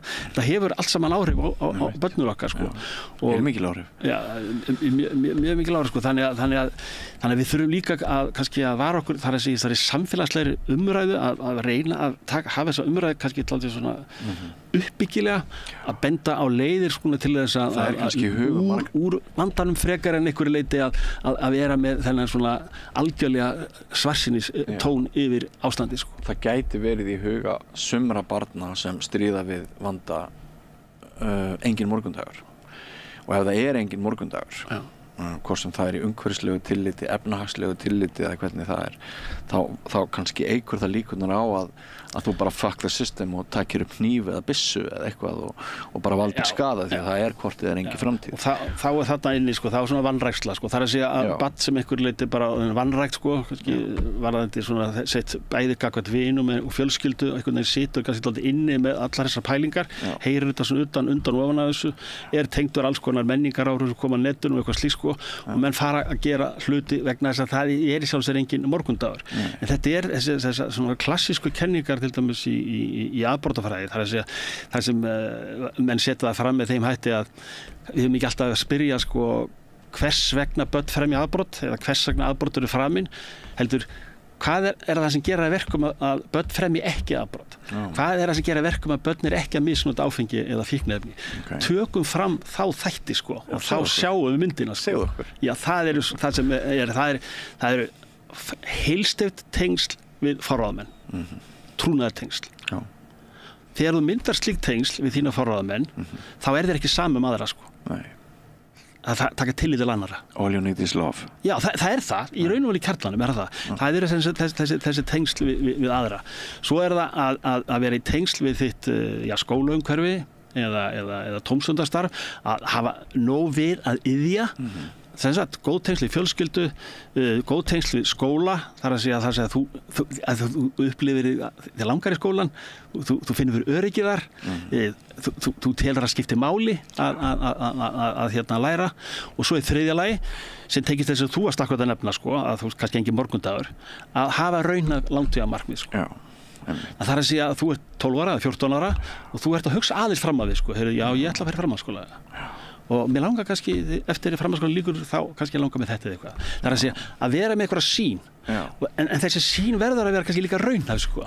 Það að segja að þú sért að keppa að því sko, vegna þess að ef þú hefur þessa sín að þá þú ekkert að fara að fórna þessari framtíðarsýn fyrir einhvern skammtíma gróða þess að fara að neyta áfengis eða neyta fíkniefna eða stunda áhættuhegðun af öðru tagi að fara að stela í búði eða beita einhvern ofbeldi vegna þess að þú ætlar ekkert að fórna þessu langtímamarkmiði en þér kannski dettur heldur ekkert í huga að fara að gera slíkt vegna þess að þú ert í mjög nánu tengslu við þína fjölskyldu á trúnaðarsamband við þína foreldra þú ætlar ekkert að fara að gera þeim það illt að fara að gera þessa áhættuhegðun sko. Samfélagslega ábyrgð. Það er samfélagslega ábyrgð, svona tryggingafélag sko.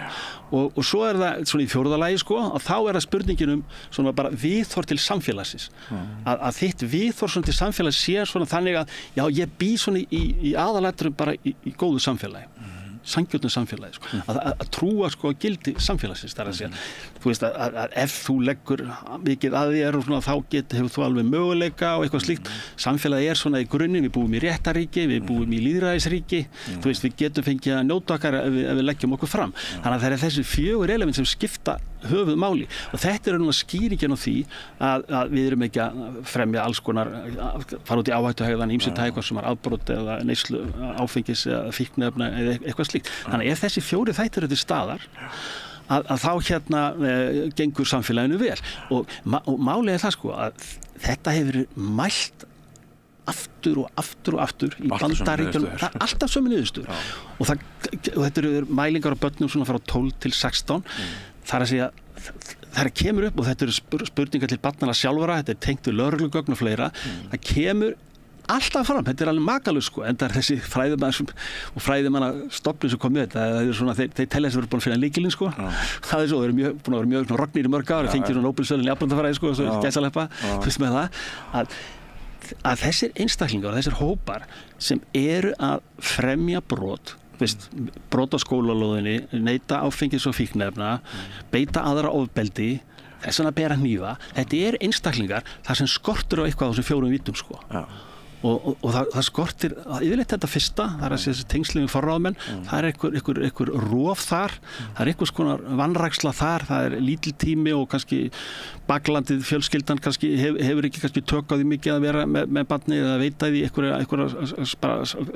sjálflega og félagslega aðstoð og svo líka hefur það alveg tengsli með skólan, þar sjá menn oft vanda þar sko, þú veist þetta er börn svona sem einhverju leyti hafa einmitt verið í vanda í skólanum sko, það sem skólamál yfirleitt hafi verið í vanda með viðkomandi barni eða börn og það er svona eitthvað rof þar á milli og þessi börn ofta þeim þeir dálítið rotta svo oft saman sko sem eru í vanda í skólanum sko og jafnvel vanda heima líka og mynda hópa eða klíkur eða jafnvel gengi og þar verða oft til svona þessu hugmyndafræðin það er allir vondu við okkur sko við þurfum að sjálfsögða að bera upp sko og við klæðum okkur auðvitað öðruvísi og við hárgreiðslu öðruvísi vegna þess að auðvitað erum við öðruvísi en þetta venjulega samfélag allt svo boring sko og en við erum bara skemmtilegt og þetta er líka hópar sem taka menningaráhrifin beint inn sko og svo er það varðandi svona félagsmálastarf sko eða verið í íþróttum eða tómstundamiðstöðum og fleira að hafa lögmæta iðju sem þú hlakkar til að stunda sko að þú ert í skólanum til 2 kannski en svo ert að fara að gera eitthvað annað eitthvað skemmtilegt sko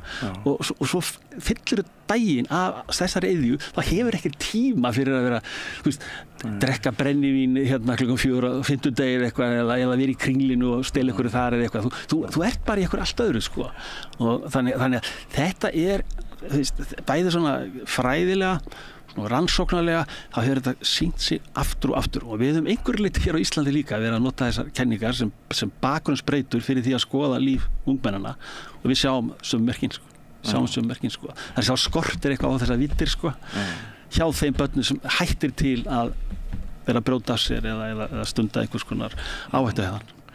Svo hef ég rætt við fræðimenn og ég hef notað í sömum bókana sem ég hef skrifað eins og með sko hvað liggur undir fjöldamorðum óhamingjusamra bandarískra drengja einangraðra að þeirra eigin upplifun að þeir séu ekki til að enginn elski þá og þeir séu ekki til neins gagns í lífinu hún leiðir fyrst til skammar, hneisu, smánar og úr skömm þeirra sprettur svo reiðin og reiðin í rauninni tekur líf skólabarnanna. Já, sko þetta það sem sko þér finnst kannski ekkert skipta máli og þó afleiðingin verði að einhverjir muni deyja og þá bara eiga bara jafnvel skilið sko. Þú veist þetta menn eru búin að koma sér algjörlega út í hot sko og og allt óréttlátt og allir eru vondir og það engin framtíð og þetta þetta stórhættulegur hugsunarháttur sko. Já, og fyrir hvern eitt svona hér getur orðið ótrúlega mikil skaði. Það skiptir svo miklu máli að það að huga að líðan fólks, huga að börnunum okkar, en sko, það sem að kannski, ég segi ekki óttast, en allavega að vara því, sko, við ætlum að gera þetta í skólanum og tala við börnin í skólanum og allt þetta, sko, en svo það börnin sem eru svona þessi skóladroppáttin, sko, það að segja börnin sem kannski ekki í tímanum og það kannski börnin þar sem vandi kannski liggur. Að því fyrir flest börn eru þokkalega í lagi hjá okkur, sko. Það bara alveg sýnt sig, sko, í það heila tekið, sko. Og við erum að sjálfsögða beina líka boðskap til allra barni í sjálfu sér. En við verðum að átta okkur á því að það oft börnin sko sem eru á svona jaðrinum, börnin kannski sem sækja ekki alveg skólan, börnin sem einhverju leyti eiga erfitt í skólanum og sem við þurfum að ná til. Það þessi kortlagning og þetta kortlagning sem þarf að eiga sér stað bara á þeim stofnunum, á þeim vettvangi þar sem börnin eru sko. Það að segja, hvað eru börnin okkar að gera sko? Og eru börn þarna sem eru einhverju leyti undanskilin og vandi í skólanum og eru ekki í félagsmiðstöðvum, eru ekki í íþróttastarfi, eru börn sem eru bara þessan eftirlitslaus, eru raunverulega ekki tengslu heldur við sína fjölskyldu. Því að þar kemur oft vandinn fram, sko. Þar sjáum við sko. Þannig að við þurfum að horfa á svona lítið jaðrana, en boðskapurinn verður til staðar fyrir öll börn, að koma í rauninlega inn í unglingahópana hvað er svona hæfilegt og hvað ekki hæfilegt, hvað viðeigandi, hvað ekki viðeigandi, svona varðandi bara samskipti sko, varðandi bara hvernig komið fram við hvert annað og ég meina svo kemur kynþroska aldurinn og þá það hitt kynnið og allt þetta, þú veist að kenna svona já, mitt eigin kyn og allt þetta sko. Nú erum við allt og gamlir. Já, nú erum allt og gamlir einmitt sko, því við tölum 2 kyn sko, það eru mörg kyn og kannski svo Hjálmandi sungu, en þú veist það bara eitt kyn sko, það eru bara við mannfólkið sko, en allavega að vera með svona heilbriða svona samskiptahætti hvert við annað og það komið þetta upp deilumál, þetta tilféllingileg deilumál hérna unglingum og svona it's hard to break up og svona, þetta bara allir stægulega textandur og allt þetta sko, þú veist, og kunna glíma við mótlæti sko, því að við veistu hvað, við lendum öll í mótlæti sko, og börn lendi í mótlæti og við fullorðna fólki við lendum í mótlæti, það sem skiptir máli hvernig ætlar þú að bregðast við? Ætlar að bregðast við með hnífi? Eða ætlar þetta að bregðast bara við með samskiptum sko. En þegar þú segir þetta, hvernig ætlum við að bregðast við? Nú nefndi ég í upphafi inngangsins að ríkisstjórnin boðar þjóðarátak gegn vopnaburði. Svo vitnaði ég líka til fyrrum þingmanns sem leggst ekki alveg á aðferðafræðina í þjóðarátakinu. Og nú ætla ég að spyrja þig út í eitt sem kannski pínulítið viðkvæmt. Það er talað mikilvægi þess að við miðlum þeim skilaboðum til barnanna okkar að þau leggi niður öll og vopn og nota ekki vopn og vopn séu hættuleg og við náttúrulega minnumst í árdaga frumbernsku okkar þessa saklausa Íslands þar sem að hnefinn virtist eina vopnið sem var beitt. En nú er lögreglan að taka upp vopnaburð í auknum mæli. Það virðist bara að vera dagaspursmál hvenær rafbyssur, við getum bara átt von á því að rafbyssum verði beitt hér. Það er búið að þjálfa lögreglumennina, það er búið að kaupa vopnin. Það er nú heldur betur búið að kaupa hellinga af vopnum hérna, samkvæmt opinberum gögnum, síðustu hérna ár og vopnakaup sem urðu forsíðu fréttir á þeim blöðum sem ég starfaði á og var jafnvel fréttastjóri á fyrir áratugum. Nú er bara þannig vopnakaup, þetta er varla frétt sko, þetta er bara eindálkur á blaðsíðu 6 og hérna á sama tíma og sem sagt yfirvöld ætla í þjóðarátak til þess að hérna hamla gegn vopnaburði, þá er margt sem bendir til þess að hinn sömu yfirvöld séu að vígbúast sem aldrei fyrr. Hvers konar skilaboð er það?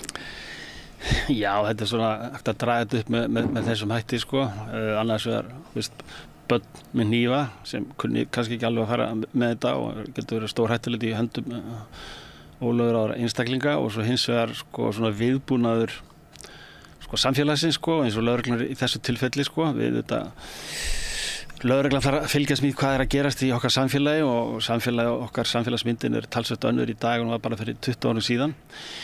Og lögreglan verður kannski að hafa þau tæki sem hún telur svona nauðsynleg til þess að verja sig og borgarna, þannig að maður skilur, þú veist, hvað að gerast innan lögreglunar, þar að segja, þú veist, við þurfum auðvitað að hafa þann viðbúnað sem þarf til að komast á vettvang og þegar það sem mikið að gerast. Og nú þetta rafbyssurnar komnar þarna inn og þetta skiptir miklu máli sem eins og hefur rætt þegar að lögreglan sé vel þjálfuð og allt þetta og ég veit að lögreglan hefur verið að þjálfa sitt fólk með þetta og spurningin þú veist, hvort þetta sé rétt skref, það er aldrei erfitt eitthvað að segja nei, þetta lögreglan má ekki gera þetta sko, þú veist, lögreglan verður að hafa kannski þau tæki sem hún telur sér nauðsynleg að hafa, en það er ekki þar með sagt og kannski með þetta að þessi vopnum sé alltaf beitt sko, þú veist, ég meina þetta viðbúnaður sem þarna og síðan það spurning þegar eitthvað kemur upp og hérna þá spurning hvort þið að beita þessu eða ekki. Rafbyssan getur verið stórhættuleg og við sýnt það í rannsóknum að þegar henni beitt gegn borgurunum að þá hafa það látið lífið og þannig að þetta varasamt tæki. Þetta varasamt tæki sem lögreglan er að fara að taka upp. Og þetta verður eitthvað að vera svona fyrst að því nú þetta búið að samþykja þetta lögreglan verður þetta að vera meðvituð hvaða tækjunum í höndunum en sko ég sjálfur sér ekki svona stórar áhyggjur af þessu að lögreglan hafi kannski þau tæki sem hún telur sig þurfa fyrir vettvanginn sko. Samt ekki svolítið óheppilegt að þjóðarátaki að felast í því að borgararnir leggja niður vopn og útrými þeim á sama tíma og lögreglan að vopn. Þeir eru lagana verðir sko. Þeir eru þessar aðrir í okkar samfélagi sem ég var að þjálfa til þess að beita þessum vopnum og hvenær að beita þeim og framveg það er búin að fá þjálfun í því en ólögráða börn að vera að óta hnífum hvert og öðru, það er þetta annar handleikur en þetta alveg rétt þegar þú setur þetta svona upp sko gegn vopnaburði að þá kannski lagana verið okkur að fara að taka upp aukna vopna í sitt búr. Manstu hvað mikið traust við berum til lögreglu? Já, sem opinberu stofnunum það hefur löggan verið mjög há sko. Hvað eru við? Það var svona 80%, kannski 70%, það var fyrir örfam ára var 80%, en það hefur aðeins lækkað, en það kannski reyndar bara traust á opinberu hefur bara lækkað yfir höfuð svona og það er ýmsar ástæður bak við það sko, en lögreglan hefur yfirleitt alltaf verið mjög hás.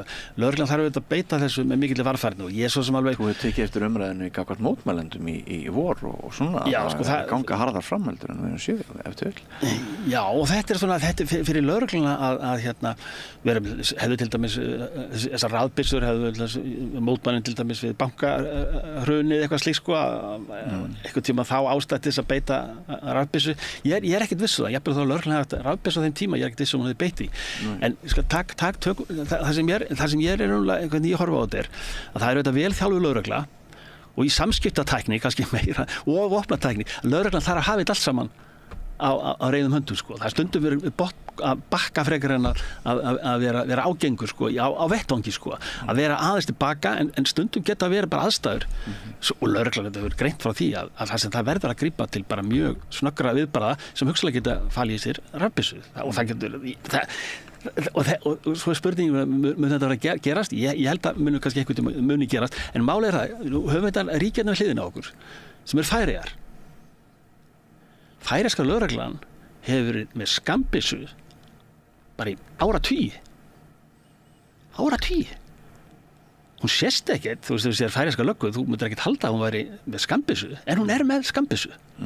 Og engin umræða það í Færeyjum? Nei, það er engin umræða í Færeyjum og umræðin miklu frekar þannig bara sem ég hann lögreglan því ég gerði rannsóknarverkefni í Færeyjum og spurði ég mitt lögreglu út í þetta af því þetta kemur frá Íslandi. Þetta er áhugavert. Ég vissi þetta ekki. Og þeim finnst þetta bara meir en sjálfsagt og ég spurði til dæmis eina reyndan yfirlögreglu þjóð sem hann var að fara að komast eftirlaun og var 65 eitthvað svoleiðis og hann hefur verið lögga bara í 40 ár. Ég spurði hann, notar eitthvað byssuna? Hefur eitthvað notað hana?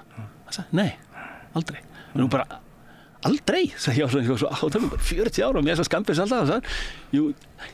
Ég verða viðurkenna það, sagði hann, ég tók hann einu sinni upp. Og þá var eitthvað kall sem var alveg eitthvað snar brjálaður var að svifla svona riffli sko, ölvaður augljóslega og ég tók byssuna upp sko, en ég beitti henni ekki sko. En okkur finnst það líka meirinn sjálfsagt, það ekki að götulöggur, það ekki í Noregi, Oslo, þær bera engin út? Þeir bera engin út, þeir eru svona, það verður með tilraunarverkefni að bera vopn og ég veit ekki betur en einhvern niðurstaðan var að það sé sjálfur sér óþarfi sko, en lögreglan með alls konar valdbeitingatæki og sem hún getur gripið við tilteknar aðstæður og fleira. Þannig að eins og ég horfa á þetta, ég held að sko lögreglan okkur að hún þarf að fylgjast með og hún þarf raunverulega að hafa þau valdbeitingatæki sem hún telur sér þurfa á vettvangi, en það er ekkert þannig að það þurfi að það var að beita henni bara við ólíklegustu tækifæri sko. Og það skiptir mjög miklu máli þessi þjálfun og það skiptir svo miklu að huga fyrir að þú veist hvenar beita og ekki beita og svo að lögreglan sé vel þjálfu varandi svona samskiptafærni og allt það að þá þarf ekki að grípa til þessara svona miklu valdbeitingatækja eins og til dæmis rafbyssu eða venjulega skambyssu. Ég hef í sjálfs ekkert svona miklar áhyggjur af því að lögreglan sé ágætlega búin alls konar valdbeitingatækjum. Megin málið er að lögreglan sé vel þjálfuð og greini aðstæður með ábyrgum faglegum hætti. En ef svo aðstæður kemur til það sem er yfirgnæfandi hætta fyrir annarkvort lögreglu eða borgarana að þá hafi lögreglan tæki til þess að skerast í þann leik sko. Og þá þess vegna með rafbyssu, en það er ekki það sama að vera með rafbyssu og henni verði síðan alltaf beitt. Eins og ég segi, reynslan frá Færeyjum, það sem er ekki bara rafbyssa, þeir eru bara alveg skambyssu, þeir eru með það skambyssu og þeir telja það nauðsynlegt, en beitin aldrei. Þeir taka hann ekki eins og upp. Og sem eitt dæmi það tala ég líka ungan lögreglumann, færeyskan, svona 25 ára, ég bara hitt hann bara á lögreglustöðinni og ég bara sá hann vel í lögreglum og ég bara fór að rabbaði við hann. Og ég spurði hann þetta, varðandi með skambyssu og hvort að hann væri með skambyssu, jú, hann væri með skambyssu og svo spurði hann afstöðuna til þess. Og þá sagði hann, ef ég fer hérna út í lögreglubúning og er ekki með skambyssun á mér, þá upplifði ég mig sem nakin. Nakin. Þannig að hann segi, þetta er bara, þá er þetta bara inn í menningu lögreglunar. Að ef þú ert þarna úti og ert í þínu uniformi að þá verður að hafa þau tæki og tól sem bara nauðsynleg eru að hafa í þínu búning. En spurningin hvort þú þurfur að grípa til þess eða nota þetta, það er bara alltaf spurning og málið er að þeir nota þetta ekki.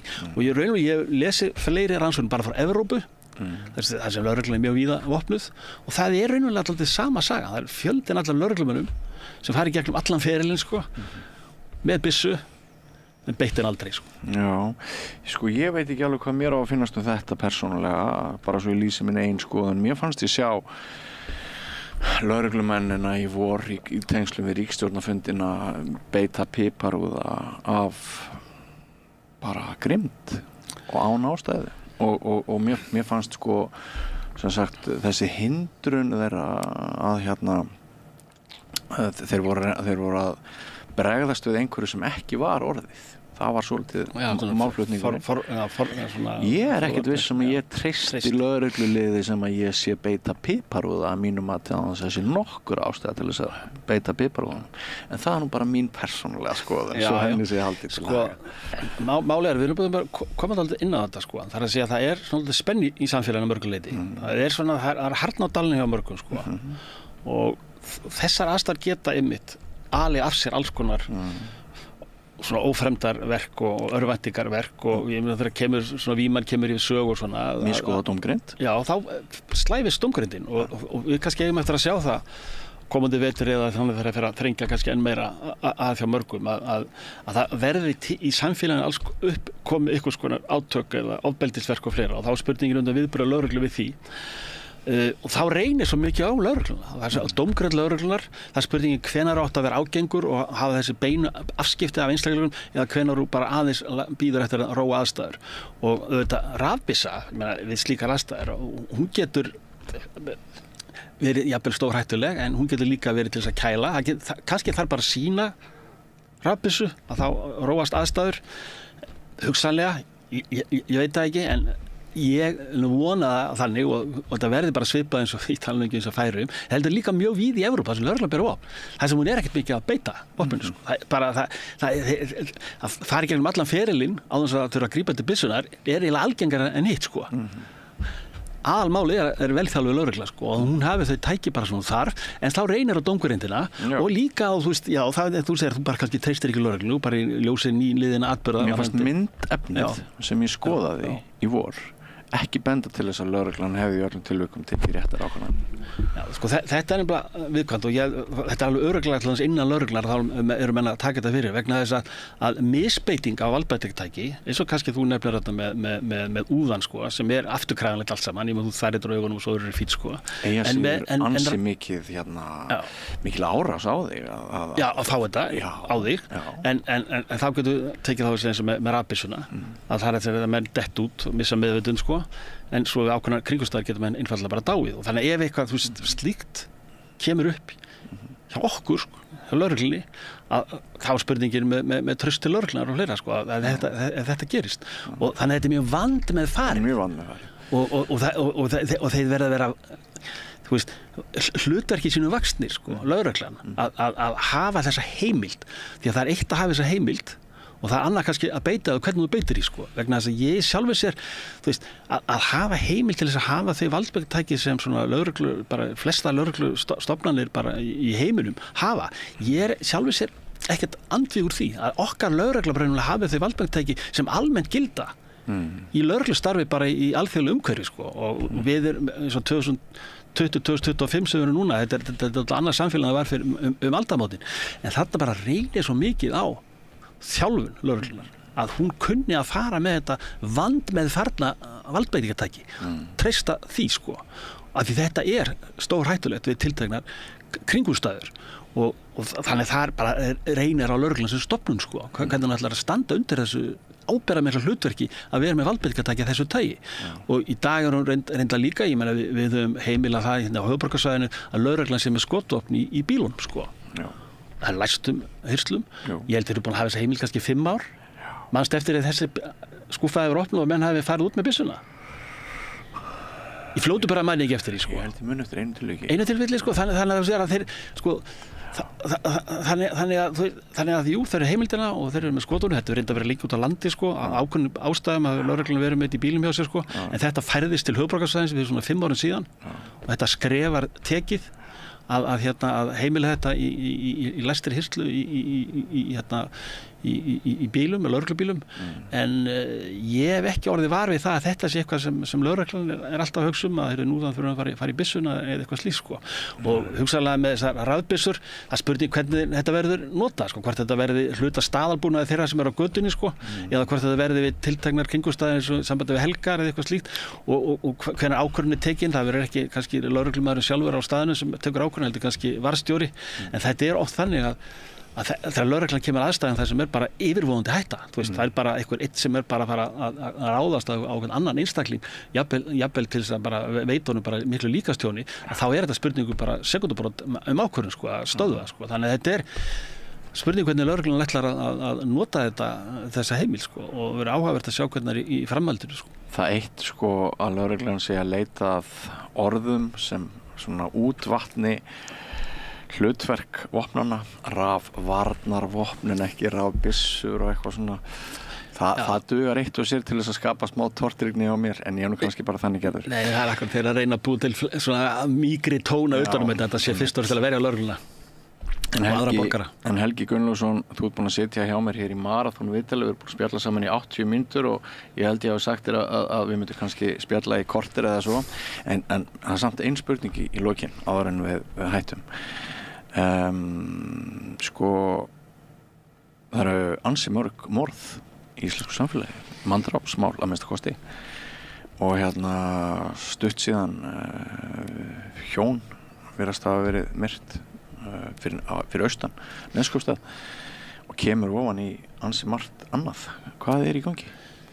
Það er alveg rétt að við hefum fengið ansi mörg manndrápsmál núna allra síðustu misserum fleiri en oft áður og svona hvað er í gangi sko þegar maður skoðar þessi manndrápsmál að þá var ekki alltaf þannig kannski að þau verið færð undir 211. hegningarlaga greinina ásetningsmorð. Það að segja að þetta sé sem sagt að menn sem er sko svona sem að kallar morð þar sem þú fremur það þú drepur annan einstakling af ásetningi sko. Þessi mandrasmál hafi ekki öll verið færð alveg undir það. Þau mál hafi verið þannig að það kemur í ljós að viðkomandi gerandi hann á einhvers konar andleg áskorunar að stríða og hefur verið úrskurðar ósakhæfur og þá viðkomandi sýknaður sko, og þá fer hann raunverulega ekki undir 211. hegningarlaga greina. Það eru nokkur þessara mála hafi verið slík sko. Nokkur þessara mála kannski líka enda sem sem alvarleg líkamsárás sem endar í dauðsfalli og þess að ekki fært undir 211 sko. Þannig að ef við skoðum eingöngu þessa svona ákveðið 211 almenna hegningarlaga og þróuna þar á síðustu árum að þá kannski þessi mikla aukning sem við sjáum, hún kannski ekki eins áberandi. Þegar við förum í þessu gögn hjá ríkislögreglustjóra og skoða kannski síðustu 5 ára, 10 ár, þá sér maður ekki þessa miklu aukningu eins og maður sér að fréttaflutningi fjölda mála þar sem manndráp að koma við sögu. Þannig að við erum að fjalla vanheilsu ekki síður en aukna árásargirni. Já, þetta er svona breiðara, það kannski ekki alltaf fullur ásendingur á bakvið sko. Þetta er menn segja jú harmleikir, þetta er meira og minna allt harmleikir, persónulega harmleikir, en þetta oft tengt svona kannski áfengis og vímuefnum, þetta tengist því að menn ekki alveg sjálfráður gerða sinna þegar þetta gerist. Þannig að aukningin snertir ásetningsmorð kannski ekki smikil en máli það þetta samt allt mörg mál og þetta einhvers konar svona víðar endurspeglun okkar samfélagi vegna ég myndi segja þegar við tökum eins og manndráp þetta eins og svona hitamælar á samfélagi sko. Hvernig ástandi, við erum bara eins og læknar við skoðum bara hérna og þetta það endurspeglun á einhverjum mælirinn á rauðu. Já, mælirinn alltaf á rauðu og manni verður alltaf bilt við að sjá þetta ansi reglulegt og við erum að tala sko kannski 10 manndráp á 1,5 ári sko, sem bara allt og mikið. Litla saklausa Ísland hvað? Já, þetta bara mjög dapurt og við þurfum að skoða með þennan félagslega veruleikann á bakvið en þetta endurspeglun á einhverjum svona vanda þar sem einstaklingar eru svona einhverju leyti oft á jaðrinum, oft mjög erfiðar aðstæður og það tengist þess oft áfengis og vímuefna neysla, erfiðar efnahagslegar, félagslegar aðstæður sem enda í þessum harmleikjum sko og hérna þannig að bara skoða þetta bara í líki samhengi svo við með vopnaburðina og ungmenni sem við erum búin að vera að gera núna því að það mörgleiti sömu skýringar og sömu svona félagslega umgjörð sem þarna kemur við sögu líka og svo höfum við líka tengst með þessa manndrápsumræðu þarna koma líka erlendir ríkisborgarar við sögu og það hefur líka heyrst oft í umræðinni en máli bara það að erlendir ríkisborgarar þeir bara fremja brot eins og Íslendingar sko. Það að segja þannig að við hérna fyrir að sjá þá bara í statistíkinni eins og við sjáum svona Íslendinga og þeir bara í sjálfur í sama hlutfalli bara og Íslendingar og í sama hlutfalli kannski og Íslendingar í sömu stöðu sko. Þeir eru síður á bótum en við? Já sko það er svo merkilegt allavega sko með erlenda ríkisborgara sem hérna það eru sumir þessara kannski jafnvel búa ekki hér á landi en jú erlenda ríkisborgara sem búa hérna og þeir bara fremja brot eins og aðrir Íslendingar en kannski vekur alltaf meiri athygli hlýtur að vera útlendingur eitthvað svona og jú, þetta hlauta að vera útlendingur en við auðvitað Íslendingar innfættir að við fremjum brot bara eins og aðrir en það með innflytjendur sko, þeir eru ekki á elliheimilunum okkar þeir eru ekki á öldrunarheimilunum þeir eru bara að skaffa starfsfólki þeir eru bara starfsfólki á öldrunarheimilunum sko. En þeir eru ekki fannar að vera að liggja þar sko. Þeir eru ekki mikið heldur inn í bara á sjúkrastofnunum og kannski snúaði bara tilbaka í kringum öldrun það má vera að gera það en þeir munu örugglega að fara á öldrunarheimilin hjá okkur þeir munu fara inn á sjúkrásum með sama hætti þannig að það eru svona ákveðnar stofnanir og sérstaklega kannski svona velferðarstofnanir hjá okkur þar sem útlendingarnir eru ekki eins og maður segir svona einhver áþjáni eða eitthvað slíkt eða liggja á þessum velferðarstofnunum þess að þeir eru bara fulli á vinnumarkaðunum þeir eru á þeim aldri sko og þetta eru oft aðeins meira kallar en konur en hvort tveggja þessir hópar eru bara meira og minna bara fullu að halda okkar samfélagi gangandi sko en þeir eru líka eins og innflytjendur og þeir eru oft þeir eru í nýju landi og það skortir kannski félagslega umgjörð sem er kannski meiri meðal innfæddra sem svona almennt sé kannski í meiri áhættu fyrir ýmiss konar áhættuhegðan, hvort sem maður afbrot eða bara áfengisneysla og vímuefnaneysla. Þannig að þeirra, og það kemur til vegna þeirra umgjörðin hjá þeim kannski ekki eins þéttskipuð eins og í okkur sko, að þeir koma einir hingað eða fáir og að starfa við erfiðar aðstæður sko. En þannig að þeir eru raunverulega bara eins og Íslendingar en kannski aðstæður þeirra stundum eru aðrar sem gera verkum að breytni þeirra verður eitthvað geta orðið önnur sko. Ég held að fæst okkar hafi breytt svona viðmiðum hvað sé öruggt. Ég held til dæmis að börn sem stingu upp á því að þau fari í göngutúr að degi eða kvöldi áður en útivistartíma lýkur, ég held að foreldrunum líði ekki eins og þau séu í hættu þrátt fyrir það sem að hefur gerst, en hættan náttúrulega sú að það kosti okkur frelsið ef þróunin verður svo sem að við höfum aðeins verið að innbrá hér, að við breytumst í eitthvert ótta lögreglu ríki þar sem við herðum mjög að frelsi borgaranna, barna sem og annara og lifum í ótta. Það það sem að við viljum síst af ótta og höftum. Það það sem við viljum síst af öllu verða, ekki satt. Jú, við viljum ekki fara að búa kannski einhver lögregluríki, en þetta líka kannski líka spurningin það að lögreglan þarna okkur til verndar sko. Við viljum ekki fara að líta á hana sem einhvers konar svona búgimenn eða eitthvað svona það sem að skapa einhvern ótta gagnvart lögreglunni. Svo ég vísi aftur til mótmælenda, þá mér fannst þau falla á því prófi. Já, og það einmitt og þetta hlýtur að hafa verið lærdómur líka fyrir lögregluna sko. Hvernig ætlar að bregðast við eins og með bankahrunið sko. Ég held að almenna lærdómur þar að lögreglan hafi bara brugðist mjög vel við í þetta bankahrunið. Sagan segir það. Já, sagan segir það sko, og við þurfum auðvitað að halda því áfram og að læra þessu með mótmæli sko. Þannig að svona, já, að lögreglan sé þarna svona í þjónustuhlutverki til að verja okkur, og við þurfum að líta á hana kannski dálítið þannig sko, með það sko. En hérna sko með En ertu sammálaðið við erum ekki ennþá farin að breyta hegðun okkar, við erum ekki ennþá en við getum nálgast það sko, málið það að til fjölda ára með kollegum mínu þá hafa við verið að mæla svona öryggi fólks í sínu umhverfi sko.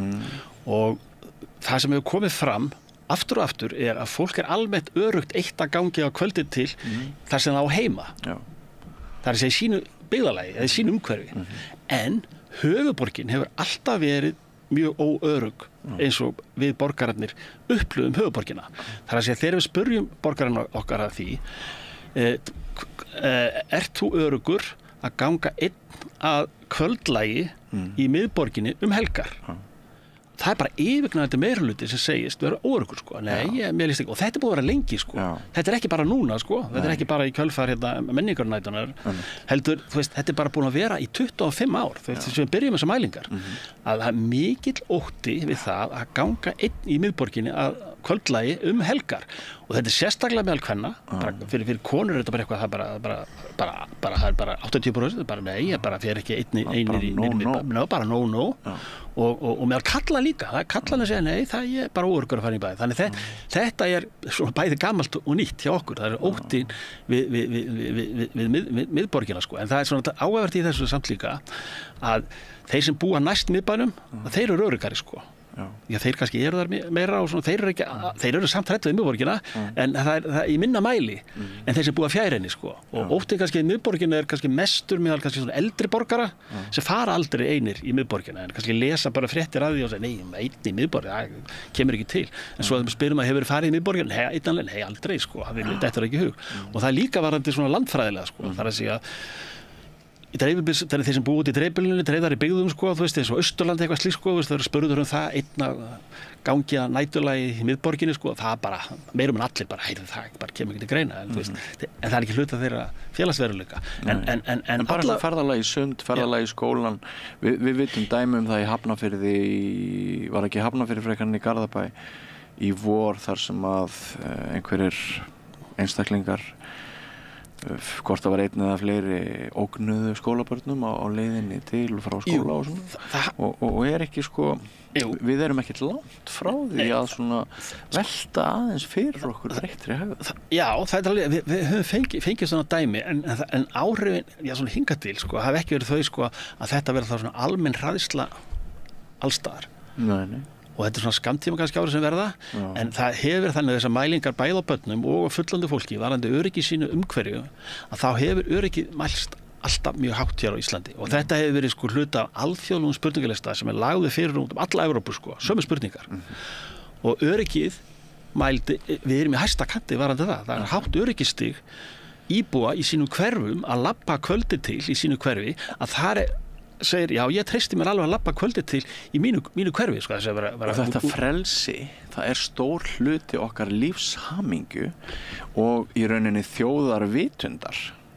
Já, við vitum alþjóðlega mælingu það Ísland friðsöm þjóð og það frábær tilfinning að upplifa sig öruggan hvort sem þú ert að labba á Esjuna að kvöldlægi eða bara á milli hverfa hérna. Já, þannig að þetta eitthvað sem við höfum svona verið mjög, getur verið stolt af sko, það að þessi öryggisstigið í þínu eigin umhverfi hátt og en, miðborgin alveg sér kapitúlum, þannig það ekkert nýtt sko. Nei, menn hafa sýnt óttagagvað miðborgin í mjög langan tíma því að þar auðvitað skemmtarnalífið, þar eru barirnir og þar mikill fjöldi á tiltölulega litlu svæði og þú upplifir óöruggan að fara að labba einn í gegnum þennan mannfjölda sko. Erlendu ferðamennir vita ekkert þetta. Þeir vita ekkert þessar rannsóknir sem þú Nei, þeir eru bara að skemmta sér eða bara verið að horfa á þetta bara og upplifa sig öruglega mjög örugga bara með góðir ástæðu. Jú, ég held að það sé nú bara nokkurnu rétt í það sko, með það sko, en fyrir okkur Íslendinga þá, því að það hafa alltaf komið upp svona mál í miðborginni af og til alltaf, þannig að við svona berum smá kviðbúa fyrir því sko og vitum að þarna eru margir ölvaðir og við viljum ekkert vera að labba þetta í gegn sko svona vera einn á ferði kannski eftir miðnætti og þess að við vitum að það mikið af fíkniefnum og það alls konar fólk sem í misjöfn ástandi dómgreining kannski ekki alltaf bóðið besta þú veist, menn að fleygja kannski flösku eða glasi og þú vilt ekki verða fyrir því sko, þú veist, eða abbast upp á einhverja sko, þannig að þar virðist vera svona óöryggi þessu svæði sko, en óöryggi fyrir utan það þá virðist vera mjög hátt öryggisstig varðandi Íslendinga og þær mælingar sem við höfum verið að gera núna og við viljum hafa þannig og viljum hafa þannig og þetta viljum við líka miðborgin sé örugg og við upplifum hana sem öruggir í miðborginu og þetta dæmi sem kom upp þarna á menningarnóttinni það setur upp á okkur öllum og mun örugglega gera það verkum að óttinn við miðborgina hann mun bara aukast sko. Já, og svo sjáum við allt verða vitlaust út af rauðu glimmeri á herðum ráðherra sko. Já sko, ég veit að sko, en varandi það sko, menn vissi ekki hvað það var sko. Það líka það sko, þú ert bara í háskólanum, þú ert að halda eitthvað erindi, svo bara allt í einu stekkur einhver manneskja fram og hendir einhverju efni á þig, þú veist ekkert hvað Nei, svo var þetta bara saklaust sko. Þetta var frekar saklaust en enn ekki á mómentinu sko. En vitna til þessa sem einhvers hvarpunkt sem breytti hérna allir öryggisgæslu ráðamann og eitthvað svoleiðis. Ég kaupi þetta ekki. Já, þetta er bara oft sem svona. Við vitum til dæmis með flugvélar og varandi öryggi á flugvöllum að þú veist þetta var 911 dæmi 2001 sko sem gerði verkum að það er bara risastór öryggisstofn í hver einustu flughöfn í dag en sem betur þarf ekki að gera þetta í innanlandsflug á Íslandi sko, Íslandi tókst að fá undan þá sko sem var reynda munað með mjóðu sko, geti ímyndað ykkur allt innanlandsflug á Íslandi fyrir að fara í gegnum svona rosalega öryggiseftirlit en þau vitum hvernig flughöfni núna eru Keflavík, þetta er alveg risastórt svæði og við þurfum að fara í gegnum alls konar gegnum skoðanir og þetta er auðvitað rándýrt og fyrir beinti í miðaverð okkar þetta er bara þetta 2001 dæmi sko, þú veist, og þar var svo var í kjölfarið það var einhver sem var tekið með mögulega sem var í skónum á honum sko, þú veist og það var tekið og það var reynda ekkert í skónum en þá fór maður að segja því að skónir og núna þarf maður ofta að fara úr skónum til dæmis í við flughöfni, þannig að það er oft þannig sko að það gerist atburður og það breytist allt í kjölfarið, það kemur upp eitthvað bara, þess vegna alvarlegt afbrot eða eitthvað alvarlegur atburður og þá breyta samfélag gjörsamlega kúrs. Til dæmis hvers vegna er dönsk lögregla öll vopnuð? Hvers vegna er dönsk lögregla allir með vopn? Hvers vegna er Færeyingar með vopn? Og það er vegna þess að fyrir svona, ég held að þessi næstum fyrir komin hálföld síðan, að þá voru 2 eða 3 lögreglumenn sem voru drepnir í starfi sko. og það var bara Bjarni Benediktsson fekk bara rautt glimmer samt á herra. Já, en það þetta er atburðadrifið. Það að segja sko, til þess að við tökum sem dæmi með íslenska lögreglu, ef það kemur upp eitthvað til dæmis á vettvangi hjá lögreglu, þar sem sko lögreglan telur að þarna hefði þurft að vera skambis á ferðinni vegna þess að það gerist eitthvað, kannski var eitthvað skotinn fyrir framarana eða jafnvel lögreglumaður særðist með illa. Atburður af þessi tagi myndi gjörbreyta viðbúnaði lögreglunar til framtíðar sko. Þannig að þetta er atburðadrifið og þannig hefur þetta gerst með þróun lögreglunnar því ég skoða þetta og lesið þetta hvernig lögreglan smá saman vígbúast alltaf það er alltaf vegna það eitthvað sem gerist sem ýtir á það að menn raunverulega fari að vígbúast meira sko.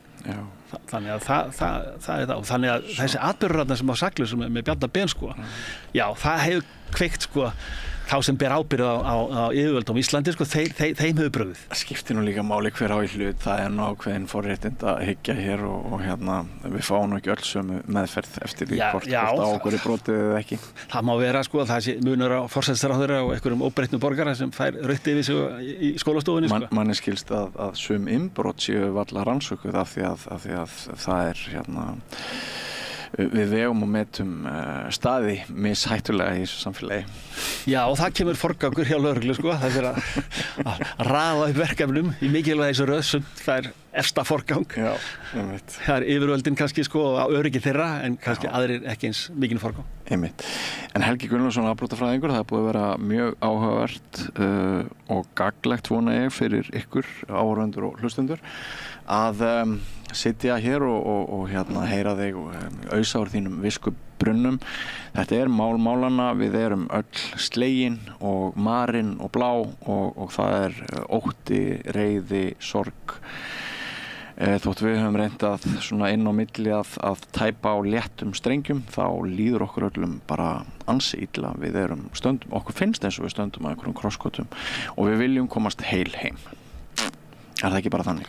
Jú, þetta er góð lokaorð.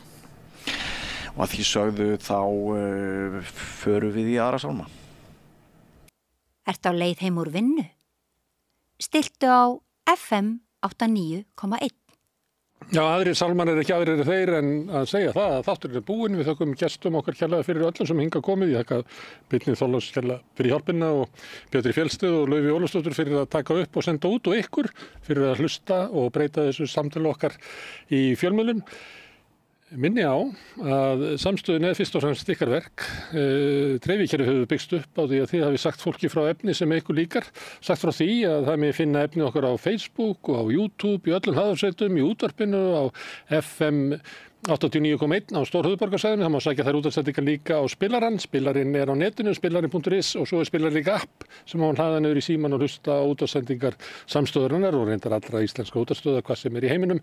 Það sem er net og við erum komin í sjónvarpið til þeirra sem er svo heppinn að skipta við síman. Síminn býður sínu viðskiptavennum upp á efni frá samstöðinu. Við erum nú með 5 á fjarstýringunni. Kannski munu önnur fjarskiptafyrirtæki sjá ástæðu til þess að gera slíkt hið sama. Senda út 24 tíma sólarhring 7 daga vikunnar 18 ásins-hring, samfélagsumræðu við þetta rauða borð og í öðrum þáttum samstöðurinnar. Sjáum til með það. Það sem að drífur samstöðun áfram er sá hluti áhorfenda og áheyrenda sem að leggur samstöðun til lið með því að gerast áskrifundur.